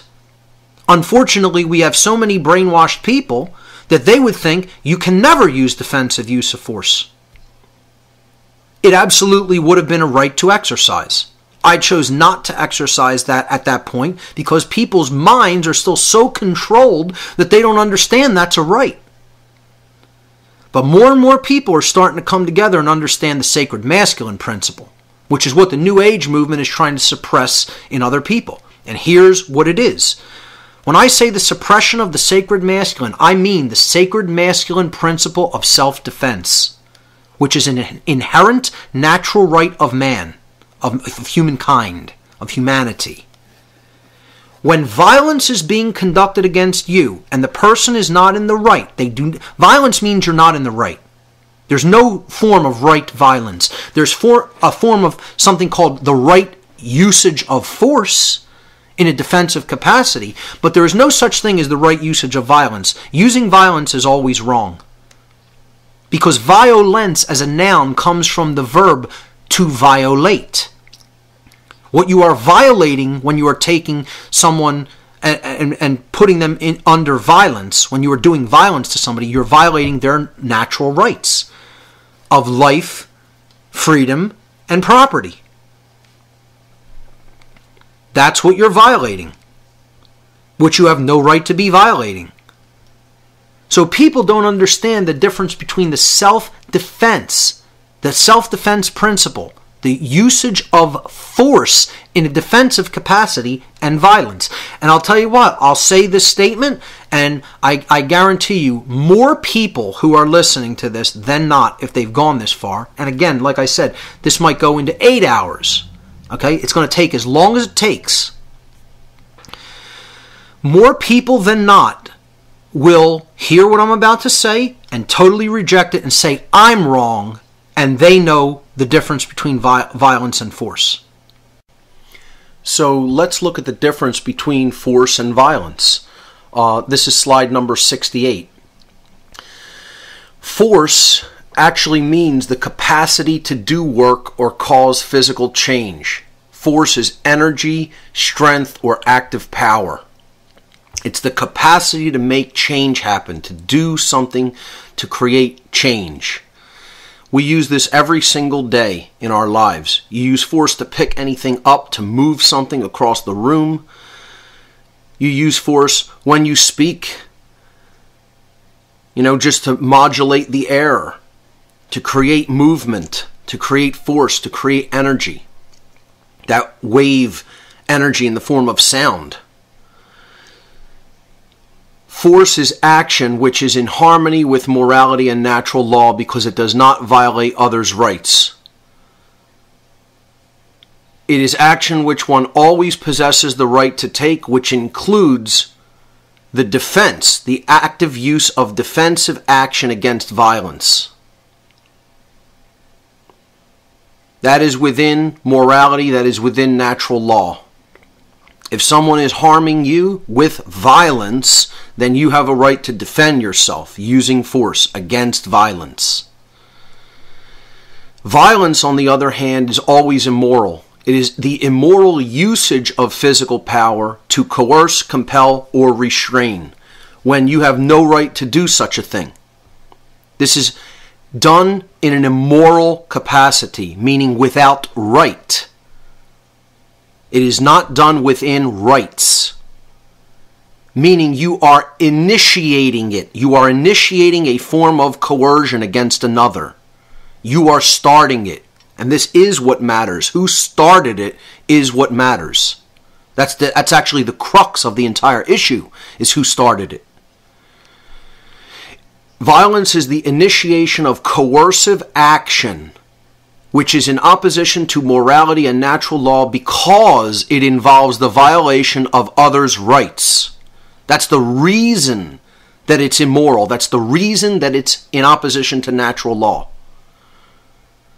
Because in taking violence, in exercising violence, you are violating someone else's rights. Rights have to be violated for violence to have taken place.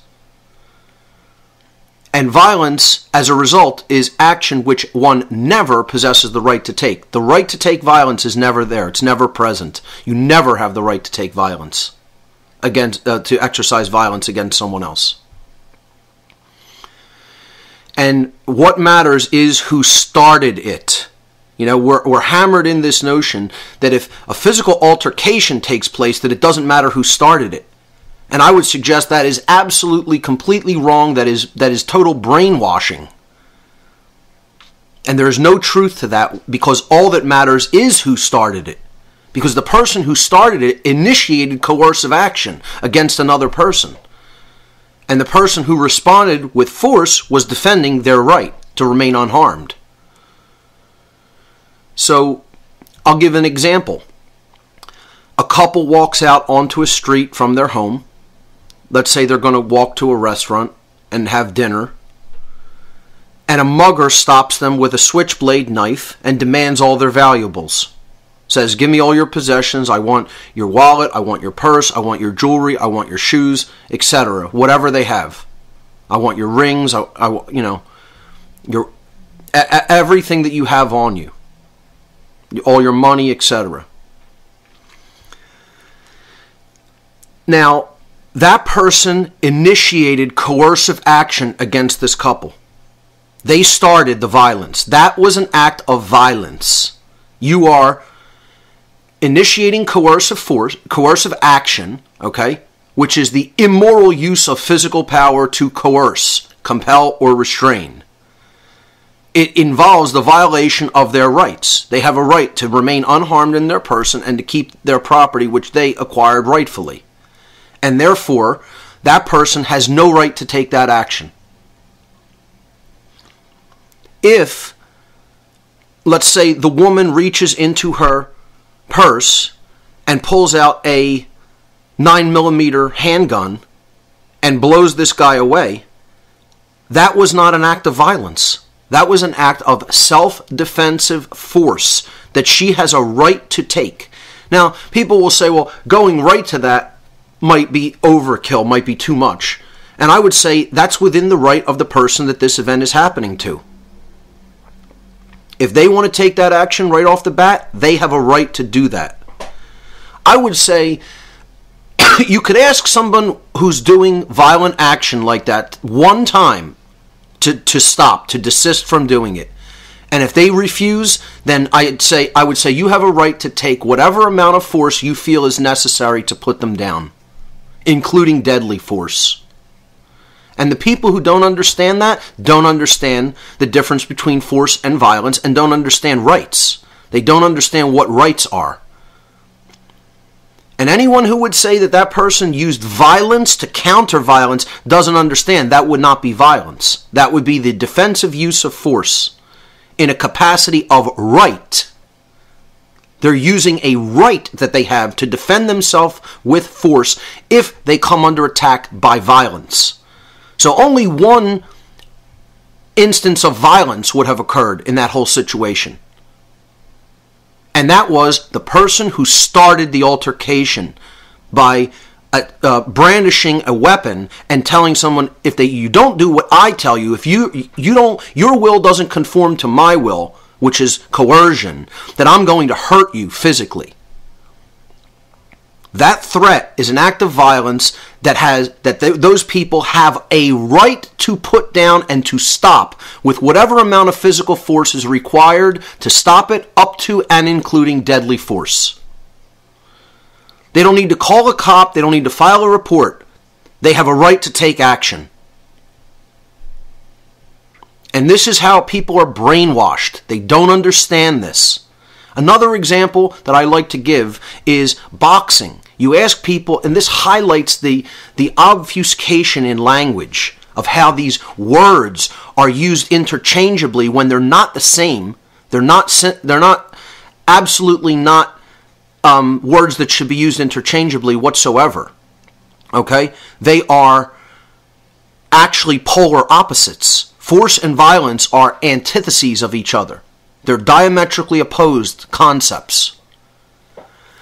When you use the example of boxing, you ask people, is boxing a violent sport? Most people will say, yes, boxing is a violent sport. How about MMA cage fighting? Like UFC. Is that a violent sport?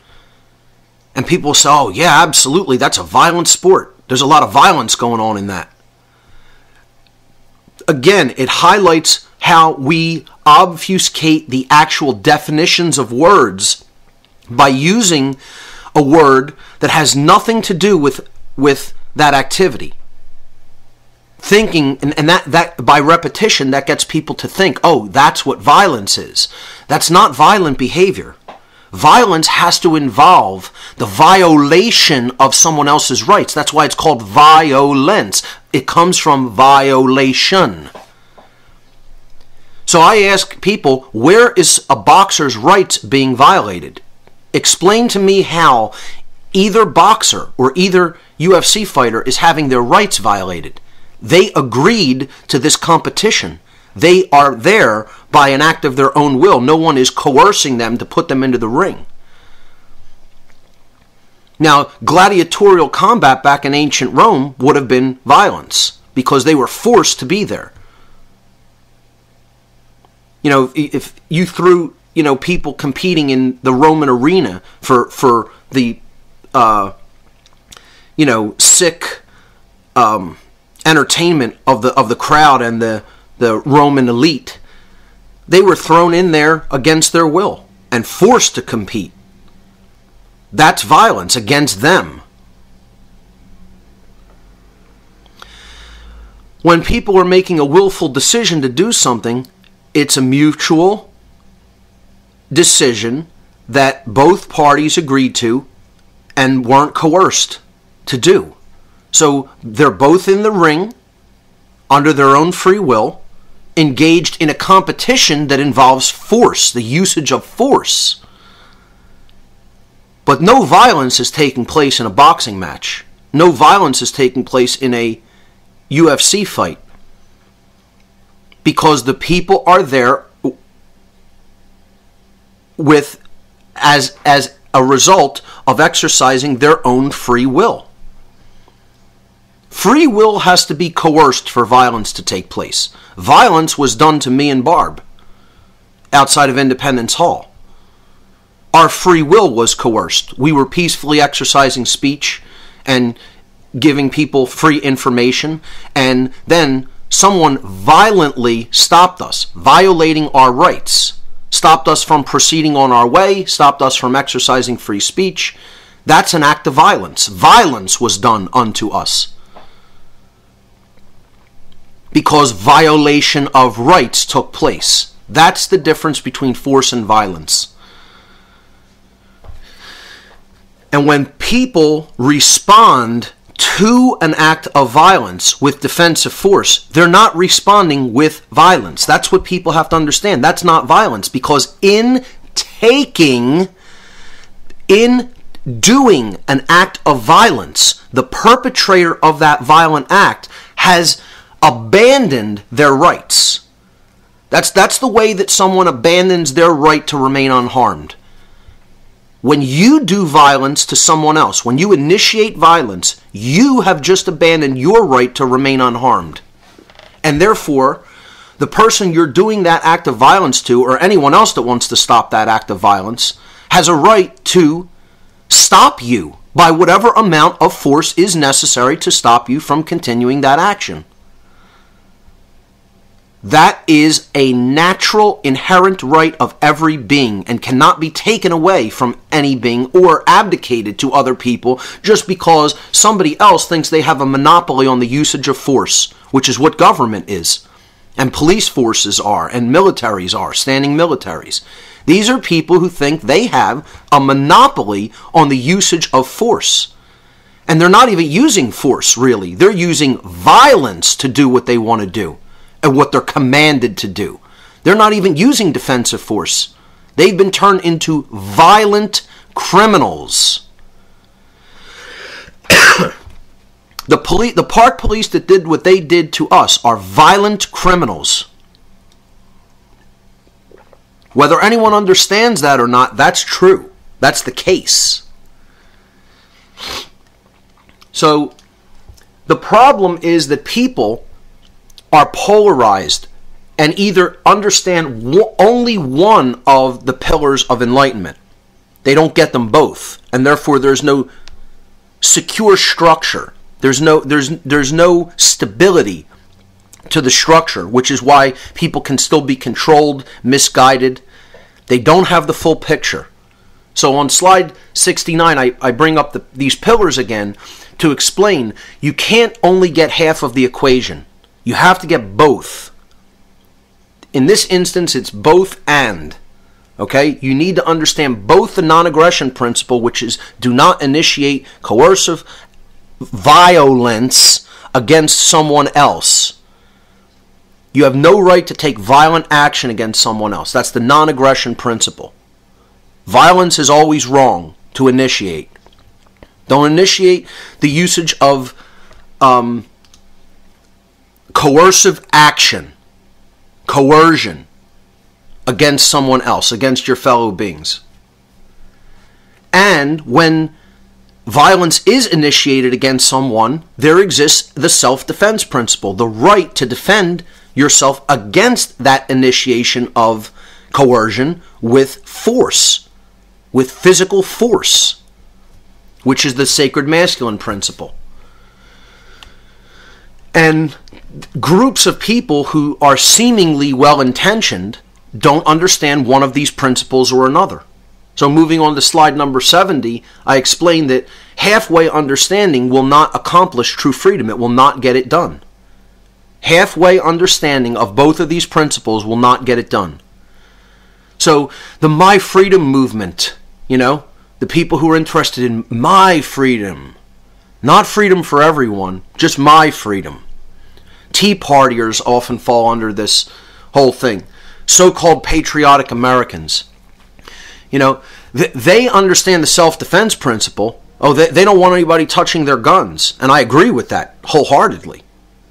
But they leave out the sacred feminine principle of non-aggression and compassion toward others. They look at things in a separate way and don't understand it's about freedom for all. Oh, no, it's our group. We're special because we're Americans. You can't leave out the sacred feminine principle of non-aggression and advocate for policing the world and forcing your way of life on everybody else and, saying we're going to go and start wars in other countries. They believe in preemptive aggression and support this neocon, usage of the military in many cases. Now, you look at the opposite dynamic of people who get the sacred feminine principle and don't get the sacred masculine principle at all, which again is about what this whole presentation is really about, which is slide 71. The New Age movement leaves out the sacred masculine principles of standing up for one's rights and the inherent right to defend oneself against violence with the defensive use of force. They don't want to ever acknowledge that exists. They all talk about compassion. They all talk about the sacred feminine principles of non-aggression, the non-aggression principle. But when you want to talk about self-defense, when you're accosted with violence, the New Agers want no part of that. Because again, this is about putting down the sacred masculine. And therefore ultimately destroying the possibility to become enlightened. Because you're not enlightened unless you understand both of those principles. So it boils down to slide number 72. A totalitarian police state is being brought forward faster and faster. And I would say it's not even being brought forward, it's already here. We're in a totalitarian police state. We are in something that is totally akin to Nazi Germany or Soviet Russia. Now. Not coming, but is here already.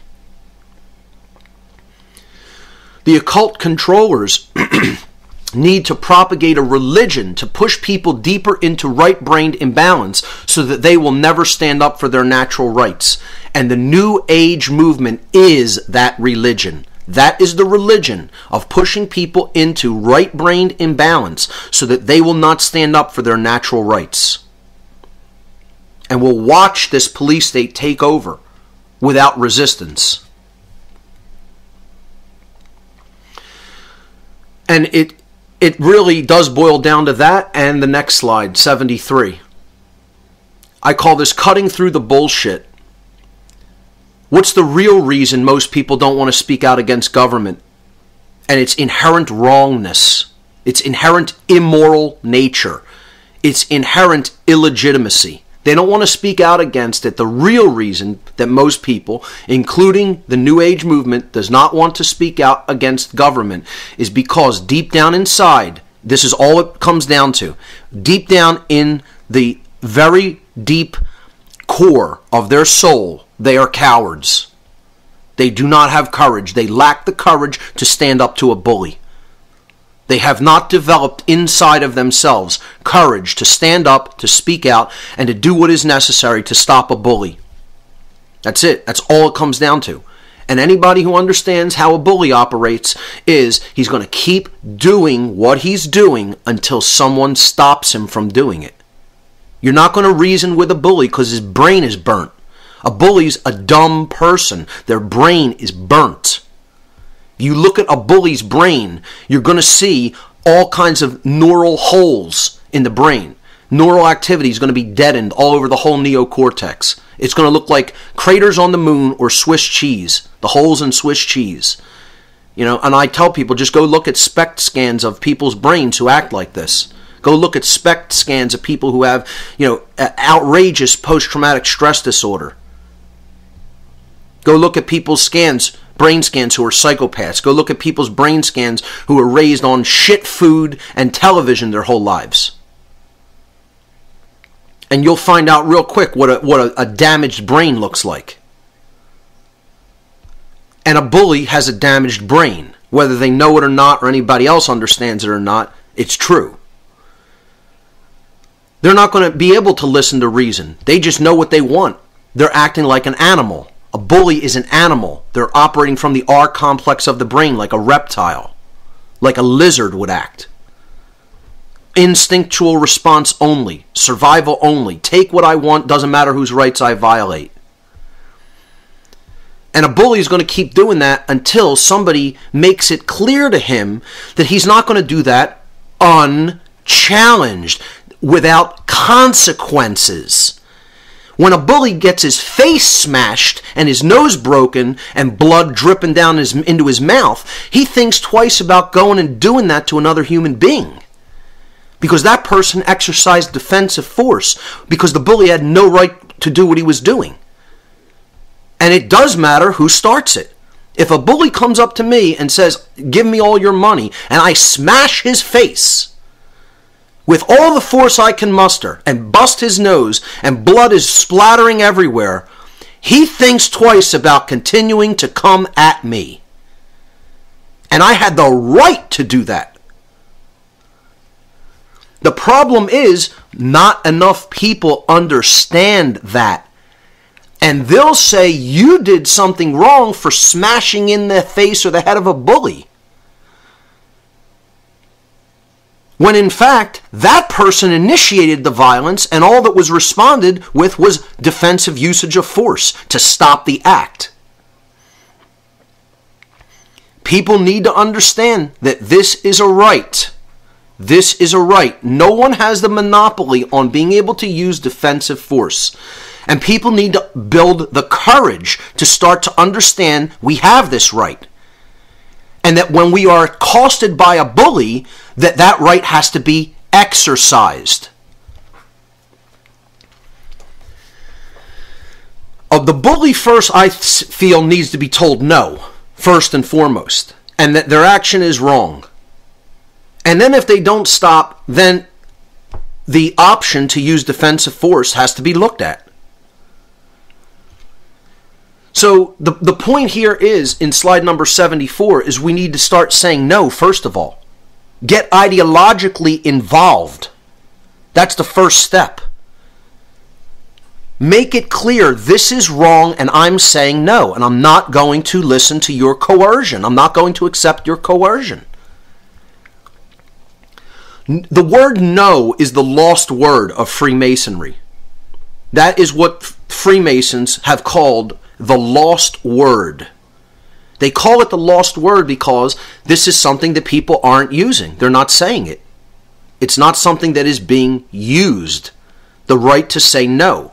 When somebody is telling you, I'm going to coerce you and make your will conform to mine, you have to say no. You're not going to coerce my will. You have no right. This isn't a human right for you to do.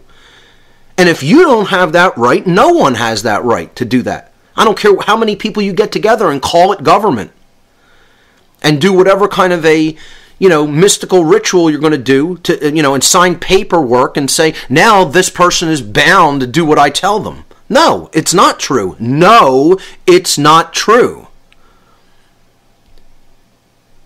Rights that don't exist for an individual don't exist for a group of people. You cannot create a right out of a wrong. Coercion, the initiation of coercive force, is a wrong. You can't turn that into a right by writing it down. See, and that's why it's called writing. Writing. I'm making this into a right. People don't even think about the words. I'm writing this. You're saying the same thing. The word right. When you're saying W-R-I-T-E, you're saying R-I-G-H-T. Phonetically, the sound is the same. I'm writing this down. So what somebody's hearing is, I'm making this into a right, because now it is written. It is right-in. It has been made into a right. People don't even think about the simple usage of words with the same sounds and how that goes into the subconscious mind. That's how lawmakers play their word magic. They want you to think that they're making this into a right. It's a wrong and no one has the right to take this action individually, but we're writing it. We're making it into a right. We need to develop the courage quickly to use the lost word before it comes down to a small group of people who are going to have to use the last word. And the last word is, or the last words, I should say, are Molan Labe. Come and take it. Because the whole thing is, these people think they're going to keep coming and trying to take our rights. And at some point, the people who do have the courage, like they did in 1775 and 6, are going to have to stand up and say, no, you're not going to take our rights, even if we have to use defensive force and possibly even give our lives to stop you from doing it. And once again, I say this over and over, all my work is to try to avert that disaster, because it will be a disaster for both sides, not just one side, and the people will win. The people will win that confrontation, just like they have before, over and over and over again in the past. The police and military who think that they're going to win that confrontation should just look into past history and find out what happened. Because police have always been on the wrong side of history. They don't understand that. They've always been the bad guys. They've always been co-opted by the state to do immoral activity, and then eventually that gets put down, and these people get put in their place, physically, at some point. And then history always records that these were the people who were the immoral people who did immoral acts against their fellow human beings and had to be stopped. And they don't understand that. They think they're the good guys. They think their institution is the good guy. And it's not the good guy. It's always been the bad guy. It's always been the villain throughout history. All you have to do is read history, and you'll understand that. Again, that's why it is called a police state, and not a politician state, a banker state, a lawyer state. It's not called any of those things. It's called a police state. There's a reason it's called a police state, because police, once again, are the people who are on the wrong side of history who make that eventuality occur. Police are the ones who are ultimately responsible. It is them who take the action. The people themselves wouldn't take that kind of coercive action. They want to be generally left alone. Unfortunately, ideologically, they're so messed up that they are supporting violence. Most of them would never do that themselves, but they're supporting it unknowingly, thinking that that's necessary. But the police are always the ones who are ultimately responsible. They share the lion's share. They take the lion's share of the moral culpability, because they're the ones who are actually taking the action. The person who is the most morally culpable is the one who takes the action. So I don't want to see it have to come down to the last word, or the last words, as I've called it. But slide number 76 shows that I'm getting prepared if it comes to that. I will be ready if that's what happens. I'm not going to be caught with my pants down and not have the ability to defend myself. And I would suggest that everyone should prepare. Everyone should have some level of preparedness for if a situation like the first American Revolution happens and it goes hot. I don't think it should have to do that, though, because we need to influence other people's mind and behavior by continuously speaking the truth to them so that they will stop doing this immoral behavior that they're taking under orders. We have to reach the minds of the order followers to prevent bloodshed from occurring in America. And once again, I'll say it over and over again, that's what this entire show has been about. Trying to avert that nastiness that is guaranteed to happen if these people continue to follow their orders. It's guaranteed. They're the ones who are making it happen. They will be the ones who are making a forceful altercation have to take place because they're initiating the violence.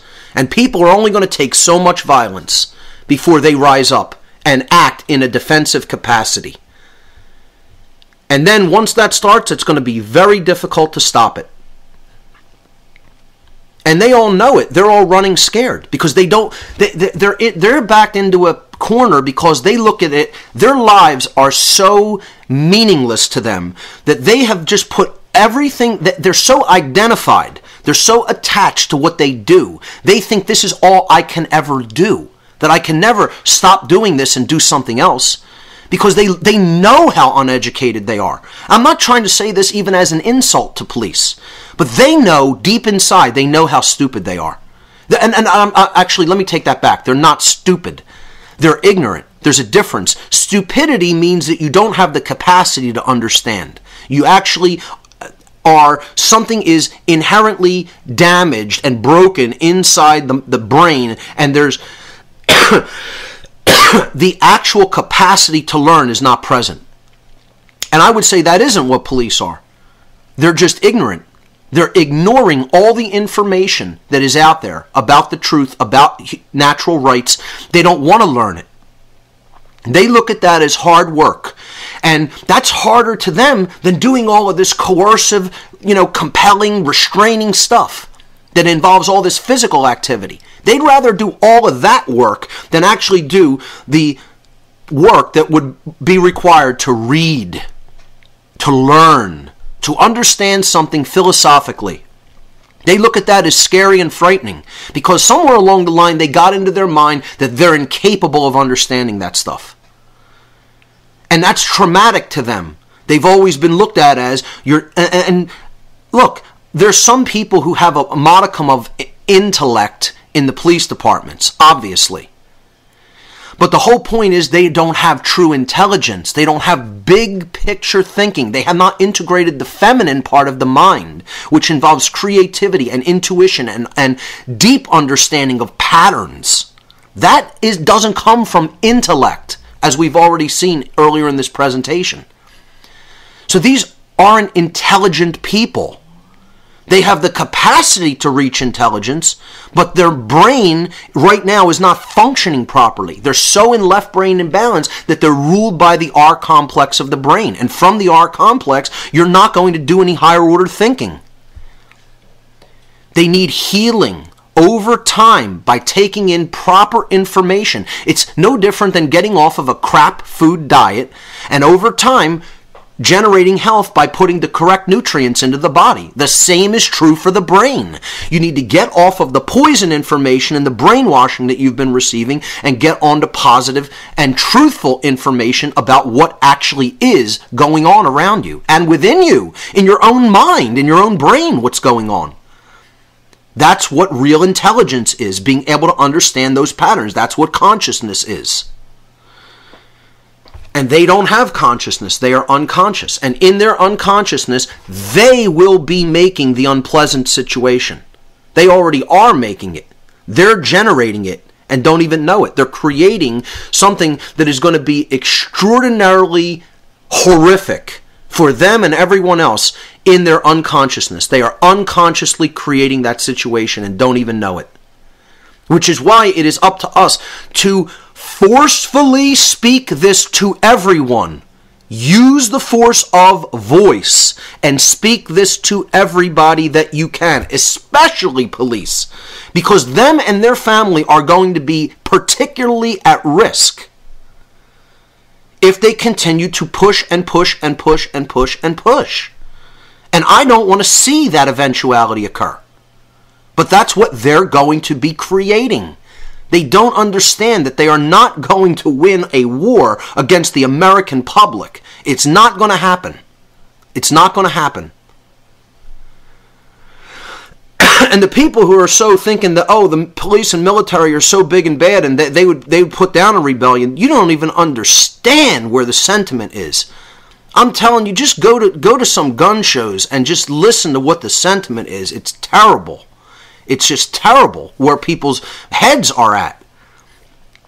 I mean, people in this country are armed for war. Believe it. Believe it. America is a powder keg right now. Especially after all this nonsense that went down with Sandy Hook and then them subsequently trying to pass all that gun legislation. I mean, people's tempers are at an all-time high. It's not a good situation in America at all. And the police are not making it any better. They're exacerbating it, completely exacerbating it. So let's look at some ancient examples of these two principles combined, the sacred feminine and the sacred masculine principles combined. In the Mayan and Aztec tradition, there was the concept of the feathered serpent. I'm on slide number 77. He was called Kukulkan in the Maya tradition. He was called Quetzalcoatl in the Aztec tradition. And he was a feathered serpent, a serpent with the feathers all over him, like a bird. Okay, because Coatl means serpent, and the Quetzal was a bird. So you combine those, Quetzalcoatl, it's a feathered snake, or a snake that like flies like a bird. Okay, so this concept of the serpent combined with the bird is the sacred masculine principle, the serpent that will be ready to strike if necessary, combined with the bird, which flies high, free. It's the sacred feminine principle, like the dove. Okay, it's feathered. It's a gentle surface. On the surface, it's very gentle and soft and smooth and soothing, like feathers. So that's what is displayed to the outside world. You're completely covered in the feather of the bird or the dove, okay? If you want to look at it as a dove bird. The Quetzal wasn't a dove, but I like to look at that as the sacred feminine symbology, which is the dove, as we'll see. I think the Gnostics impressively portrayed it, as I'll show in the next slide. But in the Mesoamerican traditions, this represented the sacred masculine principle of self-defense, the serpent, being completely enrobed and covered in the sacred feminine principle of non-aggression. And it's a beautiful symbol, if you really understand what the symbol means. This means at all times and places you're exercising the non-aggression principle unless violence is used, and then the whole being is a snake, is a serpent that is poised and ready to strike. Because you will exercise the self-defense principle if accosted with violence. The concept of the two pillars and having to hold on to both pillars was expressed in the South American tradition at Tiwanaku. This is an ancient civilization, far older than even the Mesoamerican traditions in Central America and Mexico. And I believe it's in Bolivia, if I'm not mistaken. I could be incorrect about that, but I think that's where Tiwanaku is. And here you see their sun king, Viracocha, and he has the two pillars. The two pillars, one in the left hand, one in the right hand. He's bridging them. He's standing in between them because he's the enlightened one. You have the rays of the sun coming out of his head. the two pillars of enlightenment. He's the sun, the light, the solar deity. And he has the pillars, the sacred masculine and the sacred feminine pillar. That's what enlightenment consists of. Understanding both of those principles. The sacred feminine principle of non-aggression. Don't initiate coercive force against your fellow man and woman. And the self-defense principle. If coercive violence is used against you, you have a right to defend yourself with force if necessary. So, great symbols that illustrate the very concept that I've been talking about in this section. Let's look at image number 78. The Gnostics also portrayed this symbol in a form of a yin-yang. You have the serpent and the dove. The serpent and the dove. The serpent is the sacred masculine principle, the right to self-defense. The dove is the sacred feminine principle, the non-aggression principle. And they're formed in a circle like a yin-yang. This is my favorite depiction of this dual concept of the sacred feminine combined with the sacred masculine. So the dove is the symbol of the spirit, and the snake is the symbol of matter. And it's showing that they are intertwined. They are together. Neither one is, in superiority. The serpent, the dove, represents, again, the sacred feminine non-aggression principle. Do not initiate harm. He flies in the sky. It's a high consciousness. To understand the sacred feminine principle is a high form of consciousness. Therefore, that's why it's depicted above.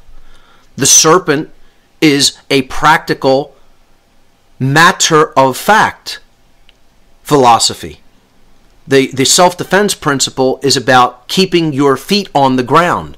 Don't fly off into such a spiritual daze by being so right-brained and balanced that you will not defend your physical body, which is the vehicle for the expression of consciousness. Your thoughts, emotions, and actions take place in and through the body. Therefore, it is the vehicle for the expression of consciousness. And as such, it's the vehicle for the growth and experience of the spirit.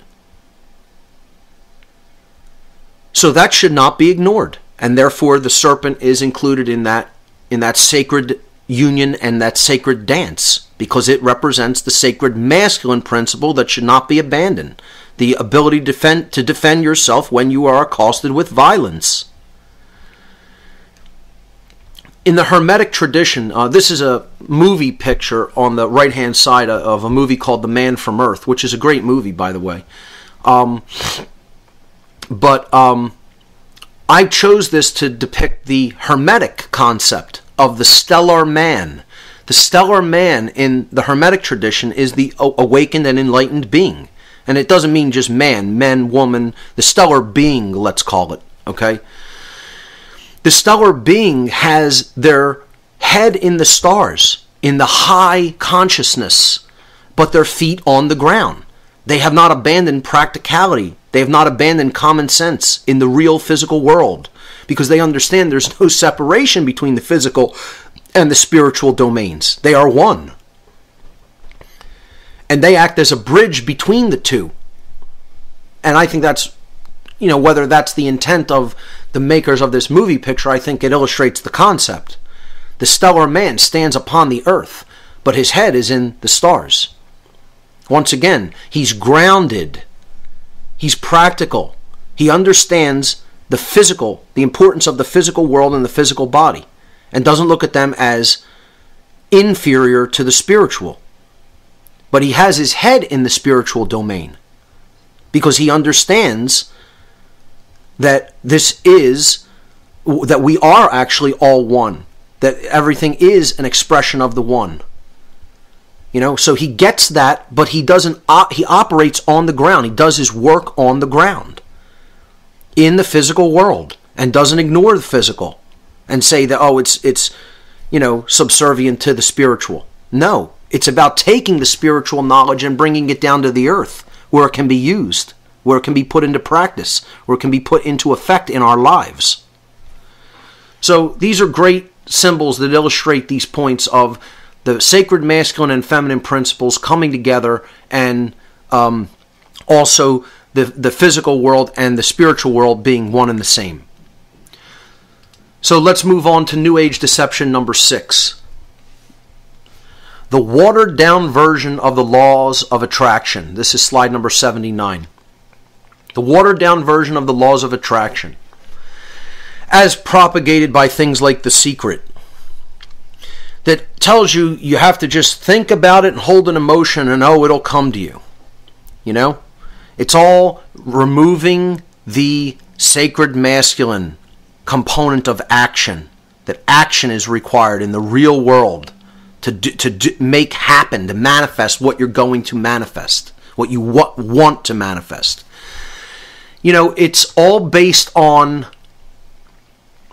service to self too, as I talk about in slide number 80. It's about what do you want for you. Oh, you want that new job, you want that new car, you want that new house, you know, you want that new relationship. It's all about self-service, largely. Overwhelmingly, I really should say. Not even just largely, but overwhelmingly.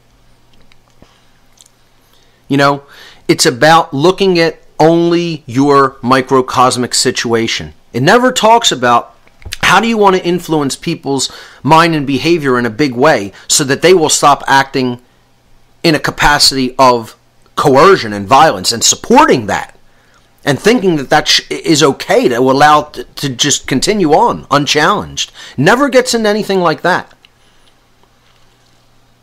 It never gets into how we are creating our reality on a mass scale, in the aggregate. No, it talks about it trying to give you this notion that you're creating your reality individually, that you're attracting violence to you. No, I'm not attracting. Someone actually had the nerve to tell me that we attracted that situation to ourselves. Really? Really? No, ignorance attracted that situation to us, not our ignorance, because we know what our rights are.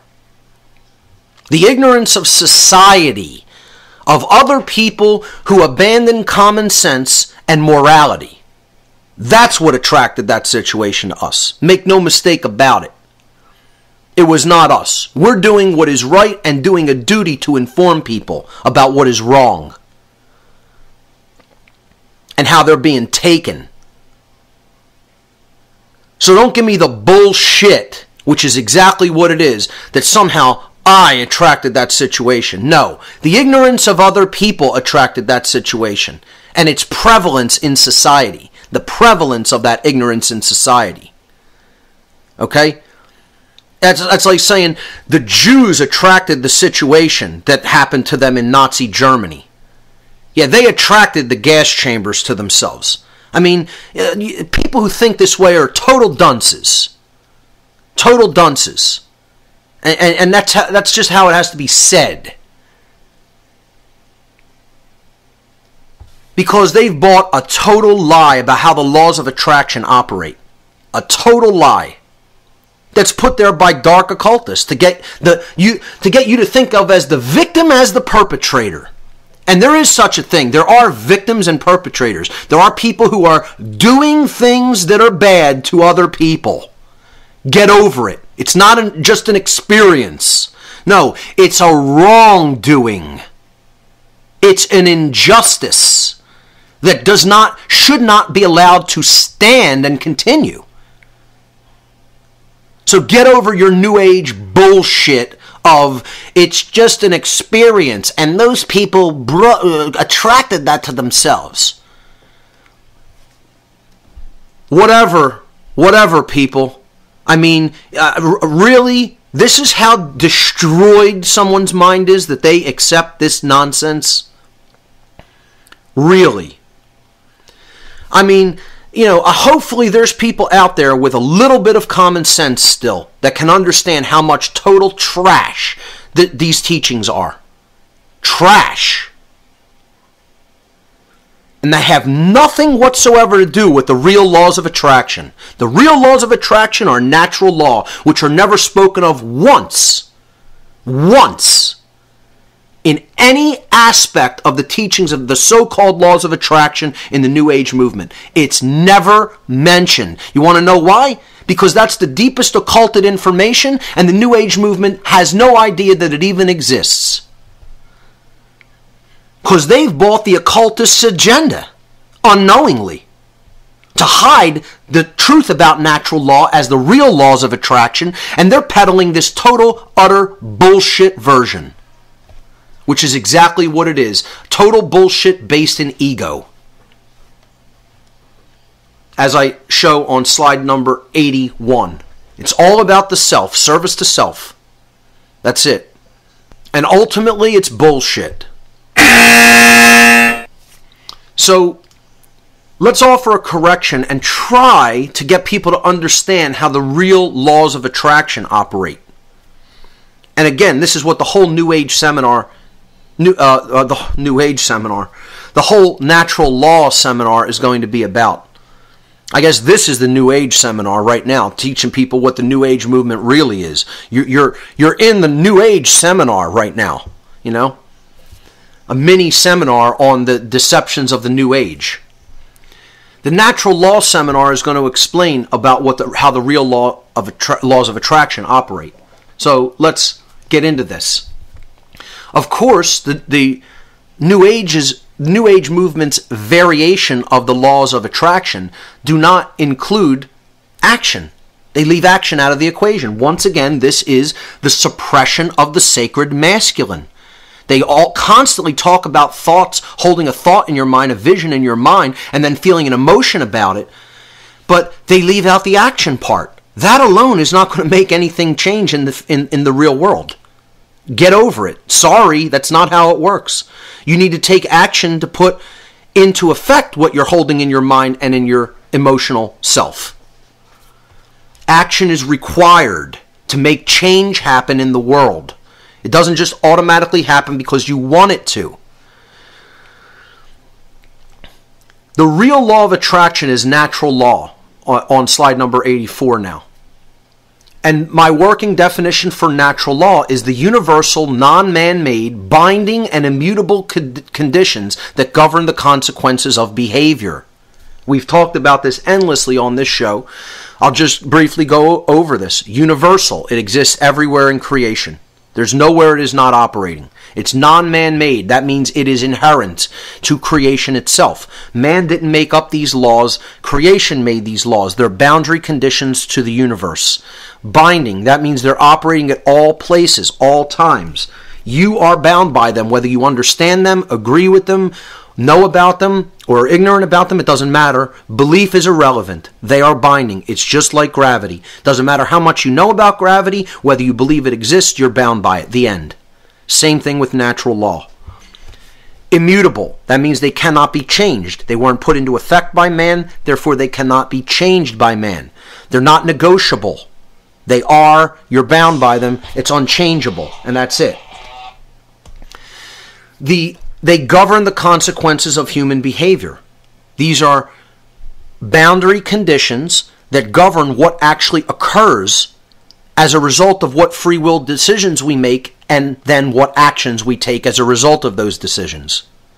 That's how natural law operates.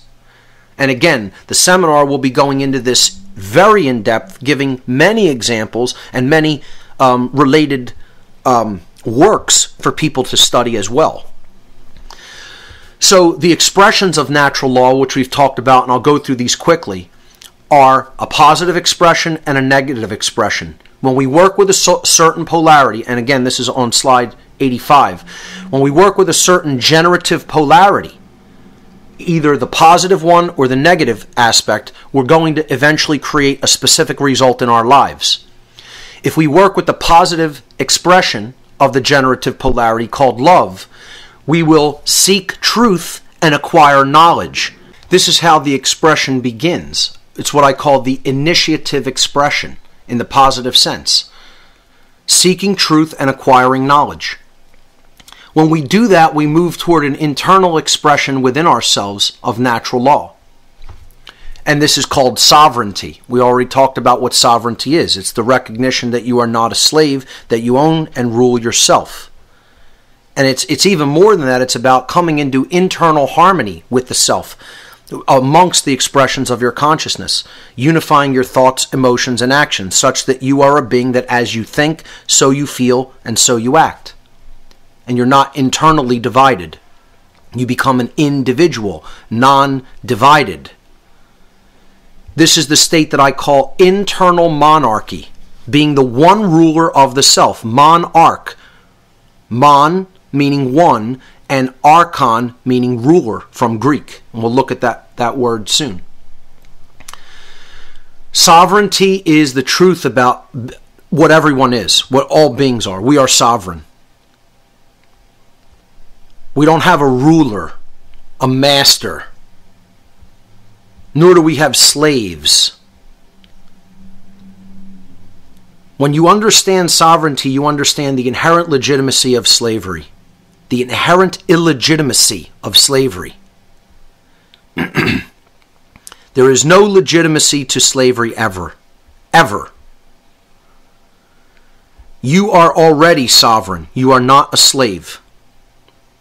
It's just the problem is most people don't know that, don't understand it. They don't even know what the word sovereign means. When we have that knowledge within, when we've taken in that knowledge and we've actually unified ourselves from within, an external expression flows in the external realm or in the society that we live in called freedom, which is called external anarchy, what I call external anarchy. Real freedom is external anarchy. Anarchy means no rulers. And we'll break down that word later. No rulers. An meaning none, or not there, not present. Archon meaning ruler. When we develop that true condition in the world, there is order. That's the result. That's the generative expression, the result, the manifestation. It's what we would call good in the world. If we use the opposite polarity, which is fear, fear makes us close down. See, love is the expansive force of consciousness that opens our mind and our heart and allows us to seek and accept truth and therefore acquire knowledge.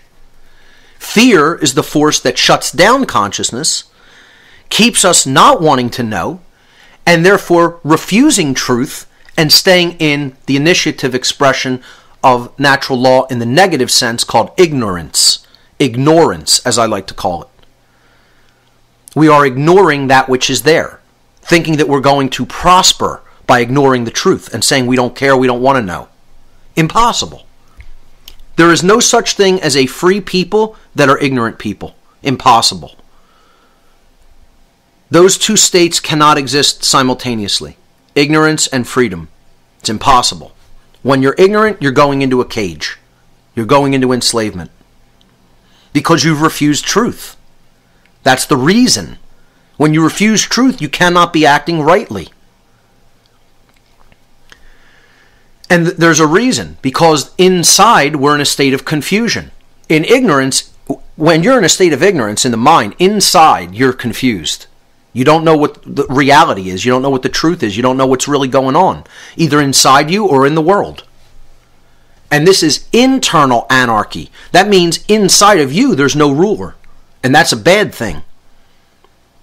We don't want internal anarchy. We want external anarchy. Internal anarchy is a really bad thing. You can never get external anarchy if there's internal anarchy. You can only get external anarchy if there's internal monarchy amongst the population, which is an understanding of their sovereignty. When there's internal confusion, external control follows, the external expression in the negative. It's called control. Externally being controlled by others. Violence being done, in other words.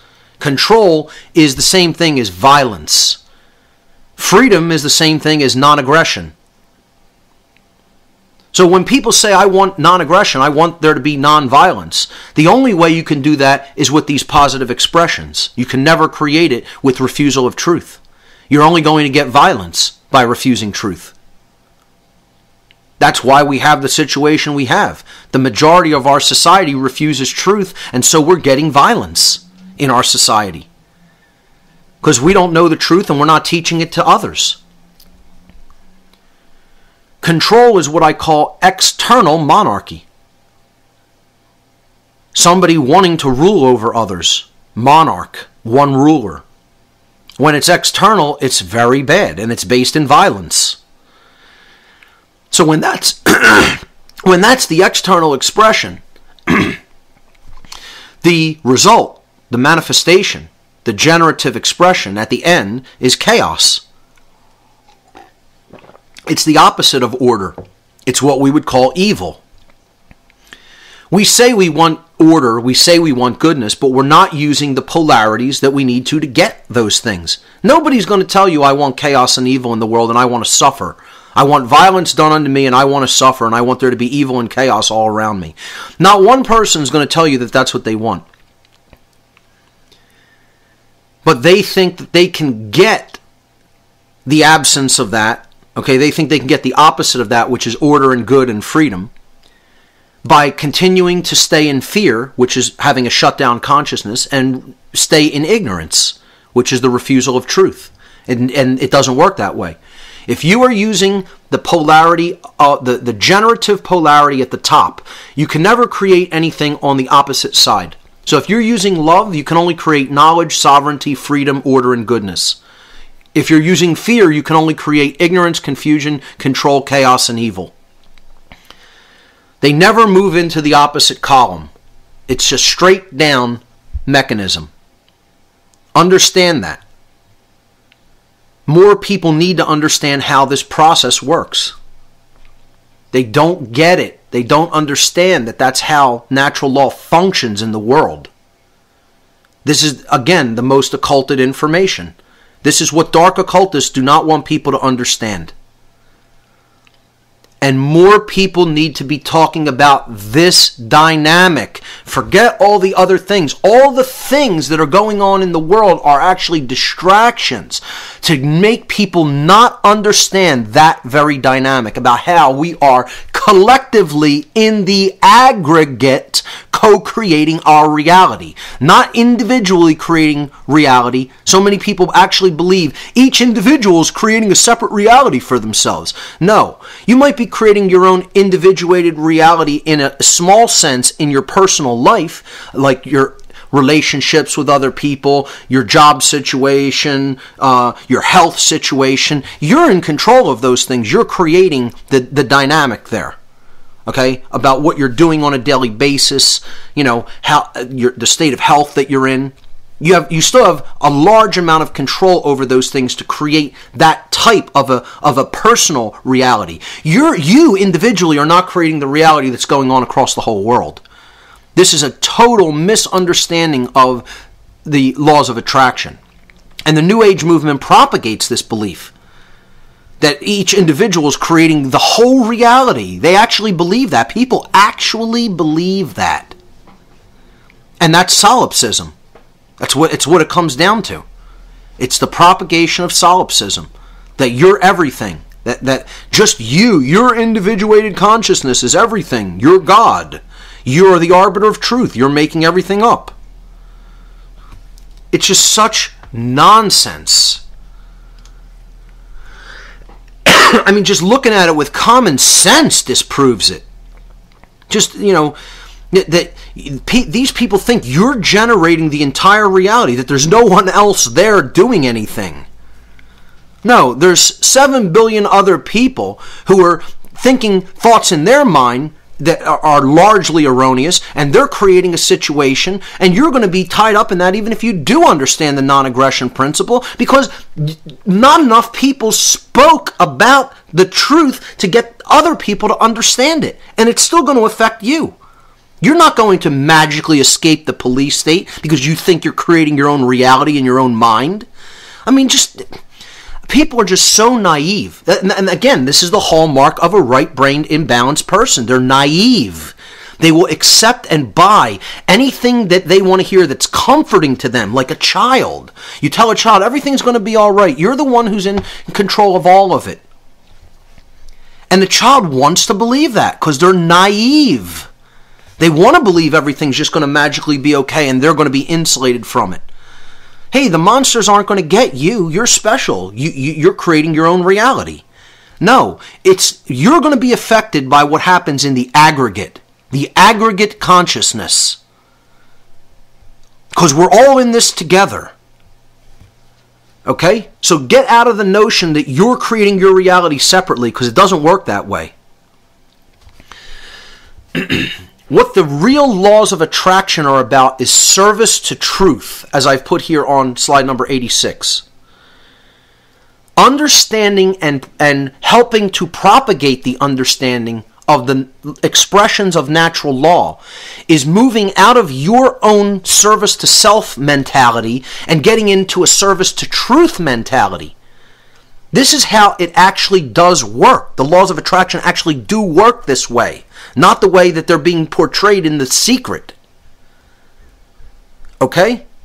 So understanding and expressing that, coming to an understanding of that, and then helping to express that to other people is stepping outside of service to self. And it's moving into service to others, but it even goes beyond service to others. It's moving into service to truth, which is what ultimately we have to be in if we're going to change this situation.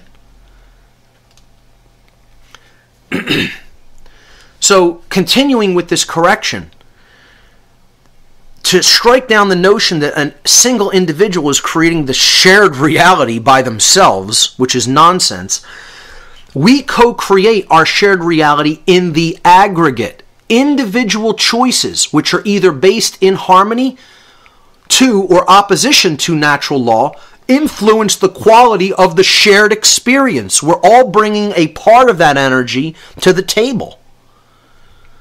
This dynamic acts as a perfect expression of the principle of correspondence.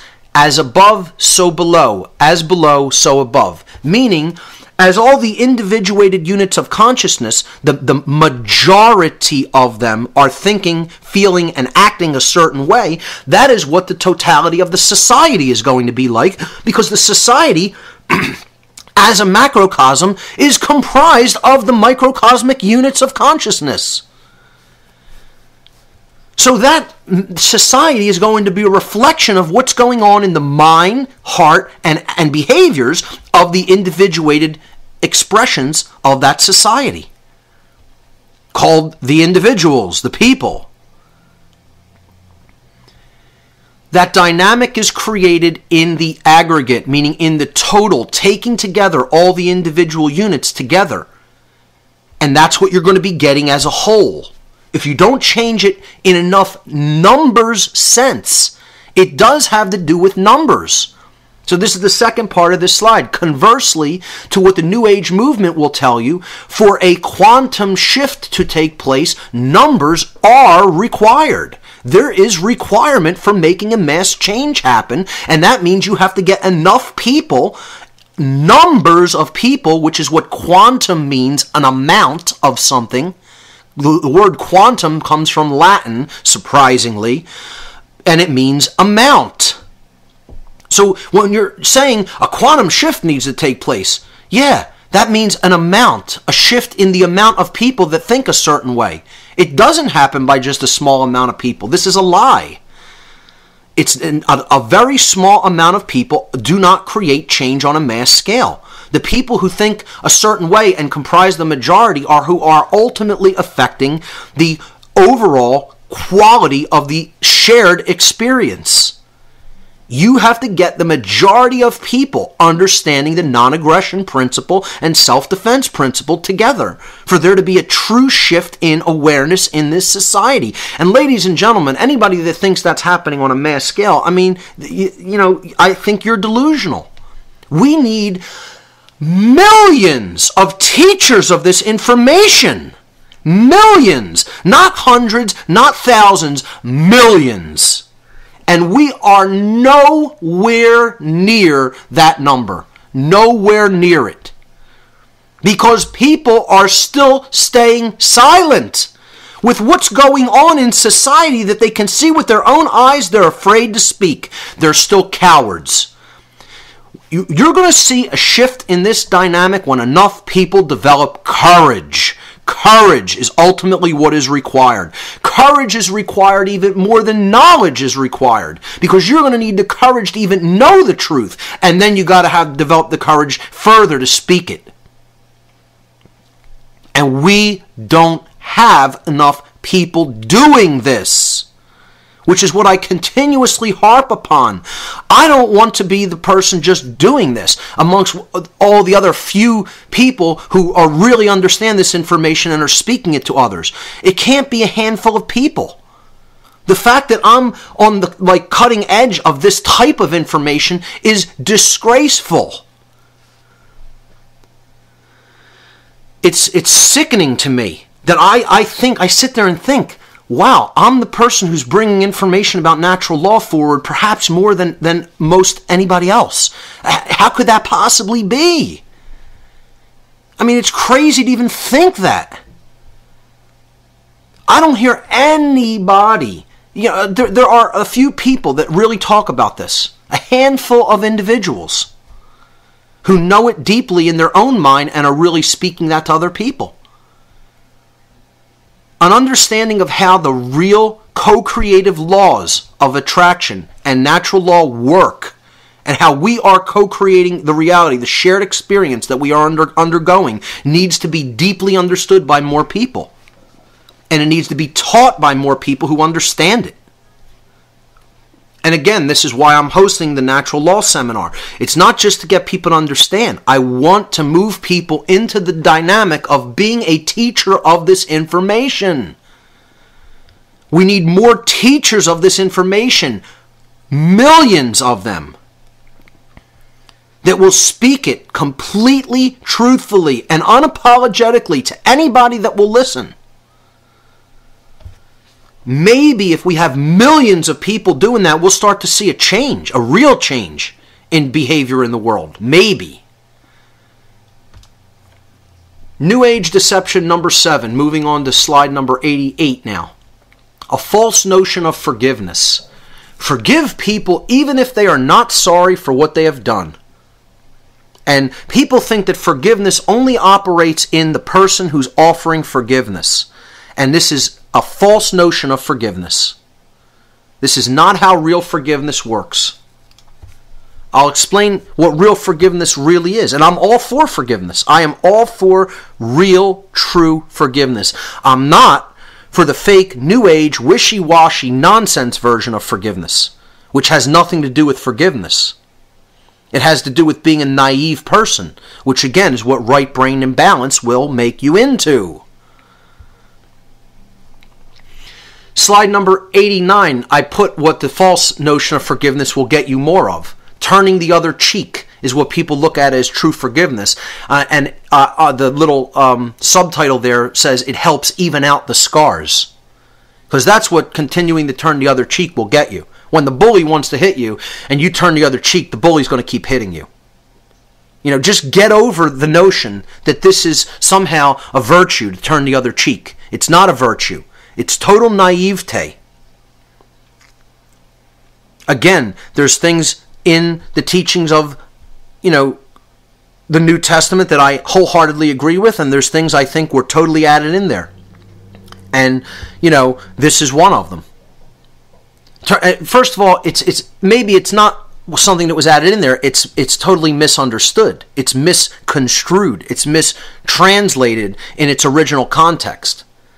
It meant offer people other chances to do the right thing.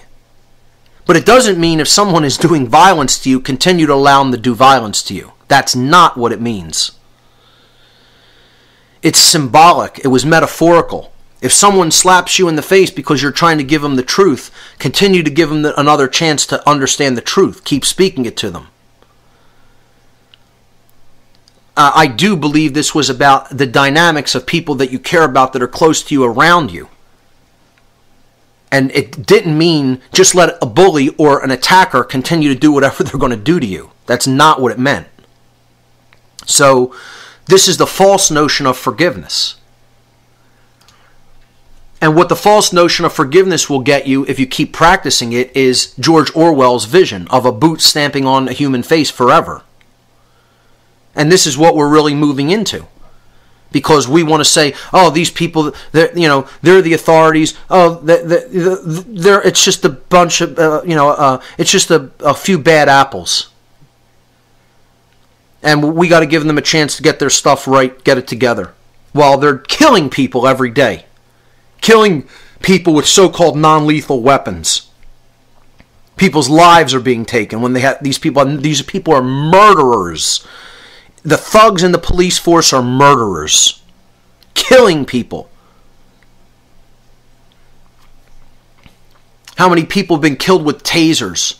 How many people have been killed or maimed with water cannons? It's a disgrace. This false notion of forgiveness is bullshit. Let's make the correction to this. Let's make the correction to the false notion of forgiveness and explain what true forgiveness really means. Because it's important. And true forgiveness should be practiced. True forgiveness does not mean continuing to excuse the willful commission of wrongdoing an infinite number of times. We're on slide 92 now. That is naivete at best and cooperation with evil at worst. And you know what? I find it very interesting that the numbers would work out the way that they do. This is slide number 92. And slide number 93 is where I explain what true forgiveness really is. I mean, I didn't plan it that way, folks. That's just how it worked out. I didn't deliberately say I'm going to make slide number 92 this and slide number 93 this. That's just how it synchronistically worked out. And for people who understand the numbers 92 and 93, 92 being the failure of will and higher consciousness and true love, and 93 being the expression of higher consciousness, true will, and love. Okay? So 92 is the failure of the true work, 93 is the accomplishment of the true work. And it's just amazing that things work out that way synchronistically. So 92, the false notion of forgiveness, is people think it means excusing the willful commission of wrongdoing an infinite number of times. That's not what true forgiveness is. What that really is naivete at the very best, and that comes from right brain imbalance, and cooperation with evil at worst.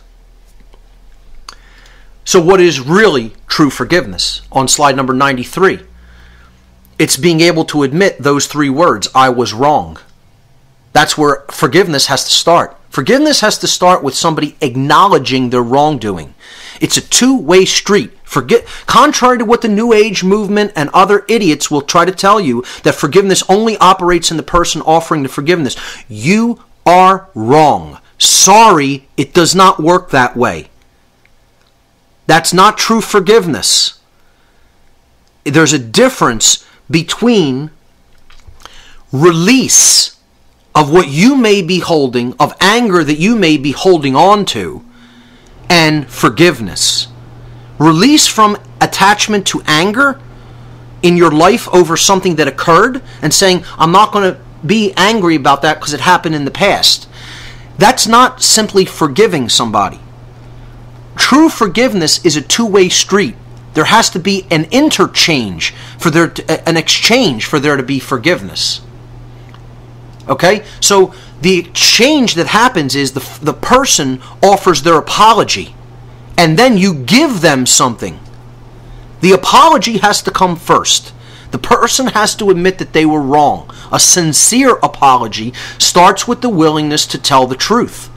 The person is going to tell the truth that their action was wrong, that their action was violent, that their action was based in taking something from you that they had no right to take. Hurting you, harming you in some way. And then they have to be willing to cease their engagement in that action. See, there has to be sincerity on the part of the person that did it. If true forgiveness is going to be offered and exchanged in their lifetime, they have to say, I was wrong, a sincere apology, I'm willing to admit the truth, and to stop doing what I was doing. That's where forgiveness and reconciliation begin. Until that's done, there can be no true forgiveness. There can be no true healing, no true reconciliation. Once someone says, I was wrong, I admit I shouldn't have been doing that, and I won't do it anymore, I don't think you have to then take defensive action against them. You have to give them a chance to prove that they are sincere, and that's what forgiveness is. You're saying, okay, if you're willing to accept that responsibility, I will not take any action. I forgive you for what you've done. Don't do it again. When a person doesn't do it again, they've proven that the apology was sincere. They continue to do it again, then I think you understand that that's basically a person who's not, it wasn't a sincere apology, and the person is just going to continue to do the action because they don't have any real respect for themselves or anybody else. And then I think action should be taken against the person because they've proven that they're not sorry for what they're doing. I'm all for giving people other chances. I'm all for real forgiveness, but I'm not for a false notion of forgiveness. We need to understand the difference between those two concepts. Let's move on to slide 94, New Age deception number 8. Chaos should be feared. You know, everybody looks at chaos in a bad way, and the New Age propagates, oh, we should be afraid of chaos breaking out. This is why many of them are archonists. They are statists. They actually believe that government should exist. I can't tell you how many people I asked the question at the last New Age Expo in Philadelphia. Do you believe government should exist at all? Oh yeah, absolutely. I vote Democrat. I mean, I can't even believe how many people at this so-called spiritual expo actually accept the notion of government and think that they're spiritual.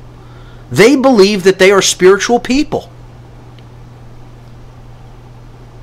Or everybody's a spiritual person. They believe that they have an understanding of what higher consciousness is, true spirituality, higher consciousness understanding. They believe they have that knowledge. And again, they also believe I'm one of the good guys, I'm one of the good people. They believe that. You say, do you really understand the difference between right and wrong? And they'll be offended. How dare you even ask me that question? Of course I do. And they're supporters of violence and slavery by supporting government. And it's all because this notion is continuously propagated. Oh, there could be chaos. We don't do this, there could be chaos. You know? And this is what the whole idea of the terror state is about. Slide 95. Let's make levels of terror alert. We'll keep people in fear. We'll keep them thinking, if I give up my freedom, I'll be safe. I just got to give up my rights to the government. They'll protect us. They're concerned. They want to keep us safe. The fear of chaos, that's how it works. Through fear of chaos breaking out at any moment. Oh, there could be death. There could be harm to other people. Yeah, it's called living in a physical world. There's always going to be the potential for harm and chaos. Get over it. This notion that chaos is something to be feared is total bullshit. And I'm going to explain why. I'm going to give you specific examples, or I'm going to give you try to give you an understanding of why chaos is not something we should be afraid of. I should say the possibility for chaos is something we should not be afraid of. We shouldn't be sitting there in fear of what might happen. We should be honestly looking at what has already happened.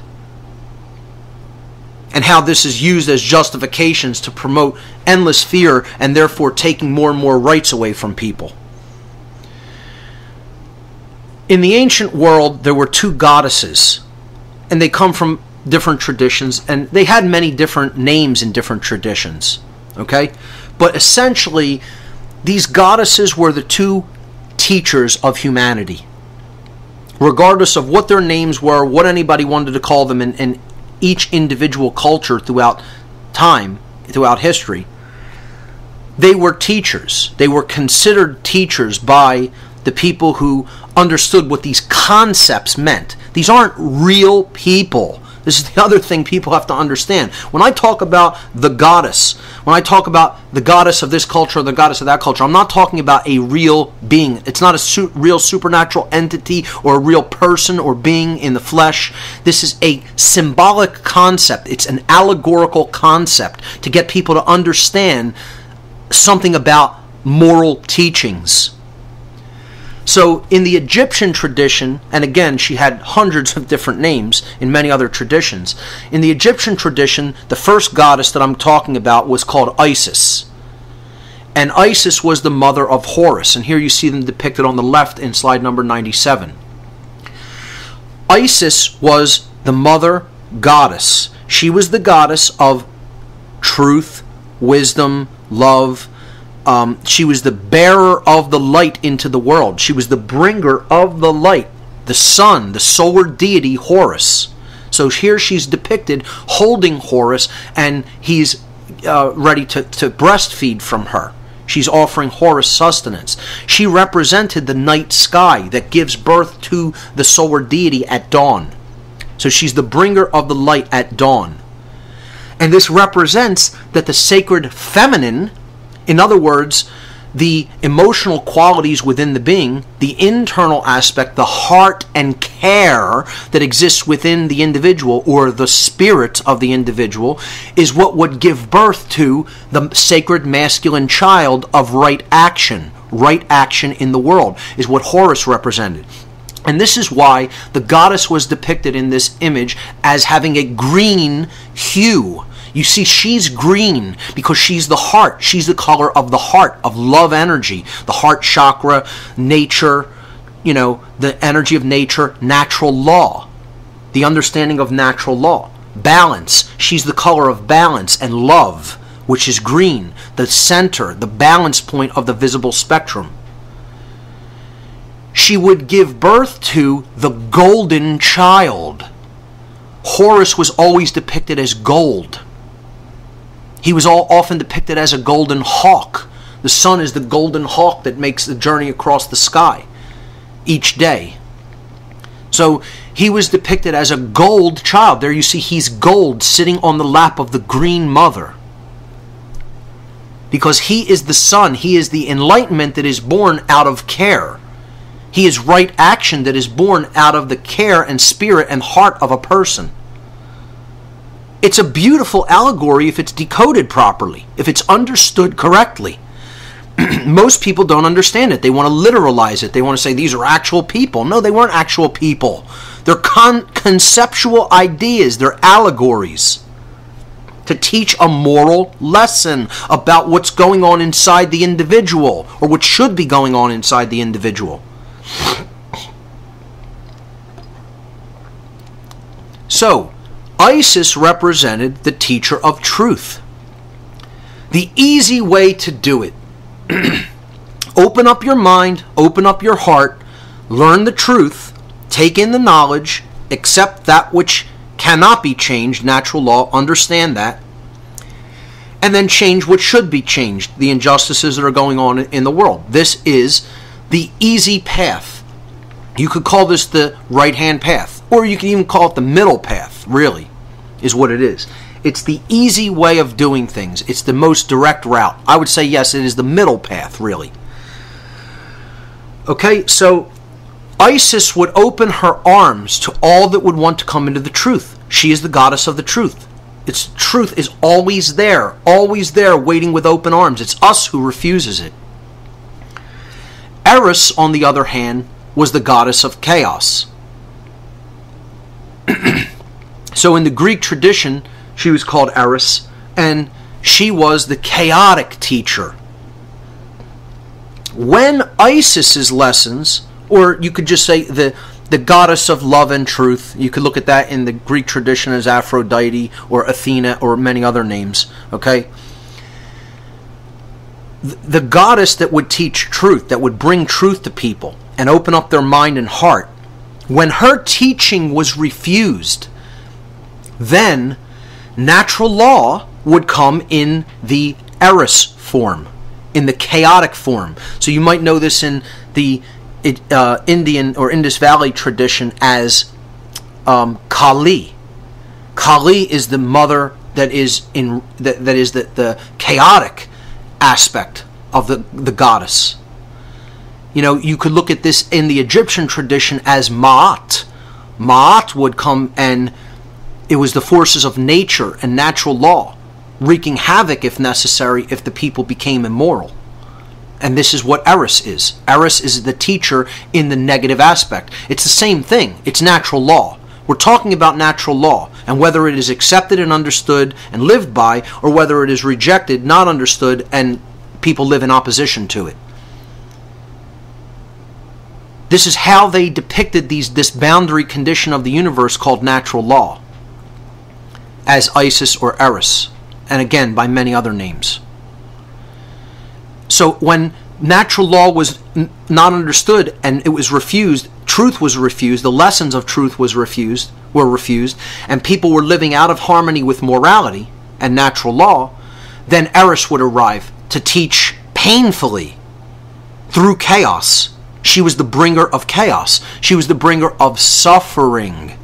Suffering would have to be the teacher. People would have to suffer, and they would have to lose things, and they would have to be harmed, and violence would have to be done to them until they understood that that was not how to truly learn and grow and progress in consciousness. That you have to open up your mind, open up your heart, and learn and take in knowledge and take in truth. That really the only true, real teacher was Isis. And Eris would just be the disciplinarian who would whip your ass and then send you back to the real teacher. You could look at Eris like that. And that doesn't mean she's a bad thing. Again, it's the boundary conditions of natural law going into effect when people start to live in an immoral way in the world. So, chaos is not a bad thing. Moving to slide number 98 now. Chaos is a teacher. Eris was not a bad thing. She is a teacher. She teaches you what not to do. She's the apophatic teacher, you could say. She teaches you through the negative. That if you're going to put your hand on the hot stove, on the hot range top, it's going to be burnt. This isn't a tragedy. It's learning what not to do. It's saying this is a law. This is how this law operates.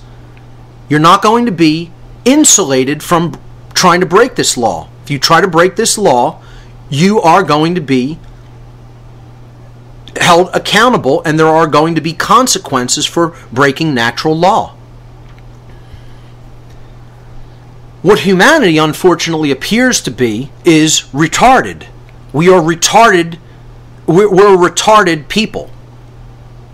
We're slow to get this lesson. That's what retarded means, having been slowed down. And I'm going to get into future episodes how we were slowed down. There's a reason that we were slowed down.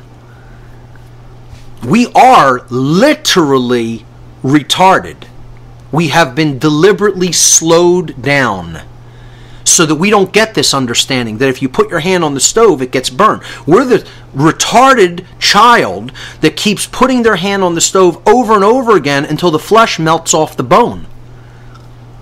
And then we're putting a skeletal hand on top of the burner until the bones turn to ash. That's how far we want to take it. Only someone who has been slowed down, made into a being that has been retarded or slowed down, would do this. No truly intelligent species would act like this. Because this is a metaphor. This slide, exactly what you see here, is a metaphor for what humanity is. We are the child who does this over and over and over and over and over and over and over again and never gets the lesson. And there's a reason that we can't seem to get the lesson.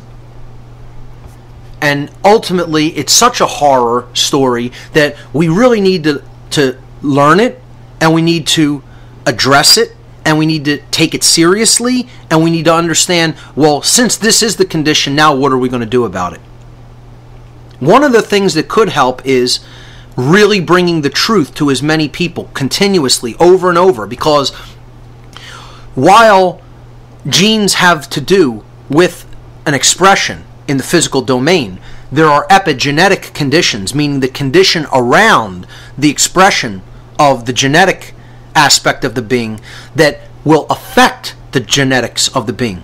Epigenetics means that the experience that the being is having and that the culture that the being is living in is having as much of an effect on the expression of genes as any other aspect, as heredity. It's just as important as the physical interactions of the genetics of the being itself, and arguably even much more important.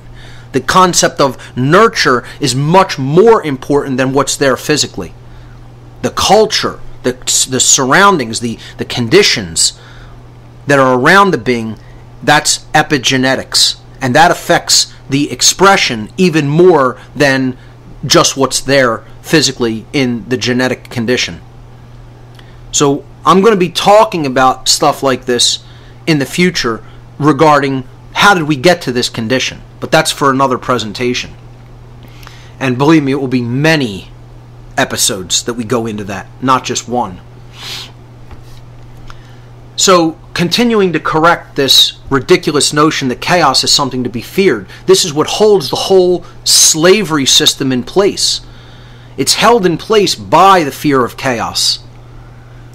Okay, so this pyramidal scheme that is our world, with all of the slaves holding up the structure, then the aristocracy, supporting the structure because, we got a little bit more than the rest of the slave class. They're the house slaves, and also the house slaves are the police and military who are keeping all of the slaves underneath them, in physical coercion. And then you have the priest class above them giving people religion, and I would say that's the exoteric priest class. Then you have the kings, royalties, bankers, politicians, etc. above them, and ultimately you have the occult force that's ruling the whole thing. The real priest class, the esoteric, dark priest class. And I think that's a great infographic there that explains the story of what humanity ultimately is, a slave species. The control and slavery system is about the limitation of free will through the destruction of possibility. That's what the control and slavery system wants to do. Limit the possibility of what can occur, not only in the external world, but what can occur in people's minds. They have to limit your imagination, what you can think about, what you can conceive. On slide number 100, I talk about possibility and how it's related to freedom. True freedom includes infinite possibility, which by definition includes the possibility of chaos. Infinite possibility means you have to be open to the possibility of chaos occurring. This possibility must be embraced without fear if we are to be truly free. You cannot be free and be in fear of the possibility of chaos. You have to get rid of that fear. That fear must be held in check. You can't be saying, I'm so afraid that this might happen. You're not free if you're afraid that something bad might happen. Something bad might happen at any given time. A comet could be on the way to the Earth right now as we speak. You wouldn't know it. You're going to live your life in fear of that? Well, chaos might happen. You're going to live your life in fear of that and say, I want to give up all my rights because chaos might happen? You're not free. You're right in the mindset they want you in. The controllers, right in the mindset these archons want you in. People who think that they're masters of other beings. Slide number 101. The fear of the possibility of chaos is the same as the fear of true freedom. If you are in fear of the possibility of chaos, that means you are in fear of true freedom, because true freedom includes and incorporates the possibility of chaos happening. And once again, chaos isn't something that should be feared, because it is a teacher. It is there to show us what we are doing wrong and to not do that anymore. To align our free will with truth so that that potentiality does not manifest. When people say, I can't think of a world without government, how could that work? How could that work out? It would never work out. This is what you hear. This is the death of possibility. And most of all, it's the death of the imagination, as I put forward in slide number 102. When somebody is saying, I can't conceive of how that could work, I can't conceive of how human beings could live without government. Well, your imagination is dead. That's why. That's the ultimate expression of mind control. The ultimate form of mind control is the destruction of the imagination. That's it. When the annihilation of the imagination has occurred, the person is in perfect mind control, whether they know it or not. You're never going to get out of your current condition unless you can envision something being different than how it is now. You have to be able to envision it, hold that in your mind, know that that's where it should go in your heart, and then make it happen with your actions.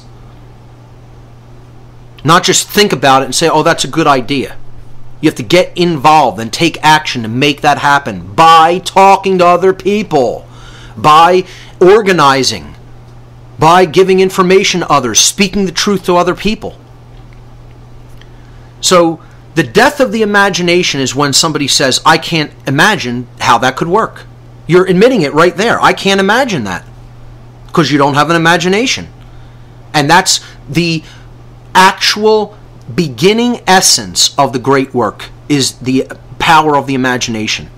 It's the only way that the great work can actually come about, of truth, love, and freedom. If we have an imagination that can spur us to be able to envision a better world for ourselves and those who come after us. When people say, I can't imagine a world without money, how would that work? Well, there's the imagination being dead again. People have to understand, this is mind control. You are still under mind control if you can't imagine something being better than what it is. Infinitely better than what it is now. If you think this condition and the institutions that exist now have to continue indefinitely, forever, that's the death of the imagination. And ultimately, it's the fear of the possibility of chaos, because you're saying, wow, if that didn't exist, there might be chaos. I can't even let my mind go there. How could anything work out for the better? Well, it can, if people have the imagination to make that better world happen. Because they're holding it in their mind, they know that it should come about, and then they take the action to make it happen. So, continuing with this correction in slide number 103, through people's fear of the possibility of chaos, which again we've already equated, which is the fear of true freedom, most people advocate the legitimacy and continuance of quote-unquote authority and government, and therefore are actually advocating the legitimacy and continuance of violence and slavery, which is what authority and government are. Once again, authority and government is the notion that some people are masters who have the moral right to rule others, and other people are slaves or servants or subjects that have the moral obligation to obey the masters. And if they don't disobey, then the masters have the right to do harm through physical violence to them, or taking things from them that they have no right to take. taking their property, or taking their freedom and putting them in a cage because they disobeyed orders by the elite class. And people have to understand, we're still under slavery. It's called free-range slavery. Chickens on a free-range farm are still slaves. They're being kept by other people. Okay? They're going to the slaughterhouse even though they're roaming free in a free-range farm right now. It doesn't mean that because they're walking around eating some feed on the ground and they're in a relative condition of freedom in the moment, because they're not physically bound in a cage or in a coop right now, that means that they're free. They're still on a farm. This is the problem. People think that the only form of slavery is shackles, is chains, shackles, ball and chain slavery. That's not the only form of slavery. As a matter of fact, the more insidious form of slavery is free-range slavery, because it's more difficult for people to see and recognize as slavery. And then they support it. They become unwitting house slaves who support the continuance of slavery when they support the concept of authority and government. So, slide number 104. Statism, the belief in government and authority, is the most dangerous religion in the world. It itself is a religion. Like I said, everything I'm talking about in this presentation boils down to religion. Those who believe that authority is necessary and that it must continue have actually been duped into believing that human slavery is necessary and must continue in order to prevent chaos. That's the deception. The people who believe that authority is necessary and must continue, meaning the state is necessary and must continue, actually have been duped. They have been, and they don't want to admit that this is what they've been duped into believing. See, that's a hard thing to admit, that I was wrong and I got duped into supporting slavery, including my own slavery. See, that's the thing. This is why it's so hard to take people out of the notion of statism, out of the religion. It's abandonment of a religion is what you're asking to happen. It's very difficult to make that happen because the person has to admit, I bought into a cult. I was a member of a cult. That's what statism is. It's a religion. It's a religious cult. It's very difficult for people to admit to themselves, most of all, I got duped into a cult. This is what I had to admit. When I had to abandon the ideology of Satanism, I had to admit I just got reeled into a ideological cult, whether I recognized it or not. They don't try to call it a religion. See, Satanism doesn't want to call itself a religion, but it is, because it's something that holds us back from progress in consciousness by the true definition of a false religion. That's what religion is, religare, to hold back, to tie back, to bind. And when I was in that form of consciousness, I was held back. I was retarded. I was bound. My progress had been slowed down. It had been thwarted. I was thwarted from moving forward. That's what religion means. Statism is a religion. The belief in authority and government is a religion. It is a cult. The cult is based in violence. It is a cult that says we have a monopoly on violence. We can do violence to other people unchallenged. We also get to rule people. You see, the state is just a replacement for the king of old. You're just saying this group of people are the king now. That's it. It's no different.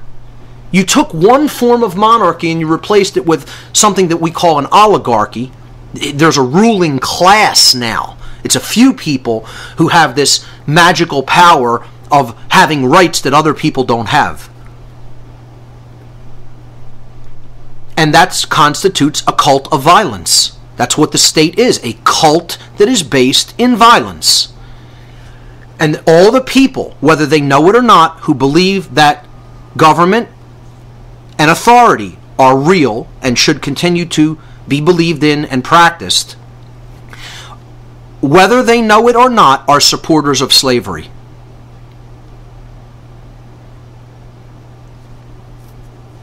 So moving on to slide number 105, because people who believe in authority and government, they've been duped into believing that Slavery is necessary and must continue in order to prevent chaos. In slide number 105, I answer that and I say violence and slavery cannot prevent chaos. And there's a reason for that, because violence and slavery are chaos. Violence and slavery are chaos. You go back to the expressions of natural law and you just look at the negative expressions. Violence and slavery are born out of fear, ignorance, confusion, and control. As a result, they are chaos and evil. I don't think anybody in their right mind would debate the notion that violence and slavery are evil. But that they don't equate that that's what the state is. That's what the government is. It's evil. It is saying that evil can exist and nobody can do anything to evil. We can take action and do things to other people, but you can't do anything to us. I mean, that's the best example of slavery and evil at work in the world. The only difference that exists in people is a difference in consciousness. We are all one, but that doesn't mean we're all the same. There's one true difference, and this is the level of consciousness that people are operating at. This is a real difference between people. Race is an illusory difference between people. Age is an illusory difference between people. Sex is an illusory difference between people. Okay? I understand, yes, there is gender, there is man and woman. That doesn't mean that involves anything that's truly different when you're considering the person as a being. I'm not saying that there's no such thing as gender. Of course there is. And of course there's differences between gender. And those differences should actually be celebrated. Okay? I'm not advocating for androgyny when I make that statement.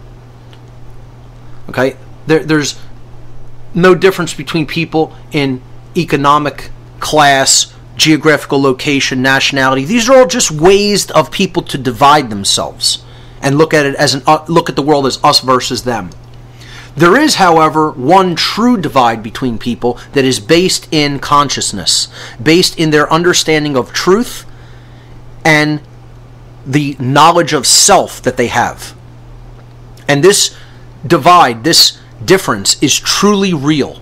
It is true, it is real, it is operating in the world. And for people who say that this isn't a true difference and, oh, that's just being divisive, that's being, dualistic. No, it's not. It's saying the truth about what is. This duality does exist here on earth. It is real. It is a real duality. And it is the difference between one who supports statism and one who is an anarchist, who doesn't believe in the legitimacy of violence and slavery called statism. I put this graphic, this meme, statism is the brilliant idea that we give a small group of people the right to kidnap, imprison, harass, steal from, and kill people so that we can be protected from people who kidnap, harass, steal from, and kill people. Yeah, great idea. Because, these are the first people who will tell you, it's human nature that's so fundamentally flawed that we have to have government. And government is made up of human beings with that same nature that in their mind is fundamentally bad. I'm not saying human nature is fundamentally bad. I think the human condition is fundamentally bad, and we got into that situation as a result of deep trauma. And we have to bring that trauma to the surface and understand that what we're doing is wrong and can never create order or goodness and heal that trauma at a conscious level. An anarchist, I looked for graphics of what an anarchist might look like. I was going to just take a picture of myself and put it there, but I said no. I found this little meme, which I thought was infinitely better than taking a picture of anybody I knew or that was in the freedom movement or anything like that, and saying, "Oh, these are anarchists. Here's what anarchists look like." Somebody made this meme of Jesus saying, "I'm an anarchist, but most of my followers are statists," and this is exactly true. Any person who's a real Christian and is really looking at the teachings of Christ would understand that there's no legitimacy to violence and there's no legitimacy to slavery. And if you're being honest with yourself, that's what statism is. It's the perpetuation of violence and slavery and believing that certain people have rights that other people don't have.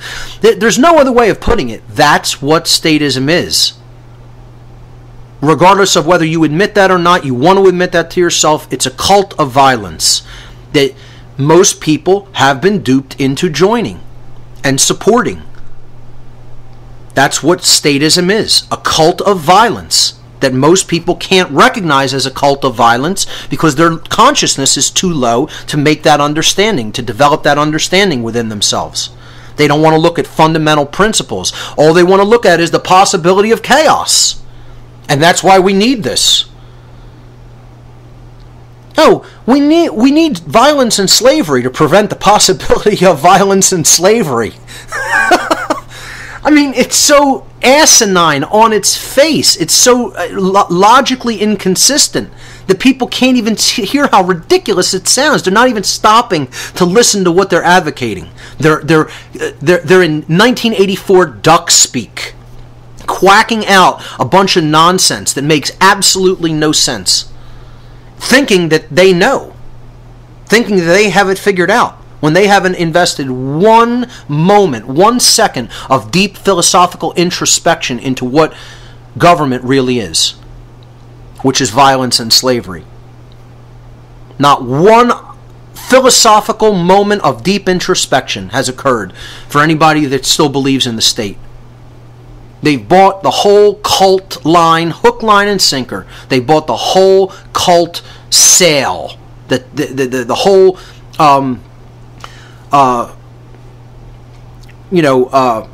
pitch that the state is giving them, the sales pitch. They bought it, hook, line, and sinker.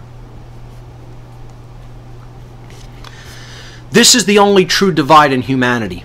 And I'm going to call these people different things. Instead of statists and anarchists, I want people to understand a better way of looking at this that explains it even better, because it uses the root of the word archon. It uses the word archon in the word, which would be a much better way of explaining what statism is and what someone who knows that statism is inherently illegitimate, what they understand. When you use the terms I'm going to replace these two terms with and help people to understand the meaning of those terms, they get statism a little bit better, they get anarchism a little bit better. Okay? So anarchy is what an anarchist knows is the real, true human condition.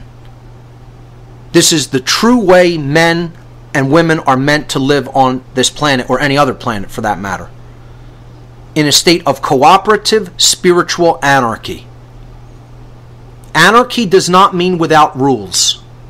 This is what people think it means. They equate it with chaos. You play word association with people. You say, what does anarchy mean to you? They say chaos. Because through the mind control technique of the obfuscation of the real definition of words, if you repeat a wrong definition enough, people will accept it as the definition of the word, when in fact that has nothing to do with the definition of the word anarchy. Anarchy does not mean chaos. In fact, it is the exact polar opposite of chaos. Anarchy is order in the world. True anarchy is order in the world. Let me repeat that one more time. True anarchy is order in the world, not chaos. It is the opposite of chaos. The word anarchy comes from Greek. Okay, it's one of the words that comes out of the Greek language as opposed to Latin or any other older language.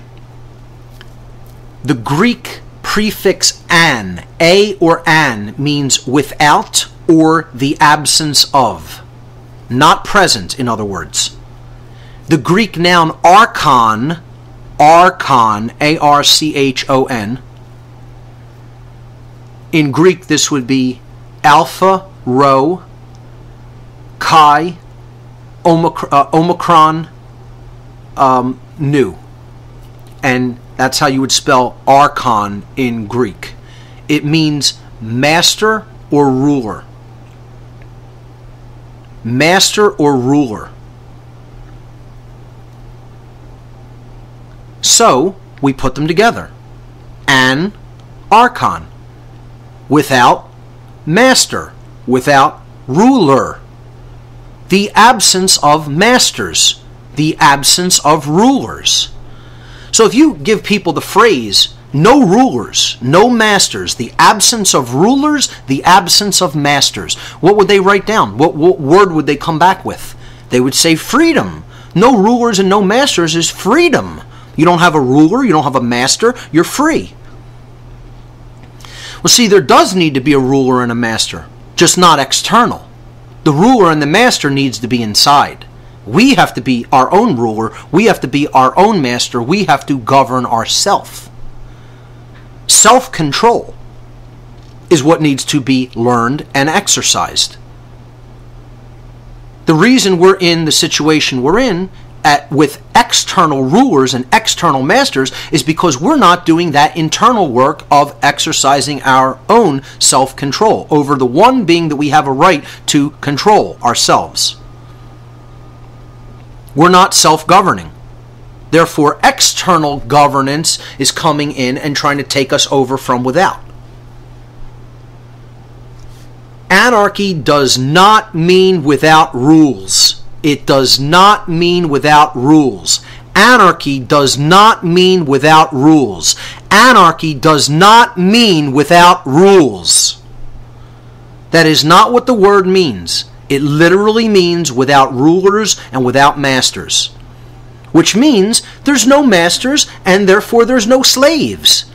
Wow, what a novel and crazy concept to introduce to the world. That there should not be masters and slaves. That a master-slave relationship is inherently immoral and illegitimate.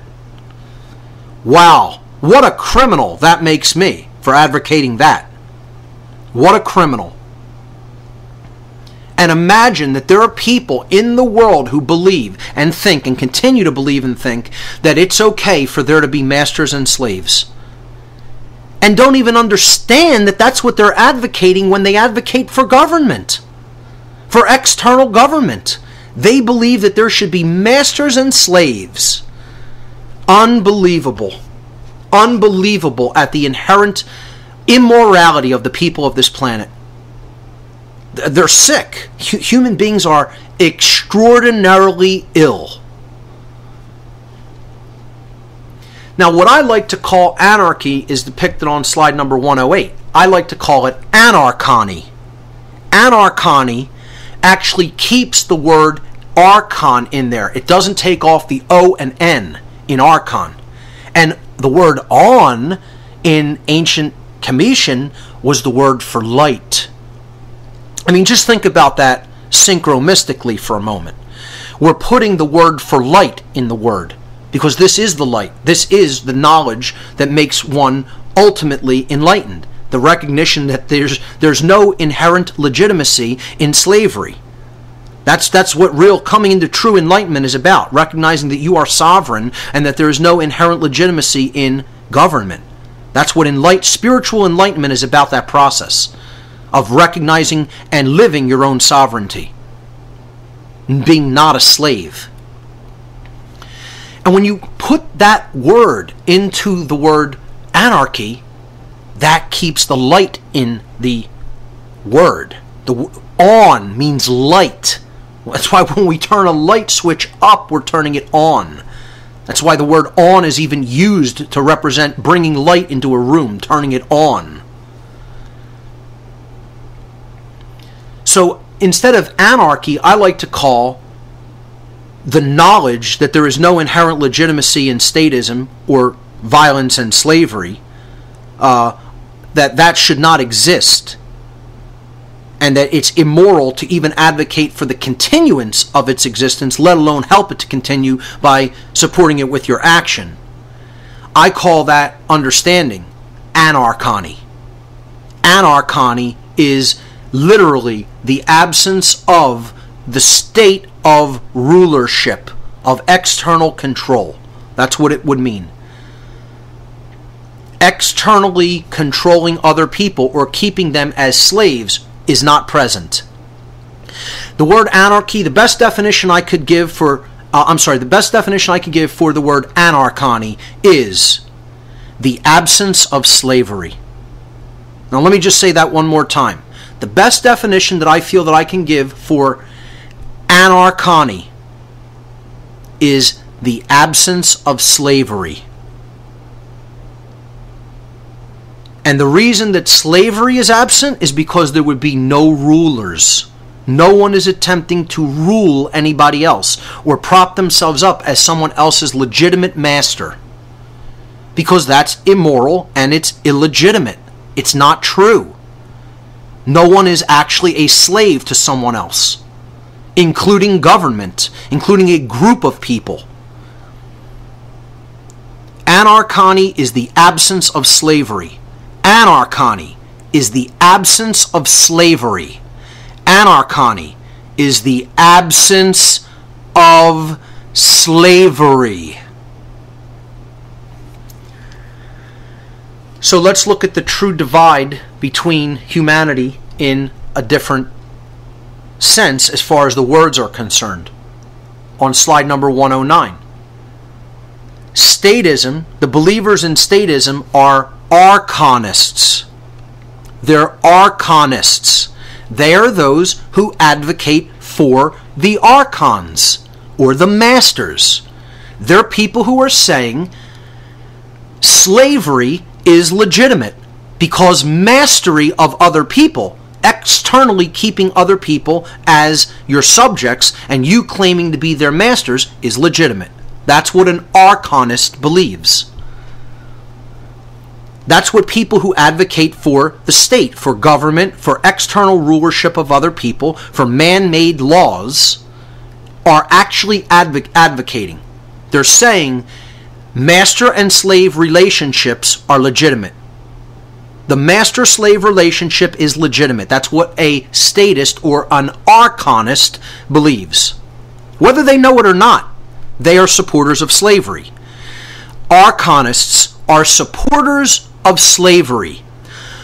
One who is a statist, or in other words, an archonist, is a supporter of slavery. An archonist is a supporter of slavery. Conversely, an anarchonist, one who recognizes the inherent illegitimacy of government, the inherent illegitimacy of a master-slave relationship, could be called, instead of an anarchist, an anarchonist. Let's put the word light back into the equation. On. Their light is on. The light within their heart is on, as you can see in the picture of perhaps the world's greatest anarchist, whether it's a real individual, a group of teachers, a single teacher, or just an idea. Doesn't matter. Does not matter one iota. And I'm not going to get bogged down into the discussion of the historical existence of Christ. Because the energy of Christ has moved through many, many people throughout human history, since the beginnings of humanity. So I would say that the entire consciousness is not one being. This is just an archetypal image for what we call a higher level of consciousness called Christed consciousness. So that image to me, here on the right side of this equation, speaks volumes. The Sacred Heart. You know, someone who's truly come into an understanding that is heart-based. This is an anarchonist. Someone who understands there's no legitimacy to slavery. That's what an anarchonist knows. They don't support the masters of other people. They support internal mastery. They have achieved internal mastery. They're the ruler of the kingdom of self, the only kingdom we have a right to rule. And that's exactly where the teachings of Christ say that the kingdom of heaven is, within. Because when you develop that understanding of sovereignty, the world will change and become a paradise instead of a prison. When we can get enough people to understand that on a mass scale, that there's no legitimacy to slavery. An archonist is one who knows that there is no legitimacy to slavery. Let me repeat that. An anarchonist is one who knows that there is no legitimacy to slavery. Once again, an anarchonist is one who knows that there is no legitimacy to slavery. That's what an anarchonist knows. And they live their life like that. An anarchonist. Put the light back into an anarchist. Anarchonist. I am an anarchonist. There is no legitimacy to the archons, to the masters. Their claim is illegitimate. They are not our masters. We are not their slaves. So let's move on and finish this correction of the idea of chaos should be feared as a big New Age tenet. Not only a big New Age tenet, it's a big tenet that's propagated throughout all of society. So what I say to all the archonists or the statists of this world is, I, for one, and this is on slide number 110, willingly choose true freedom. I will willingly choose true freedom, even if it meant that roads may no longer exist in a post-slavery world. Oh, how would the roads be built? How would we maintain the roads? The roads! You hear people screaming about this. And why do you hate roads? Because you don't want to see government go. How would people ever possibly pave roads? Well, guess what? One, I don't care how people would pave the roads. They either would do it and figure out how to make it work, or roads wouldn't get paved and they'd fall into total disrepair. I'd personally rather be free and not be able to move on roads with a car than have a car and have active roads and be a slave. I don't know, maybe I'm just weird like that. That I don't think I should give up my freedom and accept slavery for there to be roads. I know that's a really extreme out there idea that I shouldn't accept slavery to have roads, but I'm one of those crazy people, Yeah. Secondly, the other, just to not belabor this, but the other thing that shows the death of the imagination is that people think we actually need roads at this time. You don't think that there's anti-gravitic propulsion technology that has existed since the days of Tesla? I mean, give me a break. This is totally suppressed technology that has existed for over 100 years. Over 100 years. No, they don't want to let that out to the public and so it's tightly controlled by the military-industrial complex and the private sector for, compartmentalized projects that have really taken over that level of secrecy. And they don't want to let that out because, we're so afraid of national security. If anti-gravitic technology comes out and you have a craft that can hover above the ground and take people from New York to Paris in 5 minutes, that's going to be a new weapons delivery system. So there, once again, the fear of the possibility of chaos turns into, we are going to keep people enslaved. We're not going to let something that could be liberating and freeing to humanity come out to the world to better humanity. No, because we're afraid people are going to use it this way. And therefore that fear keeps people enslaved. The fear of the possibility of chaos is the fear of true freedom. I'll willingly choose freedom even if it meant that roads may no longer exist in a post-slavery world, even if it meant that murderers and cannibals might lurk around every corner, like the zombie apocalypse, even if it meant that I might drown in human waste because there would be no sanitation, even if it meant that my home might collapse because of unsafe building conditions, or that it might spontaneously erupt into flame at any given moment and no one would come to put out the fire. Moving on to the next slide. Yes, I would rather live my life in total danger and be truly free than to exist in so-called quote-unquote safety and be a slave.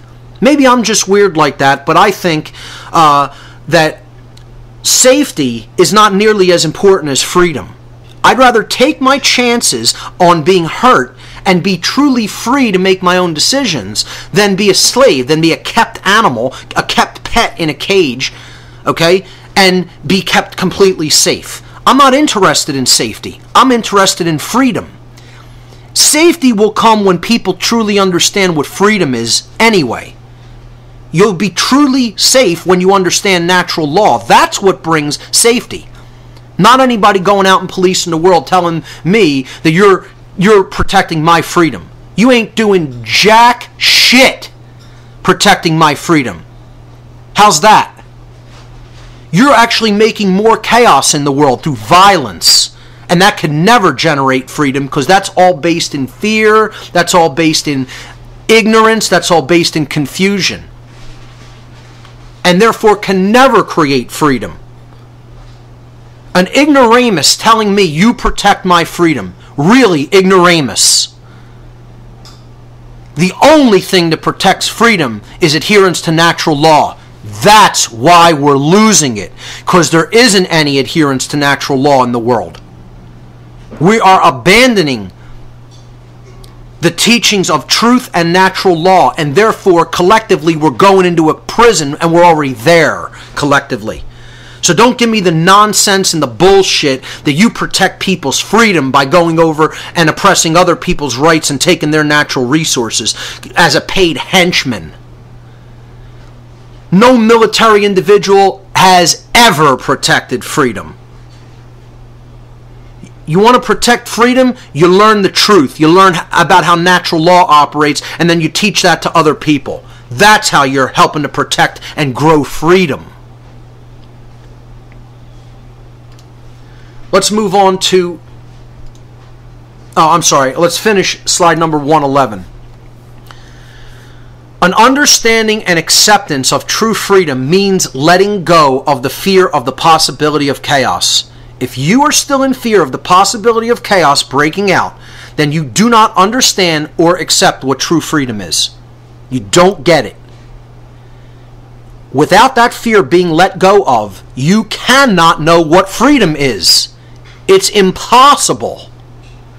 And if you think other people are fighting for our freedom by going off overseas, you're insane. You don't understand what freedom is. You don't get it at all, at all, at all, at all. You don't understand the expressions of natural law and how they generate freedom based upon our choices of the polarities that we work with. You don't get it. I can say that about you because I do know how that dynamic works, because it is not about what I believe. It is a law that exists in nature that is there to be discovered. I can tell you that you don't understand freedom if you fear the possibility of chaos, as surely as I can tell you if you walk off the edge of a cliff, you will fall down to the ground. Because that is governed by law.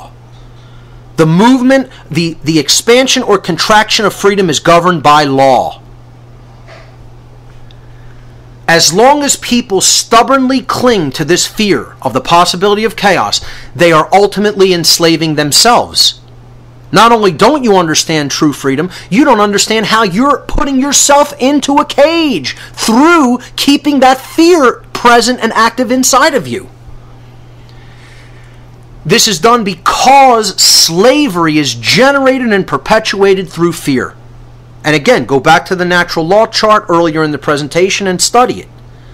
When you're working with the polarity of fear, it leads to the refusal of truth, which leads to ignorance. Then it leads to internal anarchy, which is confusion within, and it leads to external monarchy, which is control and enslavement, slavery, and that creates chaos and evil.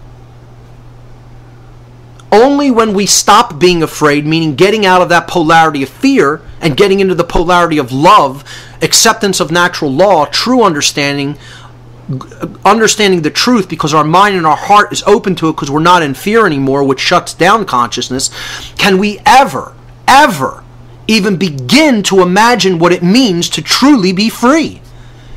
You can't imagine what it means to truly be free if you are in fear. It's impossible. Only when we stop being afraid can we begin to imagine what true freedom is. So that's the end of that correction. Let's move on to New Age deception number 9. Enlightenment is only about changing yourself. How much do you hear this in the New Age movement? Just worry about yourself. The whole process of enlightenment, it's only about changing yourself. That's it. That's all you can and should do. And what they'll tell people, moving on to slide 113 now, is the end goal of enlightenment is to feel good all the time. The whole process is about you feeling good all the time. Never having a negative emotion. Never having a negative emotion. It's about feeling good all the time. You should never feel bad. Feeling bad is bad. There's no role for bad feelings in the body, in the emotions. There's no role for anger. There's no rule for being upset about injustices taking place. No, we should purge all of that because, it's just an experience. There's no real right from wrong. These are judgments. These are dualisms. Yeah. The goal of enlightenment is to feel good all the time. You know what that is? That's total bullshit. Total bullshit. Okay? Because all this is an appeal to ego. An appeal to ego. Telling people what they want to hear. Enlightenment is only about changing yourself, and the goal of it is to feel good all the time. And don't tell me that's not what the New Age movement is teaching. Don't try to tell me that's not what they're teaching, because I've heard this from at least 100 New Age gurus and people who propagate this notion, who accept these teachings and are followers of these idiots. That is exactly what they are teaching enlightenment is. And enlightenment is nothing even remotely about that. Enlightenment is about learning what the truth is, taking the truth into yourself, and then helping other people to understand it. The work begins when you take it into yourself.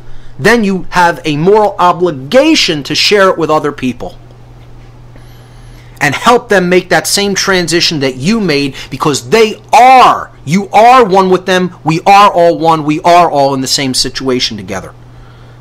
So don't give me this nonsense that it's not about helping to change other people. Of course, you can't change them yourself. Only they can change themselves. But it is your responsibility to assist in that transformation by sharing the knowledge that you've learned and the tool set that you have learned to change yourself.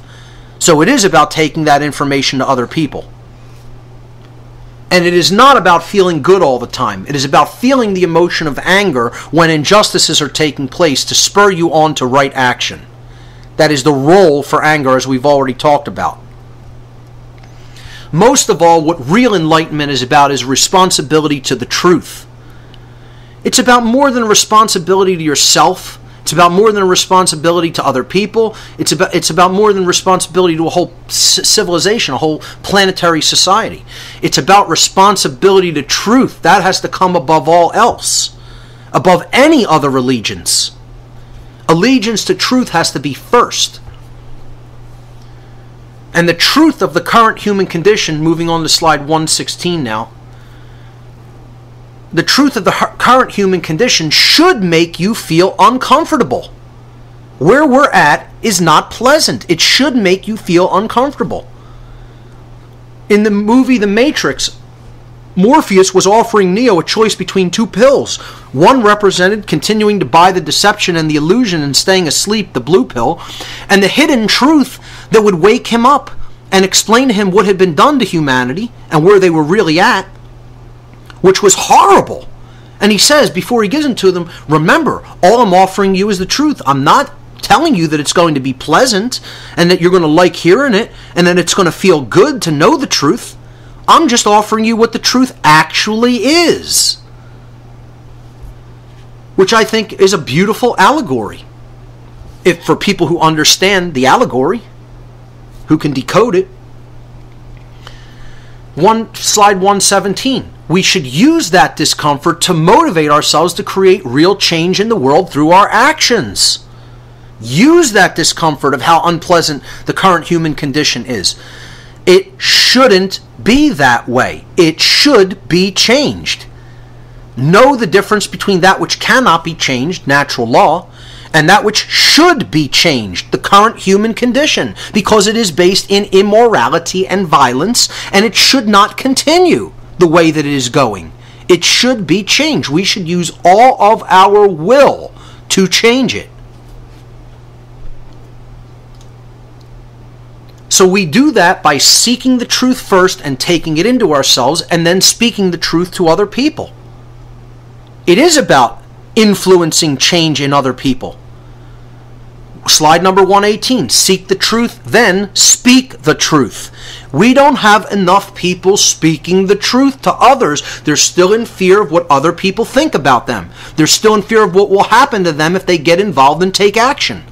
They're sitting with their thumbs up their ass, doing nothing,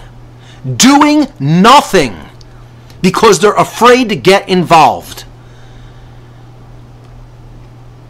It isn't about listening to someone else. It is about doing something yourself. Once you get what I'm saying, I don't care if you ever listen to another word I say. Get out and get involved and teach this to other people yourself. It isn't about listening to anybody. It's about putting the word out there for other people that need to get this. More people need to be doing that. Slide 119, it is our shared responsibility at this time to help to awaken others by continuously speaking the truth unapologetically, even if we feel burdened by this task, and even if it makes all of those involved feel uncomfortable. It is about rocking the boat. It is about making waves. It is about getting up in other people's face. They're asleep. Shake them awake if you have to. Do something that totally shakes them out of their comfort level to make them see it. People cannot unhear something. It doesn't matter how closed their mind is. It's a seed that goes into the subconscious, and it might sprout at some future point in time. It is your responsibility to plant that seed if you do know the truth about what's going on. And this next slide, I think, is, this quote is one of my favorite quotes of all time by Carl Jung. Slide 120. One does not become enlightened by imagining figures of light, but by making the darkness conscious. Making the darkness conscious. The latter procedure, however, making the darkness conscious, is disagreeable. It's disagreeable to most people. They don't want to do that work, and therefore not popular. Carl Jung. He is describing the great work, the great alchemical work, to help transition people out of darkness and into light, out of ignorance and into knowledge, out of slavery and into freedom. This is the true great work, and it is done by forcefully and unapologetically putting the information of the truth before people's eyes and before their ears, whether they want to hear it or not, whether they want to see it or not. It is about influencing the darkness, those who are in darkness, to become conscious and awakened. That is what the great work is. It is an act of will. It is an act of will. It will not happen automatically. It is not an automated process. It is not a process that just automatically occurs with no work. It requires constant work, constant effort. It requires sustained willpower. Sustained willpower. And above all, it requires courage. Getting out of fear. Courage is what it requires above all else. That is what the true great work is. And all you need to do is look around and find, and you will absolutely know that most people are not doing that work. I put the words "the true great work" over this quote in slide number 121. This is the true great work, and this is what most people in the world look like who are doing the true great work at this time. They look disillusioned. They look like they're ready to give up because this is what the people around them look like. They're totally asleep. They're totally asleep. They're not really conscious. They're not really getting the message because enough people aren't doing what the person there with his head in his hands is doing, trying to speak the truth to other people. He's awake. He recognizes other people are asleep. We need more people who are awake speaking the truth. There's a lot of people who are awake and are doing nothing. They are doing nothing. You need to get involved and speak the truth in whatever capacity that you can. This doesn't just mean to other people in your family. It means to strangers. It means to anybody that is capable of listening and hearing the message, which means, do you have eyes and ears? Well, then speak to them. Something cannot be unseen and something cannot be unheard. It is up to us to put the truth before people. It is their karma as to whether they accept the truth or not. Our work is to speak it, to learn it and speak it. New Age deception number 10. And this is the last one. The truth does not need to be defended. You hear this constantly. Oh, the truth doesn't need to be defended. It speaks for itself. Oh, really? You want to explain to me how that works when so many people don't know what the truth is? They don't know the difference between right and wrong? Truth doesn't have a physical voice. We are the people who truth works through. Those who know it.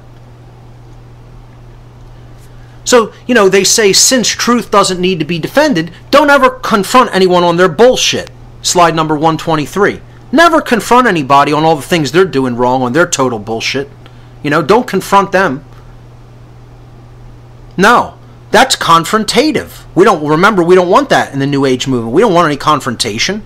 We don't want people saying unapologetically, what you're doing is wrong. You should not be doing this. This is wrong because it causes harm to other people, and explain how it actually causes harm to other people. No, that would be calling someone on their bullshit, and we can't have that. That's confrontative. We don't ever want to talk about the negative, remember? Never talk about the negative. Truth doesn't need to be defended. As it's being totally destroyed in the world, it doesn't need to be defended. No one needs to come to its defense. It's just dying, it's being slain, it's being murdered. But don't come to its defense. It'll defend itself. So never confront anyone on their bullshit. This, ladies and gentlemen, in itself is bullshit. The correction to this nonsense, this New Age nonsense, is that which can be destroyed by the truth should be. A quote by Hodgel. Okay?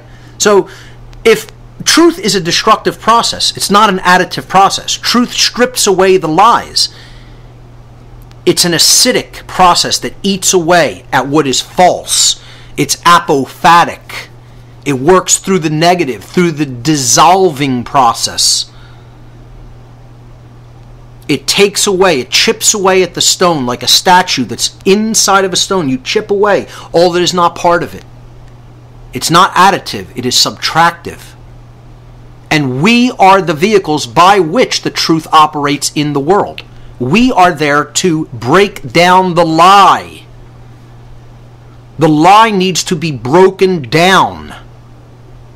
People's ego needs to be broken down. They need to understand that they are doing something that is immoral. Not only by supporting violence and slavery, by doing the physical tasks that lead to violence and slavery through the state, through government, through the police, through the military, but by supporting it at all, ideologically saying that you support any of that, you are supporting slavery. We need to break down that ego by continuously putting the speech out into the world that is morally wrong and unacceptable. Doesn't matter who's ready to hear it or not. The idea cannot be unheard. We need to create a bullshit-free zone where we do not apologize for any inconvenience that we are creating by speaking the truth. The people who currently don't understand the truth are the ones who need to offer an apology and say that they were wrong. Not us. I do not apologize for being vitriolic in my speech against immoral people. Immoral people. I am going to tell them at every opportunity that they are wrong. And they know deep down inside they're wrong. At a soul level, they know they're wrong. They know that they're immoral. And they want to offer justifications for continuing their immoral behavior. They want to say, oh, I got to do this for money. It's my job. This is all I know. This is all I can do. No excuse. I don't accept it. No one should accept that as an excuse for the continuance of immoral behavior. Wrong. If we don't put that idea out there, it will not take root. We are the vehicles by which the truth operates in the world. The truth does not have a voice itself. It is a concept. It is a law in existence, but it doesn't have a human voice. We have to be its voice. Slide 127. The universe is spoken into existence. Once again, those who are speaking, that's how the world's going to become. The media is speaking the lie constantly, 24 hours a day, 7 days a week, 365 and a quarter days a year. The propaganda and lies never stop being spoken. This is why they're kicking our ass, ladies and gentlemen. We have to become the voice and the defender of truth. Yes, truth will exist. It will still exist whether we do that or not, because truth is always true. It doesn't matter whether people are here or not. We can be destroyed and truth will still be. So yes, it is true that truth can never be destroyed, but we can be destroyed. And that destruction will happen when we refuse to be the defender of truth. When we refuse to take the truth into ourselves and then defend it against the monumental lies that are being spoken every moment of every day. We have to become a louder, more forceful, more powerful voice than the voice of those lies. And until we do that, not one thing is going to change here. We have to take up that mantle. We have to take up that sword and be a defender, a knight in the service of truth. And that is becoming a defender in the service of both the sacred feminine and the sacred masculine. You are defending the sacred feminine principle of truth and the non-aggression principle, and you are exercising the sacred masculine duty of taking up that mantle and being that defender. Slide number 128. Never, ever, ever, ever give up. This is about sustained willpower, as I've said before. Rage against the dying of the light. Be that holder of that torch, of that flame of knowledge, of truth, and a beacon of freedom. No matter what is happening, continuously exert your will. If you know what the truth is, you have a responsibility to continuously speak it, to continuously defend it, and to continuously bring that message to other people, whether they want to hear it or not. It does not matter whether they do not want to accept it. And people will say, well, that's violence, continuing to try to bring something to somebody that they don't want. No, wrong. That is an obligation. An obligation. If you know what the truth is, and other people you know by what they're saying to you, you know that they do not know it, you have an obligation to continue to speak it, because the universe, the quality of our experience, is spoken into existence. And this is why it's in a tragic mess of a state, because we are not taking up that sword of truth and putting it into and swinging it by using our voice. That's why words and sword all use the same letters. People don't even look at simple things like that. That's synchromistic. It's there for a reason. The sword of truth, it's wielded through words, through speaking the truth into existence. speaking the acceptance of the truth into existence. Like I said, truth will always exist. We need to get out of the New Age religion cul-de-sac. Slide number 129. The New Age religion cul-de-sac, which is what this has all been about. Shutting down the masculine. Shutting down the sacred masculine of action. A different reality can be spoken into existence by us if we care enough to learn the truth and then develop the courage and the will to defend it at all costs. And once again, this is done by speaking the truth into our daily lives. When we do that, that's when more people will become awoken. When they will recognize their sovereignty. We can create a new reality. It can be spoken into creation by us, the vehicles of the truth.